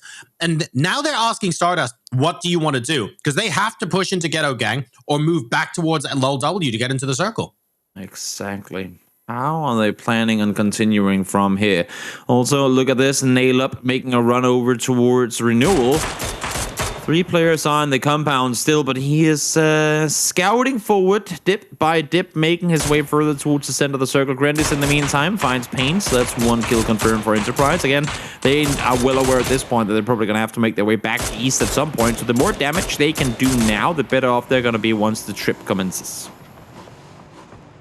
It also just chips away at the utility of your enemies, right? If their vests are struggling, if you manage to get a headshot and you knock the helmet off someone, for example, that is useful. Next circle, a little bit of a southern skew. Sakura Zensen are going to be a bit upset, so a question mark, but most teams should be able to handle this okay. Well, let's see. Nail Prone's on down. He's well aware that there's a team over here. Obviously, you heard them come on through. So when is he gonna peek? When is he gonna go out of hiding? You know what we do about? That's like the world's worst maze. It really is. It's a pretty tricky position to be in. Yep. Pretty tricky position to be in. Griffith finds a kill. Savim taken out in 15th. Griffith 1 HP, or at least close to it. Trying to use that smoke for cover. Might keep him alive at least for a little while longer. In the meantime, Austria and Fools trying to make their way in. Shiv finds one. Iva's now taken down as well, so that is what they didn't want to have happen. A little greedy, peeking up on the roof. There goes down, but fortunately QPE is there to help, and seems to me like Nailup still haven't quite pounced just yet. It will reach a point where they're going to have to, but for now, Stardust and Ghetto Gang, they're going to have words. And by words, what we mean is if you like the shack, well, too bad. We've got a couple of nades coming your way. Gedrox gets a free early point, thanks to Touch of God. And he backs out instantly. He goes, I've got the point. Don't get traded. Move back. Allow your teammates to cover for you. Super smart play there from Ghetto Gang. Now we need to see them do this repeatedly. Lurex, unfortunately, and the gang from LOLW getting some really nice long-range angles onto Ghetto Gang. I don't think they can finish, at least, but the longer this happens, the more scared I am of a team rotating around Ghetto Gang and third-partying. Everyone thought they were the team that were safe to peek on over the top, and everyone's realizing there's always a team behind you when you least expect it. Yep. Trendies, though, I feel like they have the right to believe that they're the team furthest west simply because they've been out here for the last 3 circles, so they can make their move on up. Free kill does get knocked, though. Tundo able to find one as he gets the knock in the other side around. They have to worry. Whenever they're pushing that ridge line, there's a good chance that the Frenchman down towards the northwest can spot them over the hilltop. And you can see again, every time he peeks over, 80 of that damage, all that damage that came in was not uphill. That was from Tundu down the northern side of the road. Or the hillside, sorry. It was so kind of all of the players to instantly illustrate every point we make. I feel like they've been super compliant today, Toby. But that was a good illustration of why just because you think you can peek the top of the hill doesn't mean you can. And everyone is watching everywhere. So Janny will now be able to rejoin the rest of his team. That is good for them. They've got the west side of the circle. Not quite to themselves, though, because Renewal are super close and Ghetto Gang might be looking to move up behind them. This is question mark now on the east. They've gone past a member of Hall of Game, and Mom is in front of them. They're just trying to survive and be sneaky. The problem is, a doozy of all people has spotted he's here. Yeah. Does he get him down? Indeed he does. The 1-2 punch doozy attracts the attention and faultlessly peeks around the side. They go down. Sancho finds a double as well, so Renewal eliminated 2. The southeast side of this new circle is going to be Bloodbath, who just hard shifted north into the field. PolishPower sitting very comfortable inside the compound here. Now Mame should be blind for at least a little while, but Fate prone down. I think he heard a vehicle. Tried to, was afraid maybe that the car was coming towards him. Does he spot Mummy on the other side? That's good. Yeah. Straight on him. Yep, there you go. The headshot comes through. Mummy falls down. Hall of Game out in 13th. And I love, by the way, what Crashers Esports did. We can see them eliminating Luca Rooks, who was scouting, by the way, for Entropic. They were in the mix with question mark on the outside of the circle, and as soon as the next circle popped, they disengaged and immediately ran vehicles into that compound so that everyone else has to move into them on phase 5. That is such a smart play from Crashers Esports. My only concern now is they might be, frankly, a little bit too split. From what I can see on the minimap, a 2-1-1 split in phase 5 when you've got 9 hungry teams looking to possibly take those compounds may be a bit much, but the idea behind what they're trying to do is excellent. I get it. I mean, try to hold off question mark. It's going to be dangerous, though, no doubt about it. Finally, this fight on the west side had to happen eventually. Ghetto Gang pushed up earlier. They got one. Now they continue to take the fight here against the team that they essentially allowed into the circle earlier. Out towards the other side of this exact crater. Blazer trying to push forward. They want to make a smoke pass so that they can take this fight without having to deal with Entropic. But the more they throw smokes here, the more that allows for Entropic to make the push themselves. Spotting the silhouette in the smoke, but not quite enough for Blazer. Deadtrix managing to get that knock. And now we are watching Ghetto Gang. Are they going to be able to spot the rest of Stardust? We need to watch out that Entropic don't spot them on the other side. This is properly popping off now because there's so much open area in the next circle that everyone on the edge is now starting to run into everybody else. And Tropic did spot them in the end, and they weren't able to clear it out, so the Ghetto Gang paid the ultimate price for it, and Tropic up to 5 kills. Sakura Power is literally prone in the dip down there, just trying to stay alive, and in doing so actually managed to get another 3 kills for his team. And now PolishPower from far away again. The closer you get to the ridge line, the more those people in the valley can spot you. We always talk about the advantage of high ground, but when you're the one that has to run down the hill, everybody else gets free shots at you. I have a single player left alive, 4 in Tropic. Has to try and see if he can make a play here. Maybe that nade is going to bounce far enough, and no, not going to happen. He will go down though, but so will Ive as Marcelik finds him from down below. Phase 6 shifts onto the hill that Sakura Zensen are on. We haven't spoken about them all game long, Toby, but they've just quietly magicked themselves into the middle of Phase 6. And they don't have a compound or anything, by the way. They're playing around this hill. I don't actually know how they've done it, but all 4 of them are alive. They have a huge split, and they're looking pretty good against No Name yet. Again, and look at the amount of kills that they have. This is the recipe that has put them up in the top of the leaderboard so far. They take it chill, they play it slow, they don't aggress early, and then now, when they know they have the numbers, when they know that they haven't been fighting, so their utility should be alright, they start pushing forward. Philo goes down, so does Shiv. Tekkers with the 3-piece. Solid play, eliminates No Name yet, and they have taken full control of the west side of the circle. That was so good. They went from 2 kills and all 4 alive to 6 kills and all 4 alive. And No Name yet couldn't get a decent amount of damage onto them. The way they were split, if one of them went down, if one of them got knocked, that would have been so difficult to accomplish, but they kept the pressure up from all sides. And that was such a clean squad wipe from Sakura Zensen. Amazing. Yep. Very impressive indeed. Nixie looking over the top. He knows that he's the edge player. He knows that he has to make sure that no one can push up close on the other side. He is the contain, having to prevent anyone from wrap down around that hillside. In the meantime, Marcelik with a DMI in hand, try to see what he can do. Crunio is going to be the one to find light, but again, I mean, we gotta give it to the team that struggled yesterday. We have Crashers Esport once again in the end game, but here comes question mark, full speed forward. There was a nade thrown on the ground, and again, Nade! Copy with the triple grenade perfectly thrown before they arrived, and all of question mark are blown up in a second.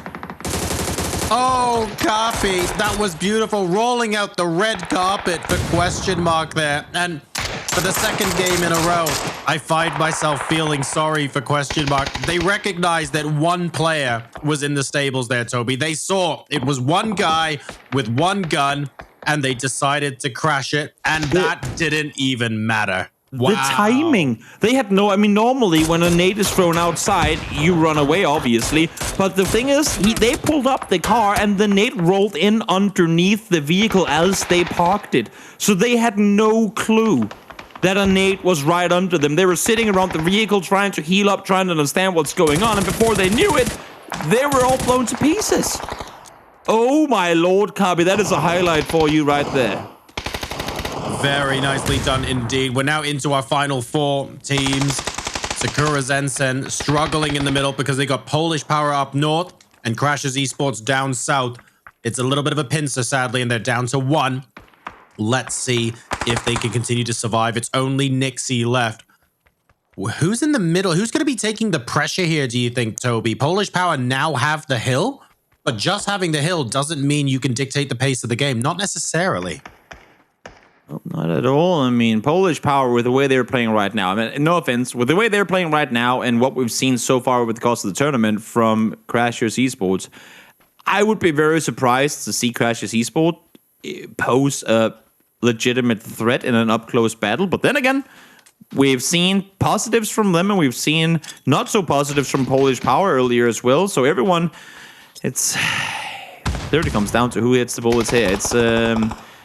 if they can hold this off, they have to win. If they can't, not going to happen. Shro is the first one to fall. Marcelik utilizing the utility to perfection. Gets the first knock there. Spartacus goes down to half HP as well. Now the pushes are starting coming over the hilltop too. And Spartacus couldn't quite hold the angle, unfortunately. PolishPower do get traded out, but that's Crash's Esports eliminated almost at the exact same time as Haiku. So that's Crash's out in third, Sakura Zensen, then only Nixie left, and PolishPower cleaned them up as well. 3 squads out in almost as many seconds. That is delightful stuff as PolishPower take the victory. They were close to bringing it home last game. This time around they do, and they do it against a team that eliminated them in third in the previous game. Sakura Zensen made late game again, but so did PolishPower, and this time they come away with the win. Very nicely done to them. Sakura Zensen once again seeming to be the masters here of making sure you get a consistent placement, but it's all about PolishPower, who get a delightful chicken dinner. That's going to be Miramar for group number 2, ladies and gentlemen. There are still 2 more games left to go. We're moving on to Erangel next, so we'll see you after this break.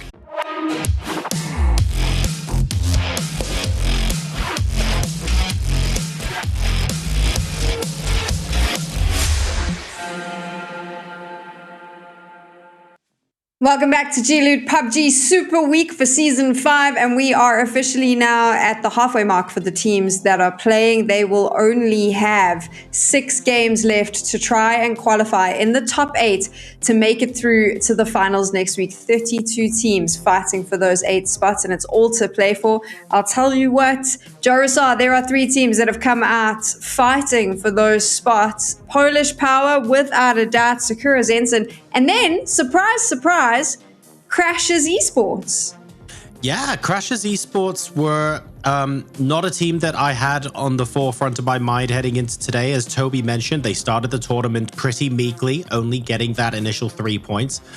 They clearly deserve to be in the lobby. At the end of the day, everyone has to earn their place here, but they were really struggling. So it's interesting to see that from those ashes, they've gone, that's fine, we can shrug it off, and they're able to reset, even winning a chicken dinner here.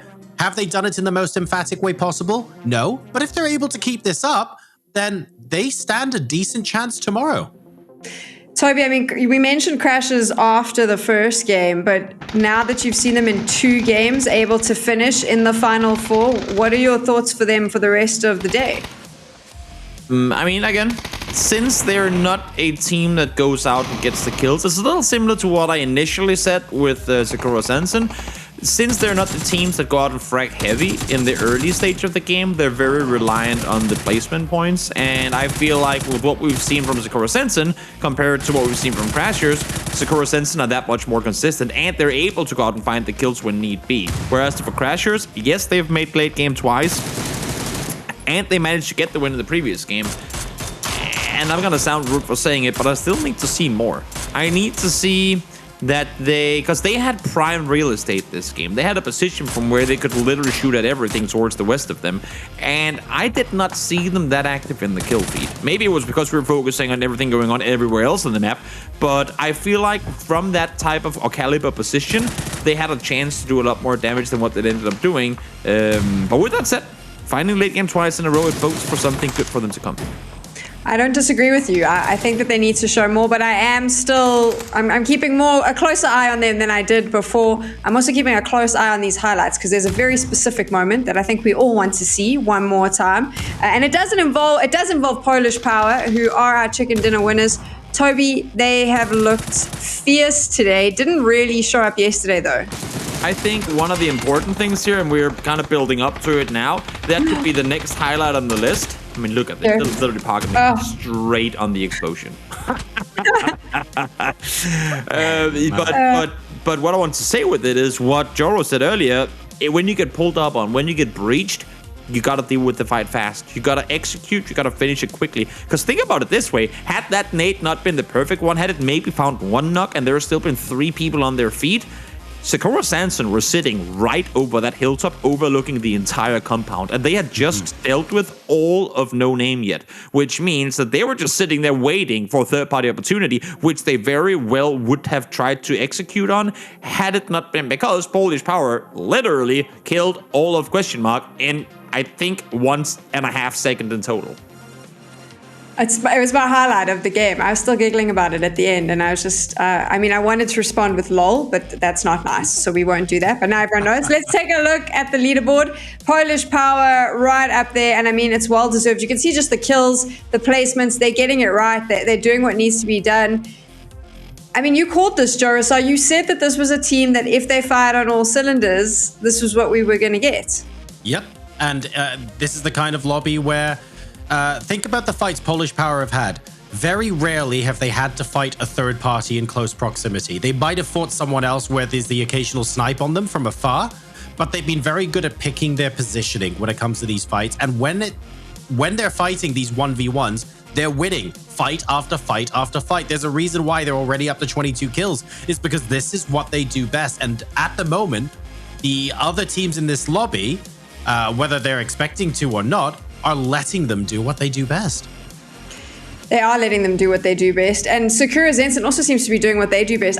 I just think that this team has a really weird way of finding themselves in those final 4 battles all the time. Not a weird way. I think that they plan it, they work through it. But they've also started engaging in those fights, getting the kills, Toby. And possibly, we'll obviously have to see at the end of the day where we see the total scores. But this is helping them make sure that they can potentially sit on the top half of the leaderboard. Oh, yeah. I think with the way that we saw Sakura play yesterday and what we've seen from them today, I would be surprised to not see them finish in the top 8 overall. That's strong words, but I don't actually disagree with you because they've been consistent, and that's what it's going to come down to when you take a look at how the points are allocated. If you take a look at how you need to play, consistency is going to reward you a lot more, Toby, than 1 or 2 big pop-offs. Oh yeah, no doubt about it. And that's what I was referring to with a team like Crashers Esports. Yes, they got the win. Yes, they had themselves a good game here now as well. But they had 2 kills this game. They're sitting in a lead next to the likes of PolishPower that have over 4 times their kills just in 2 games. And again, I know it's only 2 games, but if we're going back to yesterday's games too, they had 3 kills in 4 games. I want to see them get more going, and I believe that they're capable of doing so. I just need to see it. We're jumping into the next game, and I just want to end with this thought, Toby. You're wrong, because JoRoSar told me much earlier on today that you just have to win 4 games in a row. Kills don't matter. Oh, true. You're right. Well, how can I ever, Joro, doubt words so wise? Sam is so right. How am I even in my right to doubt something so incredibly correct? Why get kills when you can just win 4 games? That's like 40 points, easy peasy in the back, and everything else don't matter. Right? All you have to do is get to the center of the circle and prone, except that hasn't worked for any team yet, but we'll get round to that in just a bit. This is match number 3 on Aaron Gold, day 2, group 2. And we have, I'm going to call that a 12 to 5 o'clock playing path, a little bit skewed to the east, but generally speaking, okay. What you guys spoke about there, Toby, you're completely right about Crashers Esports. They've had a great day today, but when you add that up and take a look overall, what they've done is they've dragged a terrible result up to something that's probably average. And now we want to see proof that actually they're great as opposed to average in this lobby. Austrian Force did really well yesterday, for example. Not so good today. We had what? I think it was Salvam Esports had like a top 4 finish at one point. Managed to get a chicken dinner yesterday. They haven't really been here today. So having that consistency across multiple days in PUBG quite clearly is super difficult to accomplish. True. Now, my question to you, Joe, is where on military are we ending this game? Never mind. I feel like if I say that, then I jinx it, then we don't go military because I really don't want to go military. So this worked out exactly as I wanted it to.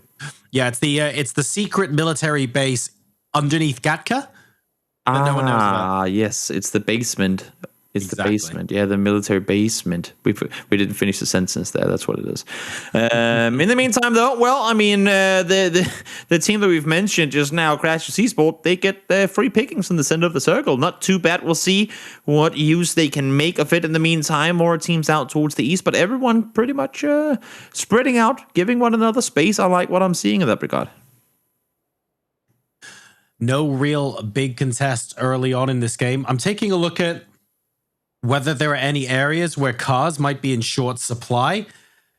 And I'm struggling to find any, actually. Everyone is being quite well behaved, which is a contrast from when we started Group 2 today, where we saw a little bit of aggression. We saw some early game scuffles on Miramar.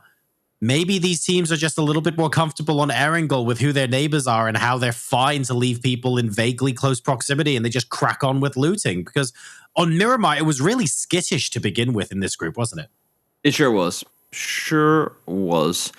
It's I like this area of the map as kind of, I mean, you know how when you get that first game on a map where military, for example, you're kind of waving the let's forfeit this game and go next banner in people's faces instantly. Whereas to this one, there's so many different ways to approach the west side of Erangel. We talked about it during yesterday's broadcast as well, how I like to think of that southwest side as more of the kind of the Miramar of Erangel, with the way that the terrain presents itself and whatnot. And I like to think that there's just so many different options in this terrain that you can play around, giving most, if not all, teams that do manage to make their way into the first couple of circles a living chance, really. I mean, not necessarily even, because there are some positions that are better than others, but a decent chance anyway of getting something good going. Yeah, there are a fair number of fields, right? And in this circle, but there's so many different sort of micro habitats on Erangel between them that there are ways to rotate around that you don't have to worry about too much. Okay, if we're going to talk about a Phase 7, Phase 8 field ending, fine. That's difficult to play no matter what map you're on, right? But the fact is, you've got the forest to the south. Was that Lurex? Lurex, you naughty, naughty boy. How on earth did you do that? Can we nerf drive-bys, please? I'm not saying that's an Insta report, but wow. I'm impressed. I just... I gotta say this. And I know people are going to be annoyed with me for saying this, but I love to see the individual skill in order to do this. But I don't like seeing a situation where there's no counterplay. And yes, of course, the counterplay is that he could just have shot him in return. But this thing with moving targets and it being so easy, especially when you're a high-level player, of doing these things, it's, in my opinion, it's just become way too easy. Way too easy for the good players to go out and do this. I liked it when it was a skill that some of these guys, like so few of them, perfected and got good at, and therefore kind of reap the rewards of. Yep, but now everyone is bolt actioning people from 500 meters away while driving through a bumpy field. That's just insane. That was a 3x on a mini, though. To be fair, I know. It was just to showcase that that is also what happens. I think it's made it more difficult to be a scout. Because your defense and your counterplay in that situation is if all the rest of your team are with you, you get knocked out of a car, but everyone else can shoot back and it stops them from flushing and you might disengage. But if you're just one car, there is just no counterplay. It has essentially made it harder to be the person who's sitting behind cover, peeking something, than the guy who's actively driving a vehicle and being a moving target, but acting like a still target. You know what I mean? Like he's getting the what do you say, proficiencies of a still target with the spray control, but while moving and making it harder for the opponent to hit him, which I think is getting a little out of hand. I mean, that was a good example, right? It does. Yeah. To be fair, they're also tremendously skilled, but there is something to be said. The mechanic. Oh no! Don't get me wrong. Don't get me wrong. These guys make it look easy, but I mean, we also play the game. We also play the game, and the fact that I can at least sometimes hit a couple of shots. I used to not be able to do anything. That scope was swimming around, and again, I've never sat with a gun with a scope on in a car, driven around, and tried to do anything like that in real life. So I cannot tell you from experience it wouldn't be that easy. I'm just saying it has become incredibly easy for people that are decently good at it to be very good at it now. Look, and we know it used to be easier in the game, right? Because it got changed. So we have that as a frame of reference. Exactly. So, but anyway, that is just the one kill that we saw in that matter so far. And unfortunately, there were no teammates nearby to help him out of that situation. Most teams now very close to the center of the circle. No one has stationed themselves north of Everest yet. No one's expecting the circle to shift towards Georgiapol. Similarly, no one sat in Ferry Pier, for example, or in the forest north of that. Everyone wants to bunch up in the middle. And that means we've got pressure cooker situation back on. Yep, no doubt about it. Wow. Bullet of a Sancho is already up close. Oh, and Newsy. I feel so sorry. Of a shot and you get punished instantly. No. I feel so sorry for question mark today. Like, they've had so much bad luck, dude. They really That have. is just unfortunate. And it's like, I mean, he's shooting that vehicle out in the field, several hundred meters away? And the return knock is from someone basically on his front door. I mean, That is just brutal. unfortunate. Please, for the love of everything, Dante, get some revenge in there. Oh, man. 1 headshot, 2 headshots. Imagine if you had a DMR that did more damage. So good from a doozy there. And unfortunately, he gets insta-punished for it. So we've got question mark and Ghetto Gang. Maybe asking questions of each other at this early stage. Remember, Dante here is still quite split from the rest of his team. He's unlikely to want to rush in and get any sort of trade or revenge against Ghetto Gang, not before liaising with the rest of his team. So question mark here, going to have to make do with 3. We'll see what they can do in this game. Yeah, things quiet down, at least if just for a little bit. Look at the amount of space that Austrian Force has on the south side. Like, they got a third of the circle to themselves, obviously. I mean, I know it's a big field and what. But if this next circle goes hard south, I'm going to be very curious to see the mass migration we're going to be having, because there's only so much space to really utilize down there with the fields and all. And I feel like it's been a while. There was a period where we were getting those kind of very pure field endings all the time. And not that I want to end in the field, but around the field. They make for some pretty fun end games. Forest endings as well, just south of it, can be so much fun because you get so many teams in smokes next to each other, and you basically don't know what to nade anymore because everyone's peeking behind every tree. It's almost a horror movie. You don't know which way to go when you get those sort of endings. But let's not get ahead of ourselves just yet. We're approaching the 10-minute mark. Only 2 players have died so far, despite no one really going far north and far south, just 1 team either side. Austrian Force as well had a decent day yesterday. They haven't had a great day today, so this is their chance to redeem themselves on Erangel and to drag their points haul back up to possible top 8 territory. Let's see. Hall of Game. They've got themselves the church. A little bit of a high ground advantage overlooking both Enterprise and Full Slayers, but no real confirms coming through so far. Karx is going scary close to the opponents over on the other side. Circle, well, Senders up, so not a whole lot to take away from that. At least not yet, other than the fact that there is going to be a lot of field in play for a good while yet. So we had the bagel in play. We've got the donut. I suppose it's a bagel as well. Yeah, depending on how you look at it. Yeah, he's still got the hole in the middle. That makes sense. So teams are going to be relatively fine here. Now, the most dangerous part of rotating north to south, east to west, wherever you want, is the period where you are just flat out in the middle of the circle. Crashers Esports are getting crashed themselves. Renewal have said they want these single-story compounds. Oh, timing. I don't think it's the whole team. It's 2 of them coming in first. This is a scouting squad. They're not coming in at the same time, Toby. No, good job from Abdal to hold off there, but as you were saying as well, the timing and the approach from Renewal, not quite there. I mean, Crashers have already lost 1, so they're in trouble already. In the meantime, 4 Slayers are getting peppered completely, not sure exactly where that's going on. Everyone trying to fight their way into the open here, and it's not working for either of them. Shrove does find Bullet, so 1 more goes down. Abdallah gets the flush on towards Ahmed as well. So, well, I mean, we were questioning the individual ability of Crashers, but here they're standing strong. 2 kills and counting. Renewal on the back foot a little bit. Are we going to see... Wow, they didn't even have the full team here. Light's now coming in to join them, which is very good of them indeed. However... Renewal still have an opportunity to win this fight. They're very split in the west side of Gatka. It looks like things have settled down a little bit now. It's going to be a 3v2, at least as far as the immediate vicinity is concerned. No third team coming in just yet, but so many fights right now in phase 2, Toby. It is getting pretty heated again. I mentioned how many fields that were going to be in play here. Obviously, you don't want to be playing in fields this early on. So with the few compounds that are here that don't force you to play out in the open are heavily being fought for. Because you know that once you get control of one of them, that's pretty much a guaranteed couple of circles of survival. It's like I saw what Cappy did in the last game. Exactly. But they're not quite positioned there, unfortunately. They do manage to get 1 member of Ghetto Gang, but on the other side of the vehicle, very dangerous, I think, for Tundo to try and get the immediate flush. So he's going to back off a little bit, but no name yet. There's no way Ghetto Gang are getting this, revive, so they should be fine. Not gonna happen. Sundo gets the bag off, gets the heal on up, uses the bandages instead of the first aid. Smart, because he had 20 of them and only 2 first aids. And, well, I mean, no new. Just able to chill in the middle, at least, for a little while longer.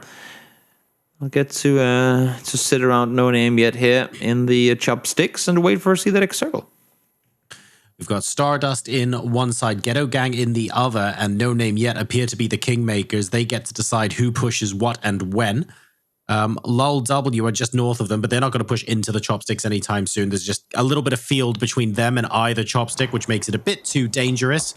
Gatka itself is still split, no third team, but I like that Sakura Zensen and Nixie is continuously looking into Gatka because he sees all of the smokes. He knows that whatever fight is going on here, it's not a clean one.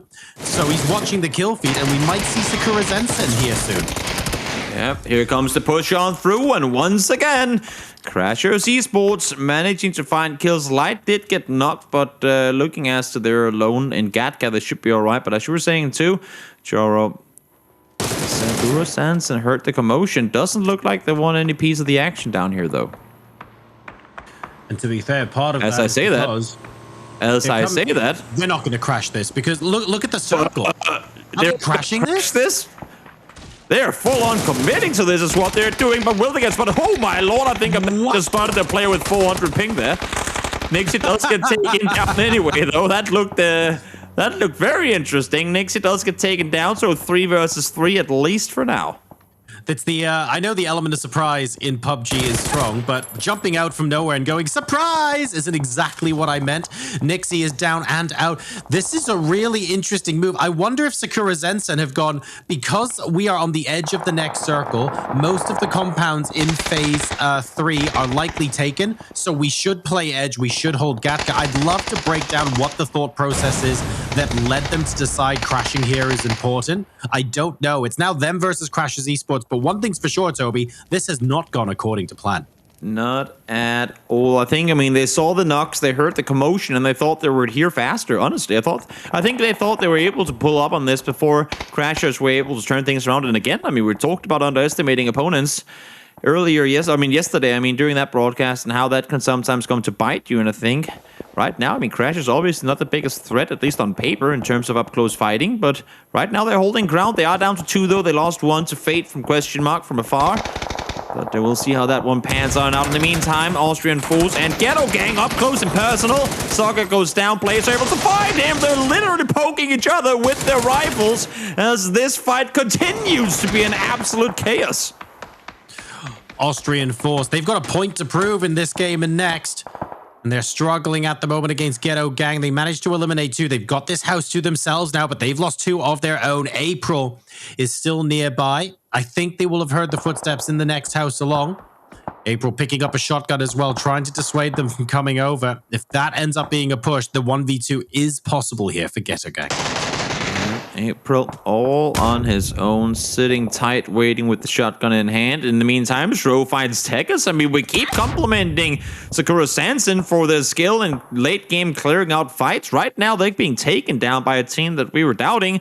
It seems to me like Crashers heard what we said and they want to prove us wrong, and I like it. This is good. The problem is you can't have every single team trying to prove us wrong or get the chicken dinner here in this game. Something's got to give at some point, but I love the heart. I love how much effort they're putting into this, and they are really giving us a good show to watch. Sakura Zensen now a little bit further towards the center, holding out Crashers Esports. However, they've both managed to get an additional knock. By the end of this, no one's going to have a vest left. Nope. Shotgun in hand. Has the tip on it as well. We'll see if he can find Salty before he gets away. Oh, just exactly manages to get inside the building and into safety. So still a 2v3, but with that door being closed, you would have to think that Salty knows that there's a guy inside the building next to him. He must know. Right? Oh, here we go. Unfortunately, the reload time on the shotgun means that Ghetto Gang won't be able to get the double. And that's why it's so important to go in together with your teammates so that you can get the trades. Marbo there will be able to bring the team back up to the 2. Shro looking for the headshot. Gets the headshot. Almost gets the 1. Oh, here's the reload. Oh! No! You wanted to see him hit that one. If he hit that. Tekas 8 gonna let him have it. Not this time around at least. Light realizing he's in a bit of a troublesome situation here, being in a 1v2, but maybe if he can find Salty, he knows exactly where he is now. Spots him up on the top. Does he go for the spray? Tries. Goes for the second time around. These window bars, or the bars on the side, ain't exactly making things easier, and he will go down as well. So Crashers out in 14th place. But again, as you were saying too, this did not go as smooth as Sakura Zensen would have wanted it to. In the meantime, pull up. Here we come. There's 4 teams in this compound, and Paints is still alive here, trying to sit tight on his own. Austrian Force just trying to defend the position as best he can. Almost gets 2 knocks, but unfortunately that's going to be it for him, and Tropic should be able to get that revive up, I think. The problem is another team might be coming on in. No Name Yet could be looking to put a spanner in the works, and that's exactly what happens. One nade from Fulu gets Lucarux and Ivas, and Marbo from Austrian Force is playing cleanup, but he gets stopped from elsewhere. There are so many teams in and around this compound. It's absolutely insane. No Name Yet. There's 3 potential rests for Filu to get if only he can prevent Entropic from pushing, because they're resting now as well. But you can see they all want to get part of this. Here comes all the crawling players. They want to get help. They want to get rest. But who gets ready to fight first? Man, oh man. And the reason this is happening, by the way, is because something like, 60% of this next circle is fields. Everyone wants a piece of the compound right now. Although, I don't know. If you had the opportunity to take the right chopstick, would you stay there right now? I can understand why you want to move out into a compound, but my God, with so many teams contesting, I'm almost tempted to stay put. Yeah. Let's wait and see where does the next circle take us. Obviously, again, the field's not in play at all. As long as the north side is in, you can't really utilize them whatsoever. Where are we going? We are going out towards the east. So we're keeping high ground in for Haiku to take advantage of should they find the use of it. And everyone down on that southwest side, all 4 teams will need to somehow make a play either into the fields or up the hillside to the far east. All these compounds that these players have fought so hard for, they now have to ditch them. How do you ditch it if you're fighting against No Name Yet and your name is Entropic? You have to finish the fight as well. No one's going to feel comfortable moving out of this compound, so they're forced to go into this fight. Huge nade war going down, and Shiv with a beautiful Molotov. That was critical. He got a knock and a finish off the back of that, and that allowed Shiv and Tundo to finish off Entropic. No one's pulling up on this. Instead, there's a car chase going on in the middle of the field. PolishPower trying to cross over to the other side of the circle. Sakura Zensen doing the exact same thing. Norkis does get taken down. Salty playing the turret gunner here as they make their way on forward. They threw the smoke early to get themselves some sort of cover to utilize there. While it might only be temporary, that is all they have to play around. Now, little W. Well, they're not inside the circle yet, and they know they have to make a move, but they want to do as much damage as they possibly can before they go anywhere. We're having to use smokes and play out in the open now. This is horrible for these teams. It's 21 minutes. How many smoke grenades have you got to last you till the end of the game? That's what we're going to be asking, not just PolishPower, but everybody at this point. And their response to Lol W shooting into the smokes, by the way, is to knock and flush Lurex. They are angry, and they are not afraid to show it right now. I'm so impressed with how much damage they're doing despite taking up a defensive position. Yeah. Let's see here. Ship list. Trying to throw a nade on forward. Manages to do some damage. But not a whole lot more coming in off it. 4 Slayers out of the equation here as well as Metrix find a kill. Little W hasn't had a whole lot going their way over the course of the first couple of games, but this time around, seem like they have a whole lot more. They are outside the next circle, but again, as I was saying before, they're doing as much damage as they can before they're making that move to kind of mitigate the opposition they're going up against once they do have to take up those fights. And Philo, again, turret gunner. What can you do here? They see the smokes, they see how much they're struggling, and wow. Okay, well, that's Muslu down. Why not? You go through them. Why go around them when you can go through? Shiv pulling up with the bolt in hand as well. Gets the tagging on the legs. Not a whole lot of HP to work with on the other side of that. Finds the knock on to sink it up the hillside as well. Heiko thought they were in a position to get a third-party opportunity going for them. Not gonna happen. Shift forces them back. Philo and Shift are on their own now, though. And Heiko, as you can see here, forced to make a move back to safety as well. Same thing on the other side. PolishPower held off against Little W as best as they could. As soon as they come anywhere close, they receive them with open arms, finding two, make that the third as well. PolishPower on a whole other level today than they were yesterday. They really are. They're jumping from one fight to the next quite seamlessly, if I may say so. And they are showing no signs of slowing down as well. Philu using the reload optional, find Senka Pow Pow for a second time. That is brutal for them. All they want to do is get the hell out of dodge, and they're not being allowed to do so. Cappy with some insane peaks manages to get Tetrix and Janny and still be on half health, by the way. He's not stopping. He's not even healing yet. He wants to go for the triple. He is not done. Gotta commit for the kills. Issue is He-Man from out in the field can spot him from the other side. And now Cine from the other side peeks on over as well and finds a double to Enterprise. Caught from both sides. Hall of Game and PolishPower work in tantrum. And once again, PolishPower making their way into double digits kills. It's basically guaranteed to be a field ending now. This is a little bit brutal. Sakura Zensen playing a little bit of a lip on the road, which would be fine if PolishPower weren't along the road as well and have the opportunity to maybe get a decent angle onto them. Whole of Game will then try and take the northern side, and they'll be able to do that freely until Haiku decide to try and do the same. This is so open, and that's why we only have 4 teams left, despite it not being, say, 29 minutes or something yet.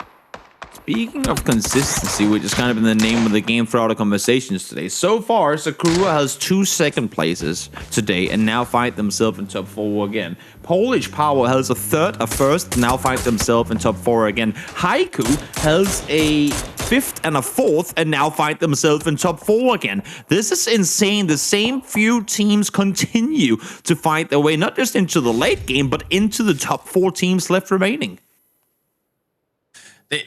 They know where to go. I mean, I don't think that in a field ending, for example, you can necessarily engineer, oh yeah, we were going to finish second or first here. This is going to be quite difficult. This is a bit of a Wild West shootout, right, that we've got in the end. But the fact that they're even in contention for the Final Four, you're absolutely right, Toby. They're very good at reading the situation, where people are fighting, what the circle is likely to do, where they should be to take advantage of that. They do that consistently well. And even now, completely open ending. Techers hasn't popped a single smoke. That's fine. Going for the res anyway. Yeah, might as well commit to it. In the meantime, Hall of Game, only 2 kills so far. Make that 3 solid nade thrown by Godrilla. They have avoided confrontation for a while, which means, look at this, Godrilla, full level 3 gear, and it's barely even touched. This is going to come in so handy. As I say, that of course it does get tagged, but again, even with that tag, it's going to come in so handy if this ends up in a close quarter fight, because barrels in hand, M4s in hand, that's 1 or 2 bullet difference. Whether you get knocked or not, that could be the difference whether you survive. Every bit of damage on those vests, super important, of course, because as soon as that disappears, you're taking full damage from the bullets that are incoming. So if you can weaken it, yes, you force the heal, but more importantly, there's yet less utility that you can use out of the vest, out of the helmets as well. So many players, the attackers, no helmets and broken vest. I mean, this is desperation station for a whole bunch of these players right now, and it's all about just getting into position to contest this final 3. Everyone's hoping everyone else starts fighting first. Let's see. Cappy. Well, I mean, as you can see here, they're pretty well aware of exactly where Hall of Games are playing from. And, well, I mean, the circle's gone way into the field, so there's a pretty big guarantee that they will have to make a move because the circle is closing in now. How many smokes do you have, though? How far can you get? And for Marsalik, how much more damage can you do with the arm before you start running? And everyone else is staying reasonably hidden at the moment. Sakura Zensen happy to let them fight and to stay behind the hay bales. A couple of free shots here and there.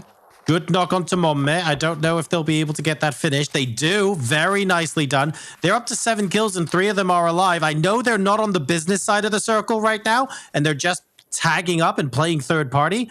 But you would argue that's the perfect place to be. Everyone else is busy fighting each other, and you're happy just to pick up the odd free point.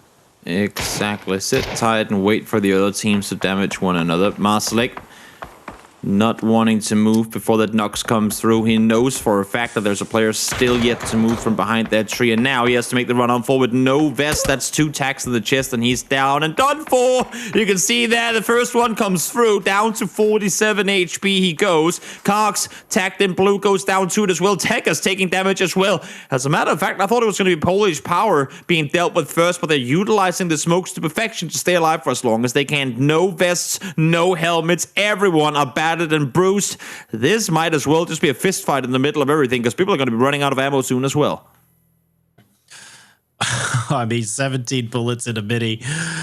Salty's got a dream, and I'm not sure PolishPower are here to facilitate that at all. 26 bullets. Everyone is out of ammo. Pan fight, pan fight, pan fight. I mean, that would be... I mean, these guys have been surviving for so long at this point that it would be the only fair way to do it, right? I would love to see this resolved with a 3-way pan fight. We've only seen... Okay, 100. Oh, Cappy, that's where all the bullets went. Share it out, some ammo. Drop some ammo. This is unfair. Unbelievable. Who fights first? It's all quiet on the Western Front, at least for a little while longer. As I say that, Salty and his teammates moved their way forward. There were 3 bullets left in the chamber, and they find the knock on one. Unfortunately for Marseille, they knocked one of the players that were in the 2-man position, so the rest should be possible. As you can see there, Nate's nowhere near far enough, so Res will be committed to 22 bandages. Bolt comes through once more. One more bullet left to play, but Marseille goes down. Cindy from the side finds one. One bullet. Salty is committed all his ammo to his mini. He has no more ammo in his other gun. He gets found to Cindy again. I don't think I've seen a game of PUBG where everyone's running out of ammo quite this badly in the end. Basically, PolishPower win because they have more than 30 bullets is kind of how I'm analyzing this right now. Yeah. This is a proper war of attrition.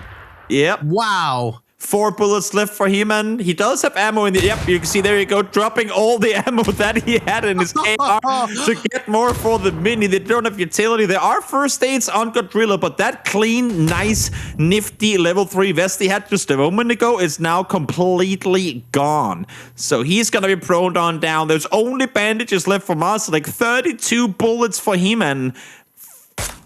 This is an exhausted fight. These guys are completely out of everything. Don't waste your ammo on the knocked guy. Marseille, don't tank blue either. You got 15 bandages. You cannot afford this. You will not have time to heal anymore this game. But he does manage to get one hit. Swaps over to the AR. I've got 15 bandages and 1 bullet and an arm. I'm fine. I don't know what you're talking about. This is exactly what I want. Move. Keep on crawling. Keep on crawling. I don't know if PUBG has a hardcore mode, but I know that if it did, it would be less hardcore than this. Yeah, probably. Oh my god. Now they gotta play without minimaps as well. This is this is insane. It's been a while since I've seen a proper prone fest to finish a game. A prone fest with no ammo is fun. It has been a while. Everything is being lopped on forward. Might as well use it while you can. Who is gonna be the first player? Who is gonna be the first team to say screw it and get up on their knees to hopefully spot something, but to then most likely get butchered with it to follow? The circle is gonna continue closing on in until there's nothing left to play. Oh my lord, if God real, that crate is not looted yet. He's gonna get a free level 3 vest. No. That could be the winning. That could be the winning moment right there. You know, Toby, because everyone is proning, there is a non-zero chance that the winning move is someone throwing a pan up in the air and it hitting an opponent. I'm just saying. True. I gotta add to it though. Whole of game, we got real as a solo player versus a duo and a 3-man. It's only fair that the solo gets the level 3 vest, right? That's kind of evening the odds at least a little bit. Right next to each other. Got rid of finally gets spotted. No best for Cabby. Gets the second one as well. No. He's playing out of his mind today. Let's see He-Man, and they know where he is. They spot him behind. Cabby finds his kill number 5. He-Man goes for the flank. They know he's blind. He's tanking blue, and he will go down in the end of it. It's been a non-stop Sakura Zensen and PolishPower battle in group number 2, and this time around, Sakura Zensen prevails. 11 kills with the chicken dinner. There's a lot to break down there. That final 2 minutes was so much fun to watch. I imagine it's nail-biting if you're a player, but from our point of view, it was just so much fun. We're going to break all that down and more, guys. You still got one Erangel game left for you folks at home today. We'll be right back with the final game after this break.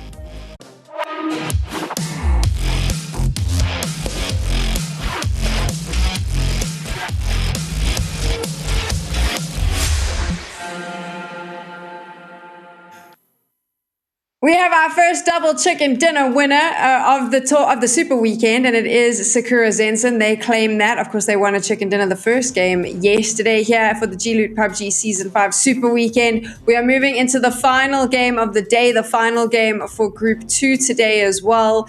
And I had so much I wanted to talk about, and none of it matters because what happened at the end, Toby? What was that? I mean, everyone keeps saying PUBG is not a matter of seconds. It's like the whole thing, right? PUBG is a marathon, not a sprint. But I feel like this game was a marathon followed by an Ironman. I mean, this was just so long. This was such a exhausting endeavor. I mean, I got kind of exhausted as a caster having to cover all of that, but I can't even begin to imagine the exhaustion the players might have gone through having to try and stay alive through that. There must have been players with like 2,000 damage in that game. Never mind that, when you start to realize that the ammo is running low, JoRoSar, and you're like, well, what do we do? Waiting for your teammates to make some sort of call, knowing that, like you said, there's a good chance we're ending with pans. No, this was, I mean, it's a marathon, not a sprint, but this game was a sprint into a marathon into a crawl. The mid game, because everyone knew how many field endings were possible, meant that as early as phase 3, we had people contesting compounds, and the mid game was so scuffed by pretty much everyone in the lobby. It's the people who recognized that and stayed out of trouble. I'm highlighting Sakura Zensen then. They didn't get to the final part of the circle by going through 6 different squads. They got there by recognizing where they needed to be to stay out of trouble. And when there's so little ammo to go around at the end as well, because everyone's dropped their backpacks and they can't afford to carry it, it just ended up being a good play.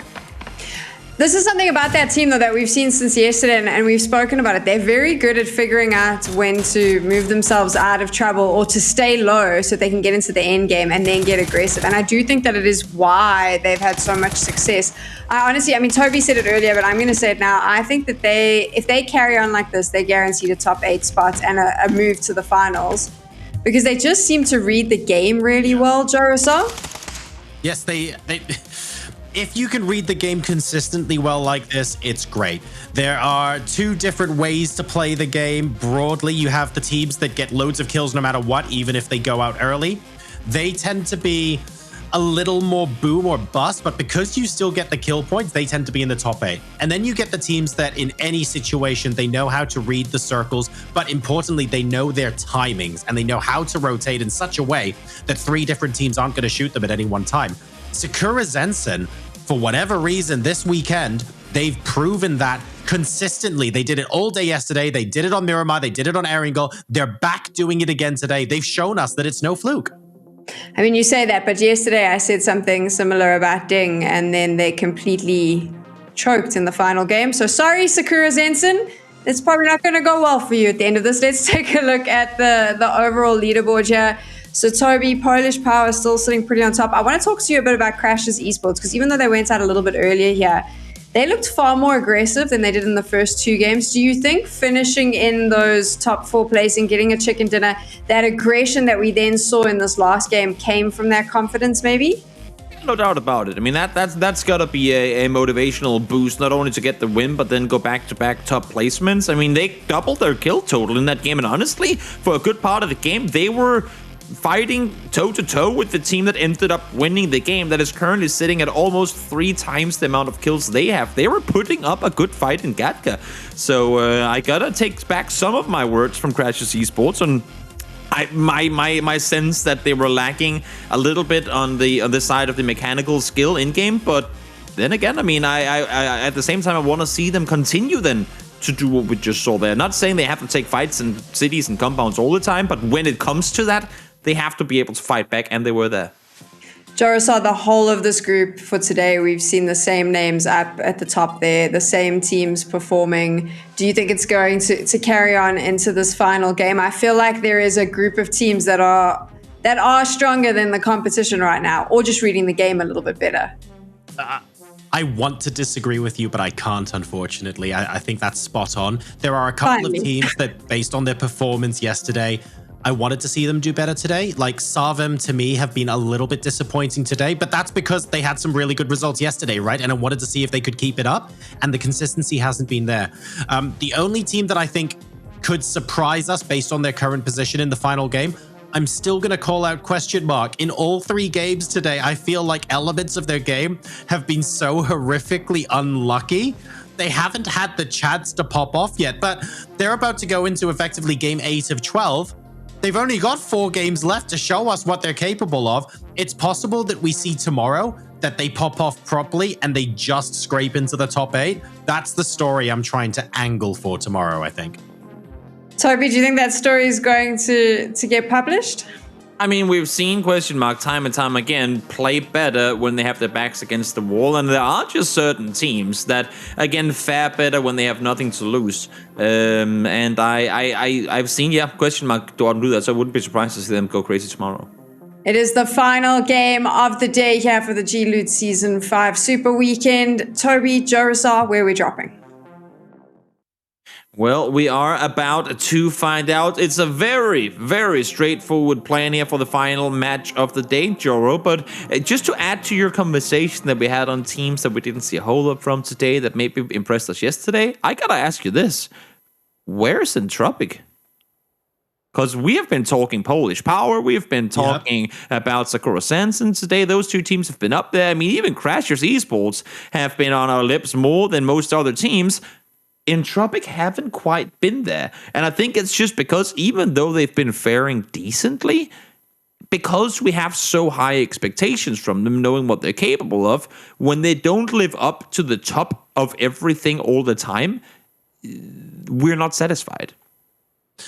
That's a really interesting point. I hadn't thought about it that much up to now, and I guess that's because we've seen some teams do terribly yesterday and they vastly improved today, like Crashers. We've seen some teams do really well yesterday and just completely drop off the ball, like Sarvem, for example. Entropic, they did really well yesterday, but they've sort of fallen into average kind of territory. It's not like they're going out with 0 points every game. They're getting some stuff done. They just haven't really tied it all together. So I don't know, maybe almost I'm guilty of unconsciously thinking, oh yeah, they'll still be able to make it into the top 8. It's fine. They just haven't had a pop-off day. But you're right. We should pay it a bit more attention. I could end up being wrong there. Having said, now the plain wild bagel is stuck in my head. This has got to be the most, like if there was an introduction to PUBG circle that you got to play. How to make bagels 101. As kind of the, you know what, I mean, as you get better, the circles get harder and harder to play. This has got to be the easiest circle for any team to, I'm not going to say finish, because it can still end in crazy areas of the map, but at least everyone can get into the circle. Everyone has a place to go. This is pretty damn straightforward. Yeah, there's not a lot of... Let me see. The only way a circle like this gets spicy is instead of just accepting you have a place in the circle, everyone is desperate to go for the same 2 or 3 central compounds in phase 1.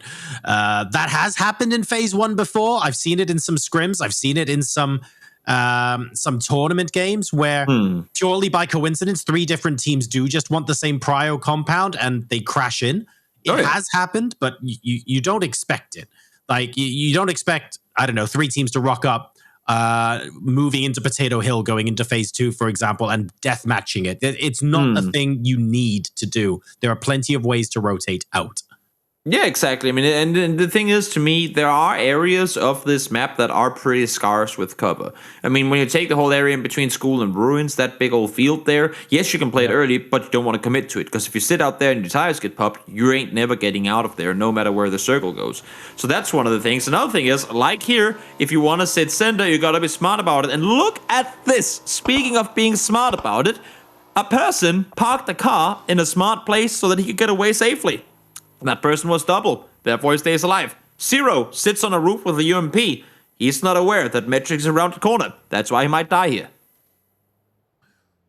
Oh, Metrics. He's thinking about taking the shot, but he knows there's at least 2 people in this compound now, and because the rest of LOLW aren't able to back up Metrics instantly, he's not 100% sure. He needs to know he can definitely get the point. Bait. And the rest of the team are now coming in. Bait, bait, bait. Oh, you gotta hit him. No, he's losing the battle. Unfortunate. Thought he had the angle. Got the headshot connected as well, but that was the only bullet to connect. Unfortunately, LOLW, they're full on committing to this.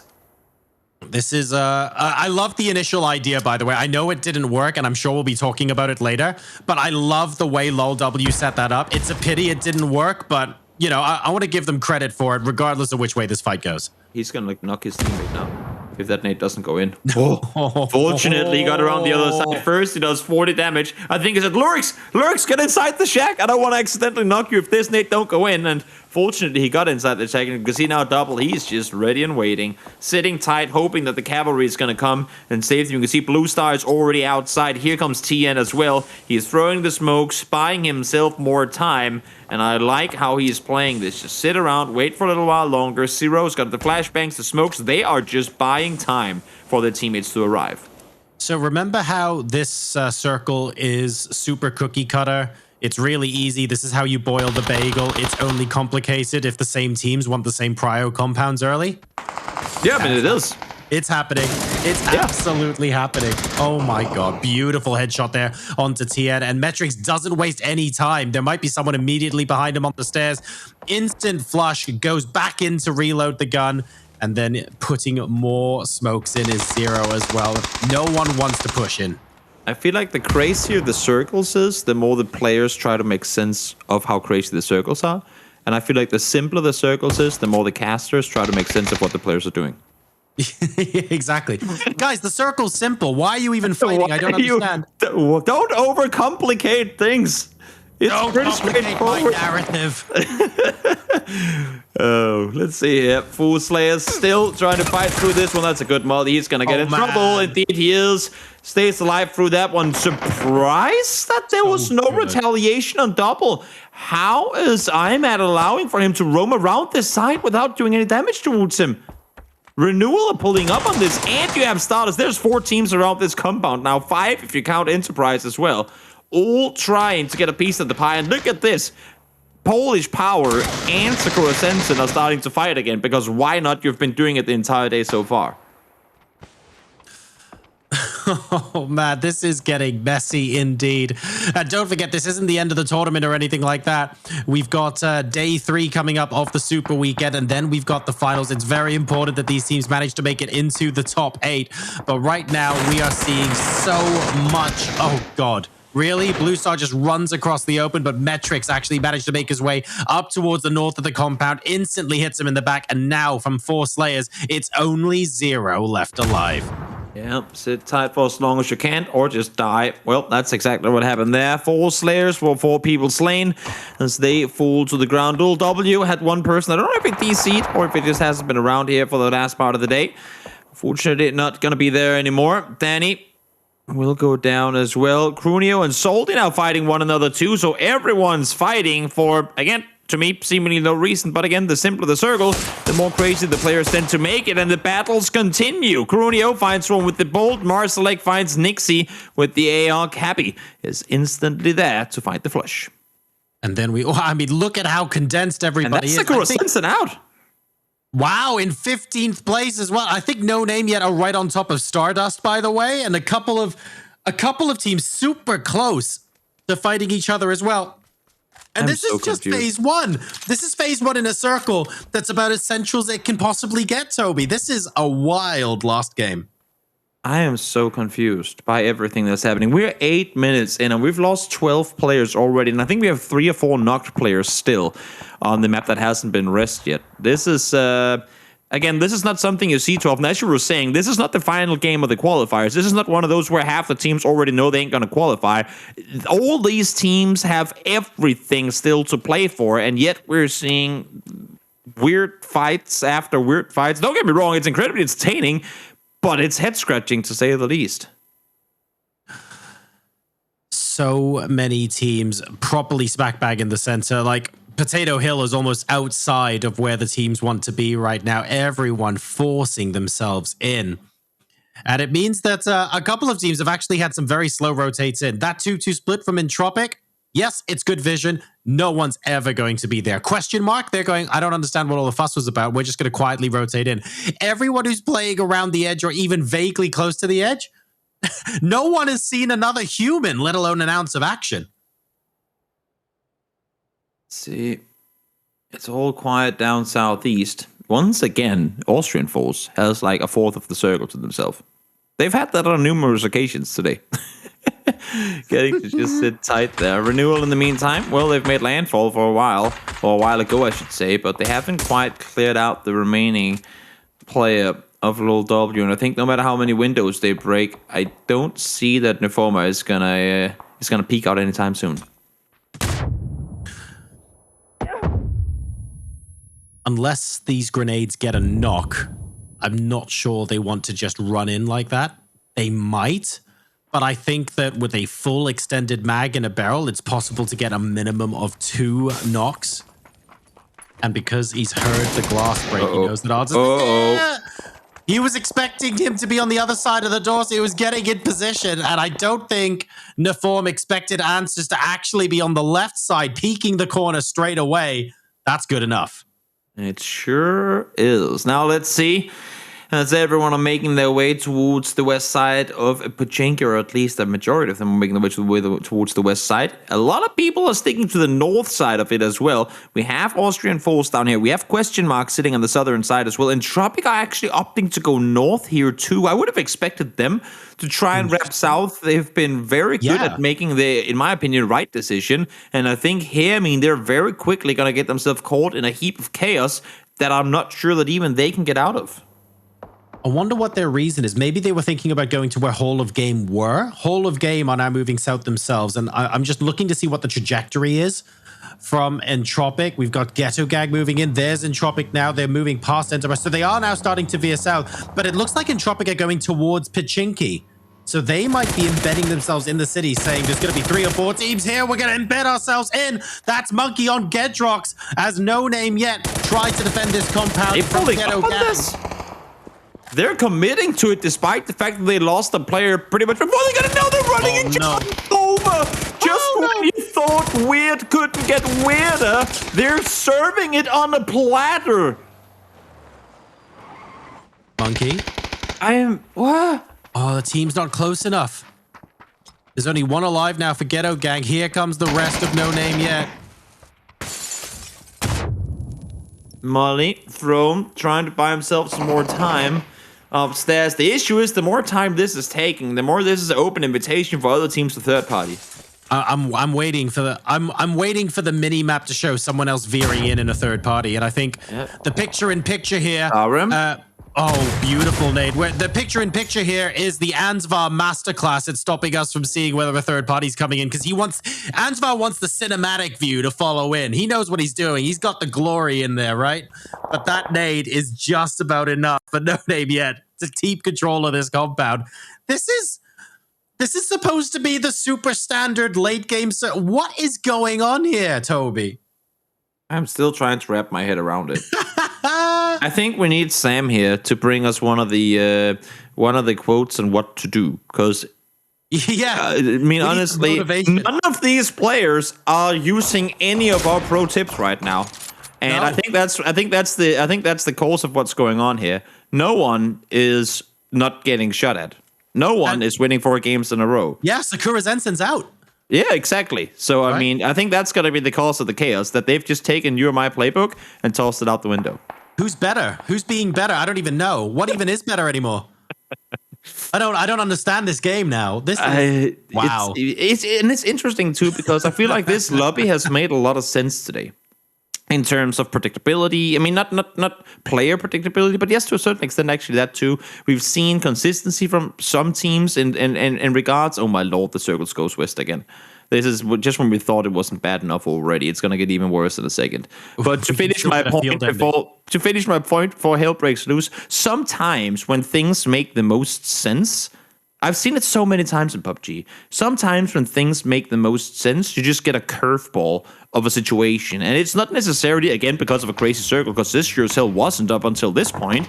It's just, it takes that one team to do a weird wonky thing for the next team to follow them, and then the domino effect just comes through and all teams start playing with what at least looks like, from a viewer perspective, where we have the access to information on everyone, looks like everyone's playing with their heads under their arms. The issue is they can only play off of the info they're given, and if a team is taking a wild fight right in front of them, you have to adapt to it, and sometimes you can't wrap around it, you have to engage in it too. And I'm going to throw one more interesting thought out there for you, Toby. I think this generally holds true. Oh, God, never mind. Enterprise aren't going to let me finish my sentence. Question marks fate. And again, nice positioning of the car, but he's not quite able to get away. I like what he did there, but it needed to be a few seconds earlier. Yeah. All good. Enterprise keep a hold of that. You know the teams, Toby, that fare the best when all hell breaks loose? The teams that are extremely good at quick strategic thinking, like Sakura Zensen, and the teams that just frag out no matter what, like PolishPower, they're the, oh no, that nade bounced back towards him, get away. Okay, those two extremes of the spectrum actually perform really well in general when you get chaos like this. Oh yeah. It's the teams in the middle that suffer. It sure is. Team trying to make sense of everything. Sometimes you reach a point where you stop trying to make sense of things. Just embrace, Just accept the fact that chaos is here and it's not going anywhere before there's no teams left alive. Or one team left alive, I should say. But PolishPower is just evil laughter this entire game. Like, they love this. This is their natural habitat. It sure is. And that considered, they are sitting very calm on the north side of the circle with two players still chilling up there, looking for a rotation opportunity into the circle. Again, I mean, had PolishPower had a banger of a day yesterday, followed by what they've done today, they could probably play not carefree, but with less of a worry. But we have to keep in mind, they got 7 points in total yesterday. Yes. And that's just to set into perspective that despite how amazing they've played today, because they've been playing exactly the way that I wanted them to begin with, if they can't go back and do that tomorrow, if they have anything remotely close to the first day that they had tomorrow, they're relying everything on today's game. So I love the fact that they haven't just gone full crazy mode and kind of embraced what everyone else has been doing here in the final game, because they still need to rack up points to make up for essentially 4 bad games yesterday. Exactly. It's bringing the, oh God, it's bringing the average up that counts, right? Over the course of a long tournament like this. I hope right now, as PolishPower sees this circle, someone just runs into ruins and go, guys, how much ammo do you need? Because we've been here a half hour ago. We need extra ammo. And he just runs in there and picks it all up. Look, Toby, like, there's only about a quarter of this circle that's actual fields now. So I reckon... we don't need more than that. That's all we need for field ending. We just need AWM and 3 bullets, mate. We're all good. Just one more hard shift west and it's been granted. Oh, don't even. I love what Haiku did, by the way. Insta scout to the compound up north. As soon as it's empty, the rest of the team instantly joined. That whole process took about 20 seconds. And it might be short-lived, but they now have the high ground on everybody else. They've bought themselves 2 minutes of being in the best position. Exactly. Let's see.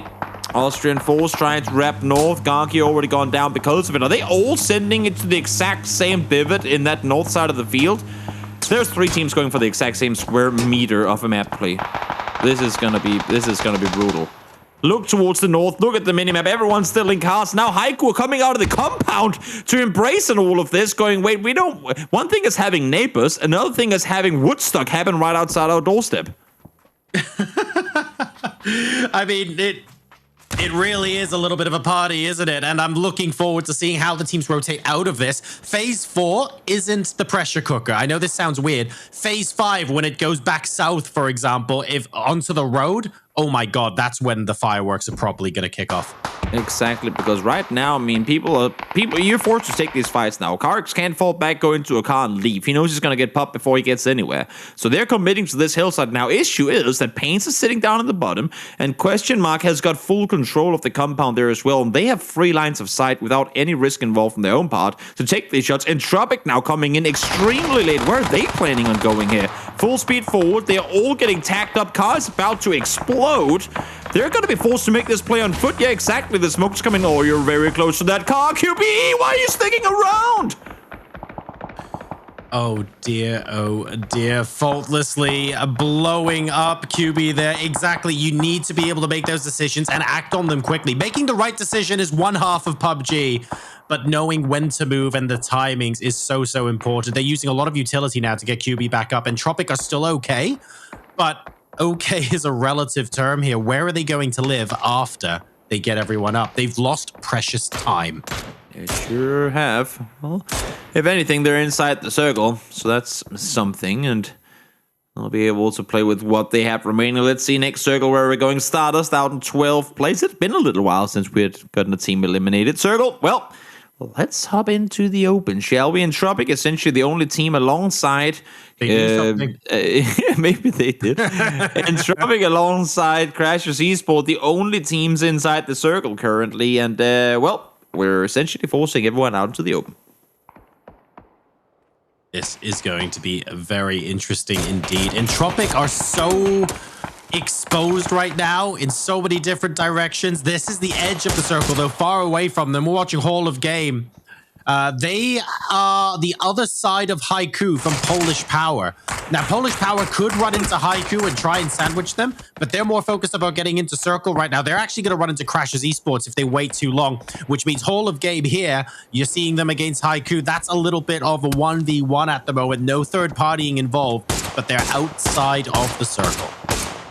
So they peeked on over, got tackled in return. He's going to try and crawl back to his teammates to get up and alive. In the meantime, Hall of Game getting butchered from behind. Cox was so busy looking inward that he forgot to deal with the teams that were right next to him. Because the Haiku, they have to get out of here. They wanted to do something, and Cox knowingly need to try and respond to it as well. Saga driving full speed forward, wants to get up on the north side of the circle. I'm not sure exactly why. Tundu, in the meantime, gets taken down by Subram, who hasn't been a big name on our lips today, but at least they're 4 up here trying to make a play.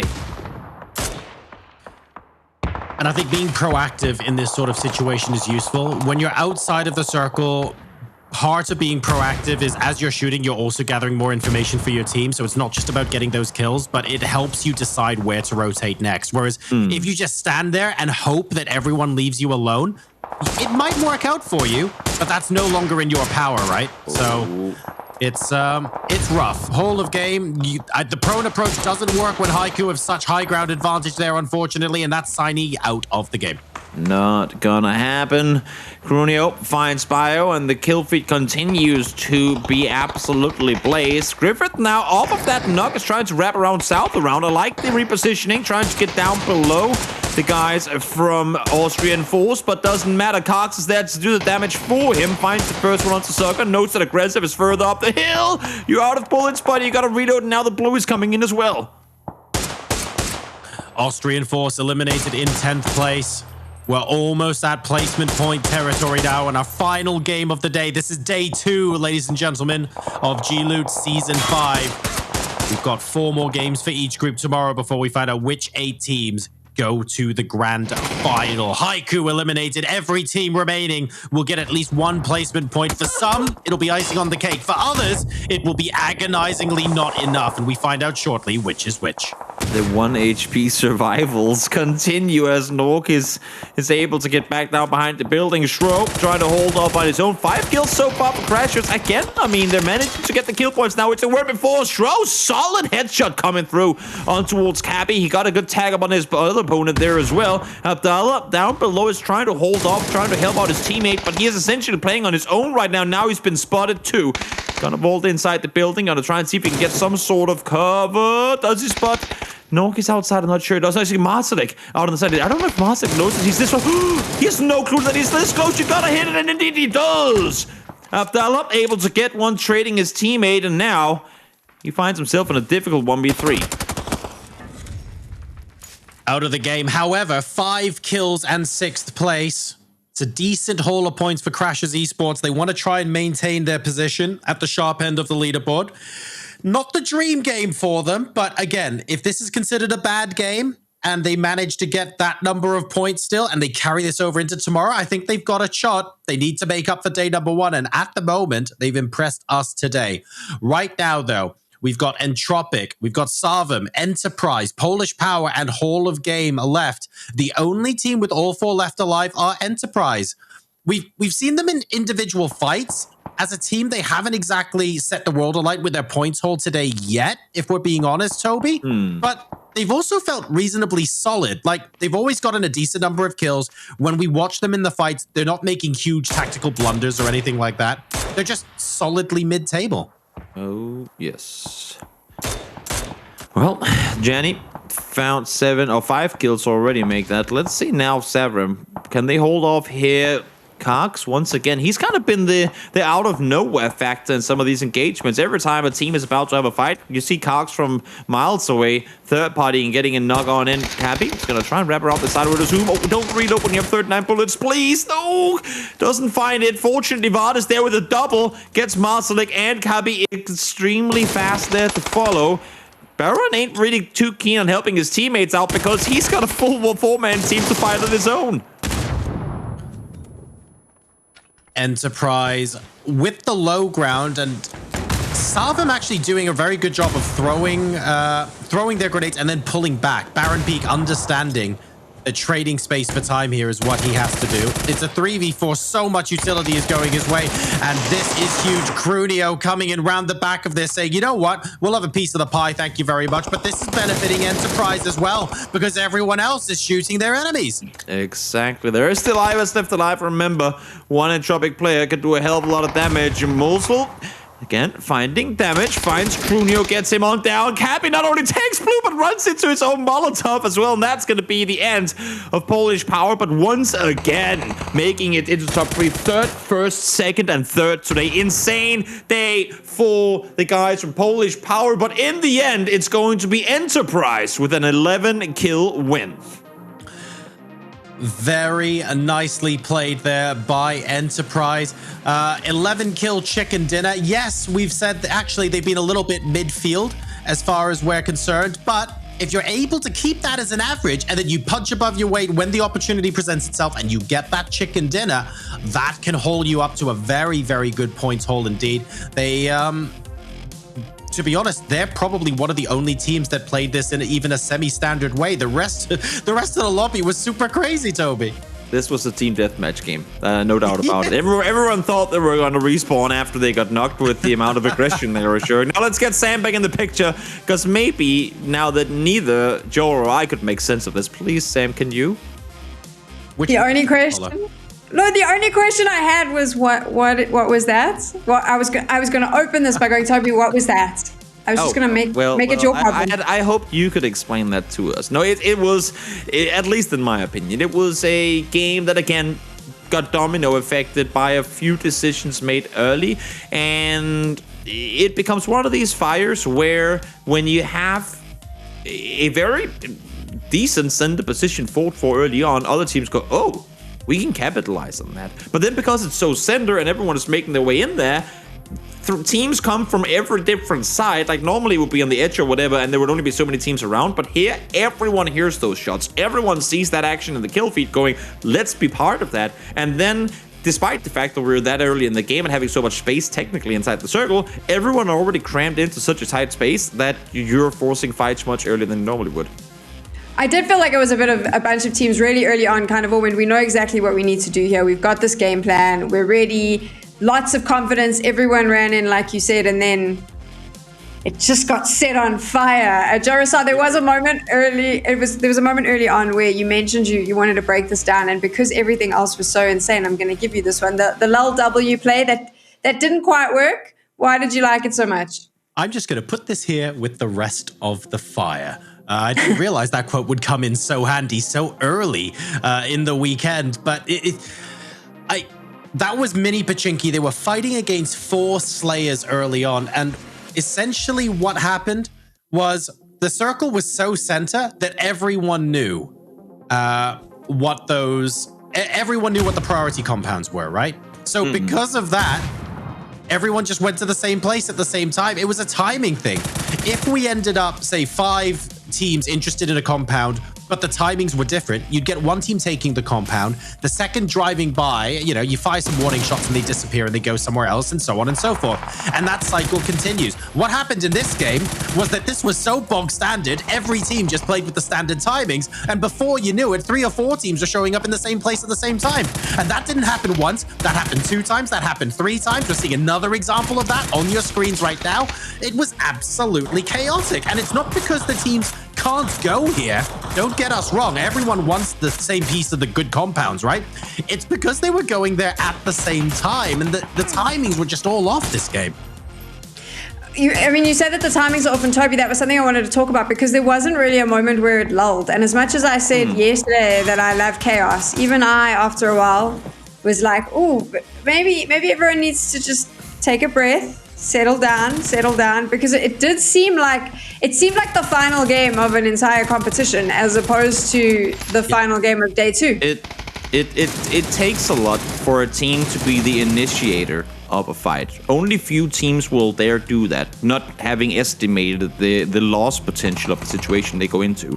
But every single team will take an opportunity to be the re-engagers of a fight, to be the third party of a fight. And because there are so many fights happening kind of out of nowhere, where I think as well some of the teams that even started those fights didn't intend to in the first place, all those other teams just swooped on in there and said, oh, this is the third party opportunity we've been waiting for. But when you have 3 teams around the same little bunch doing that at the same time, as Joe was saying as well, it just causes cluster upon cluster, and there was no way out of it. They were stuck together like epoxy resin.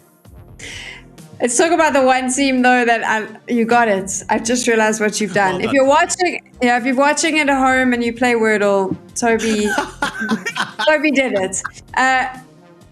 Now I've lost my train of. Look what you've done. The day is done. I'm on fire now. PolishPower is actually the team I want to talk about because they have had an incredible day. Didn't see a lot of them yesterday.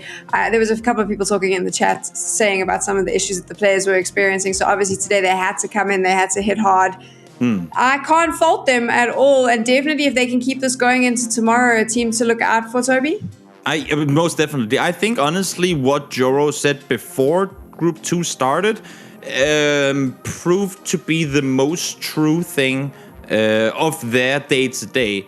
With a server that is mildly passive, that is going to allow for a team like PolishPower, who is more aggressive, to thrive. And I think that's exactly what they did. They caught a lot of teams with the pants down in the aggression, in the style that they approach the fights with, and that gave them those upper hands in a lot of those fights. And also, just straight up, they hit shots today that they weren't hitting yesterday. There were small whiffs, and whether that be, of course, technical stuff or whatever it may be, they were just on another cylinder today. And again, that's a cylinder that I've seen them play on before, but I also have to say, as much as I love seeing them perform well, it's also a cylinder I've seen them play on one day, and then the next day, right back into the day we saw yesterday. So I just hope, and I say this every single time with PolishPower, because I know the guys, they're all great players, but I want to see them be able to keep that performance on for longer, because talking from like previous tournaments, it's usually not more than a 1 or 1.5 day thrive that they go on before they come down back into the slumber. So I want to see them, I hope to see them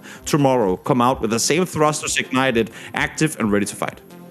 Let's take a look at the scoreboard from that last game. You know how it ended, but there's a couple of teams I actually want to mention here. So a few of them, actually we won't mention them now because they're not doing very well in this game, but we'll talk about them when we look at the actual leaderboard. For this game specifically though, obviously, Haiku has been consistently up in the top 6 JoRoSar throughout today. And Tropic as well kind of sat in the top 8.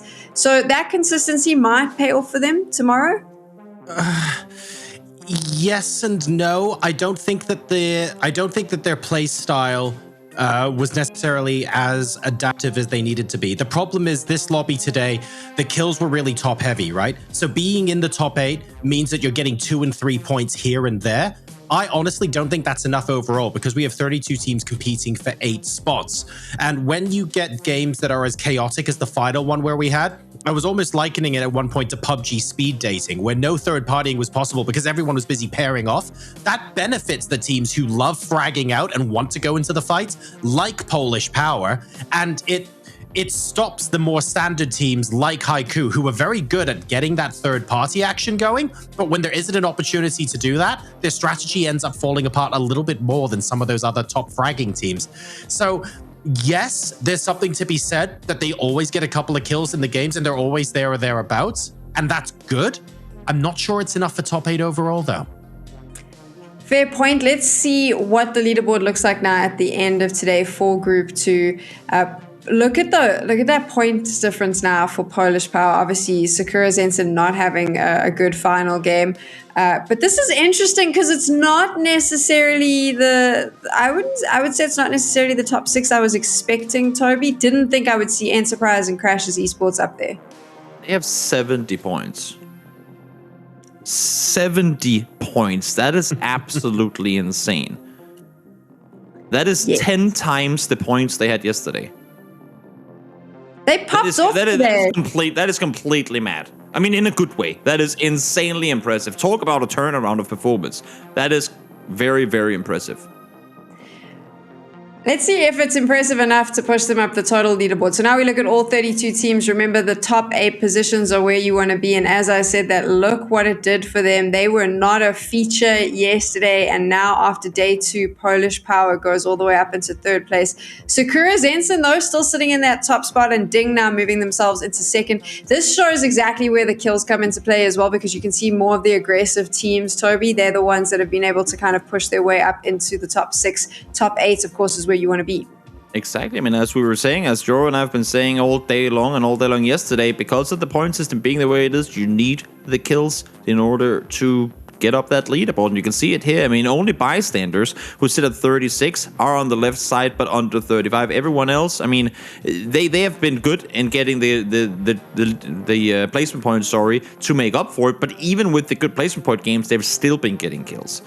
Teams that can't muster the kills won't make it far in tournaments like these. JoRoSar, any teams, I mean, question mark, still not really a feature. A few other teams that maybe you've been looking at, wondering what's been going on, where they are, and if we're going to see them?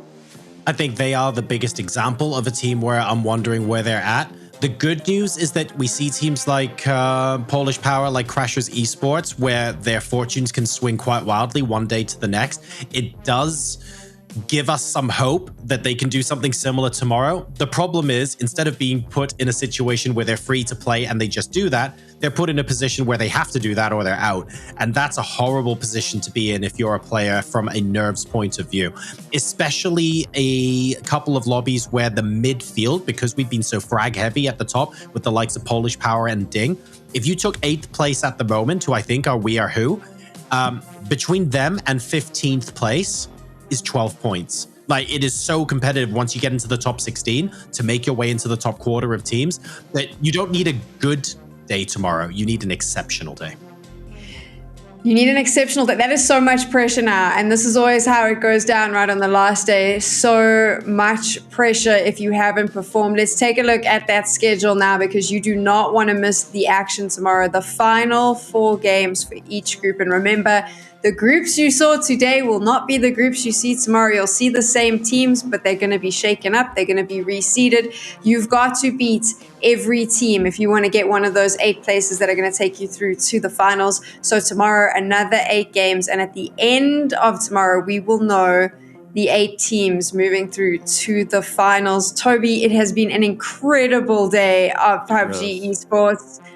There have been so many highlights. What would you say was the one moment that's going to stick out for you today? As much as I want to say the Cappy nade, it's still one of those where it doesn't take much for that highlight to become a thing.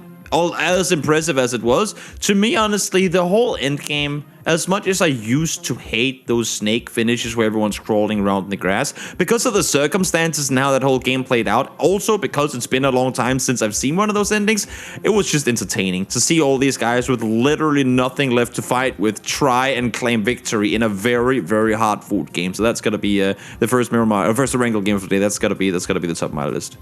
How about you, JoRoSar? I think Toby's mentioned in passing 2 of my 3. Certainly the end of that game, or what I would call 2017 vintage PUBG. We then, of course, have the Cappy play, which was delightful, but you gotta give it to Monkey. That was fantastic. And the only thing that could have been better is if he got the full squad wipe, but that was beautiful play from a PUBG legend. Then we would have remembered it. Right? But now it's gonna be forgotten. We'll remember. It's okay. And on that note, we will be back tomorrow. Don't forget, if you played today and you're watching this VOD, just don't get shot tomorrow. You'll be fine. Thank you to everyone in the chat. I hope you're ready tomorrow. We know the 8 teams making it through to the grand finals. We'll see you then.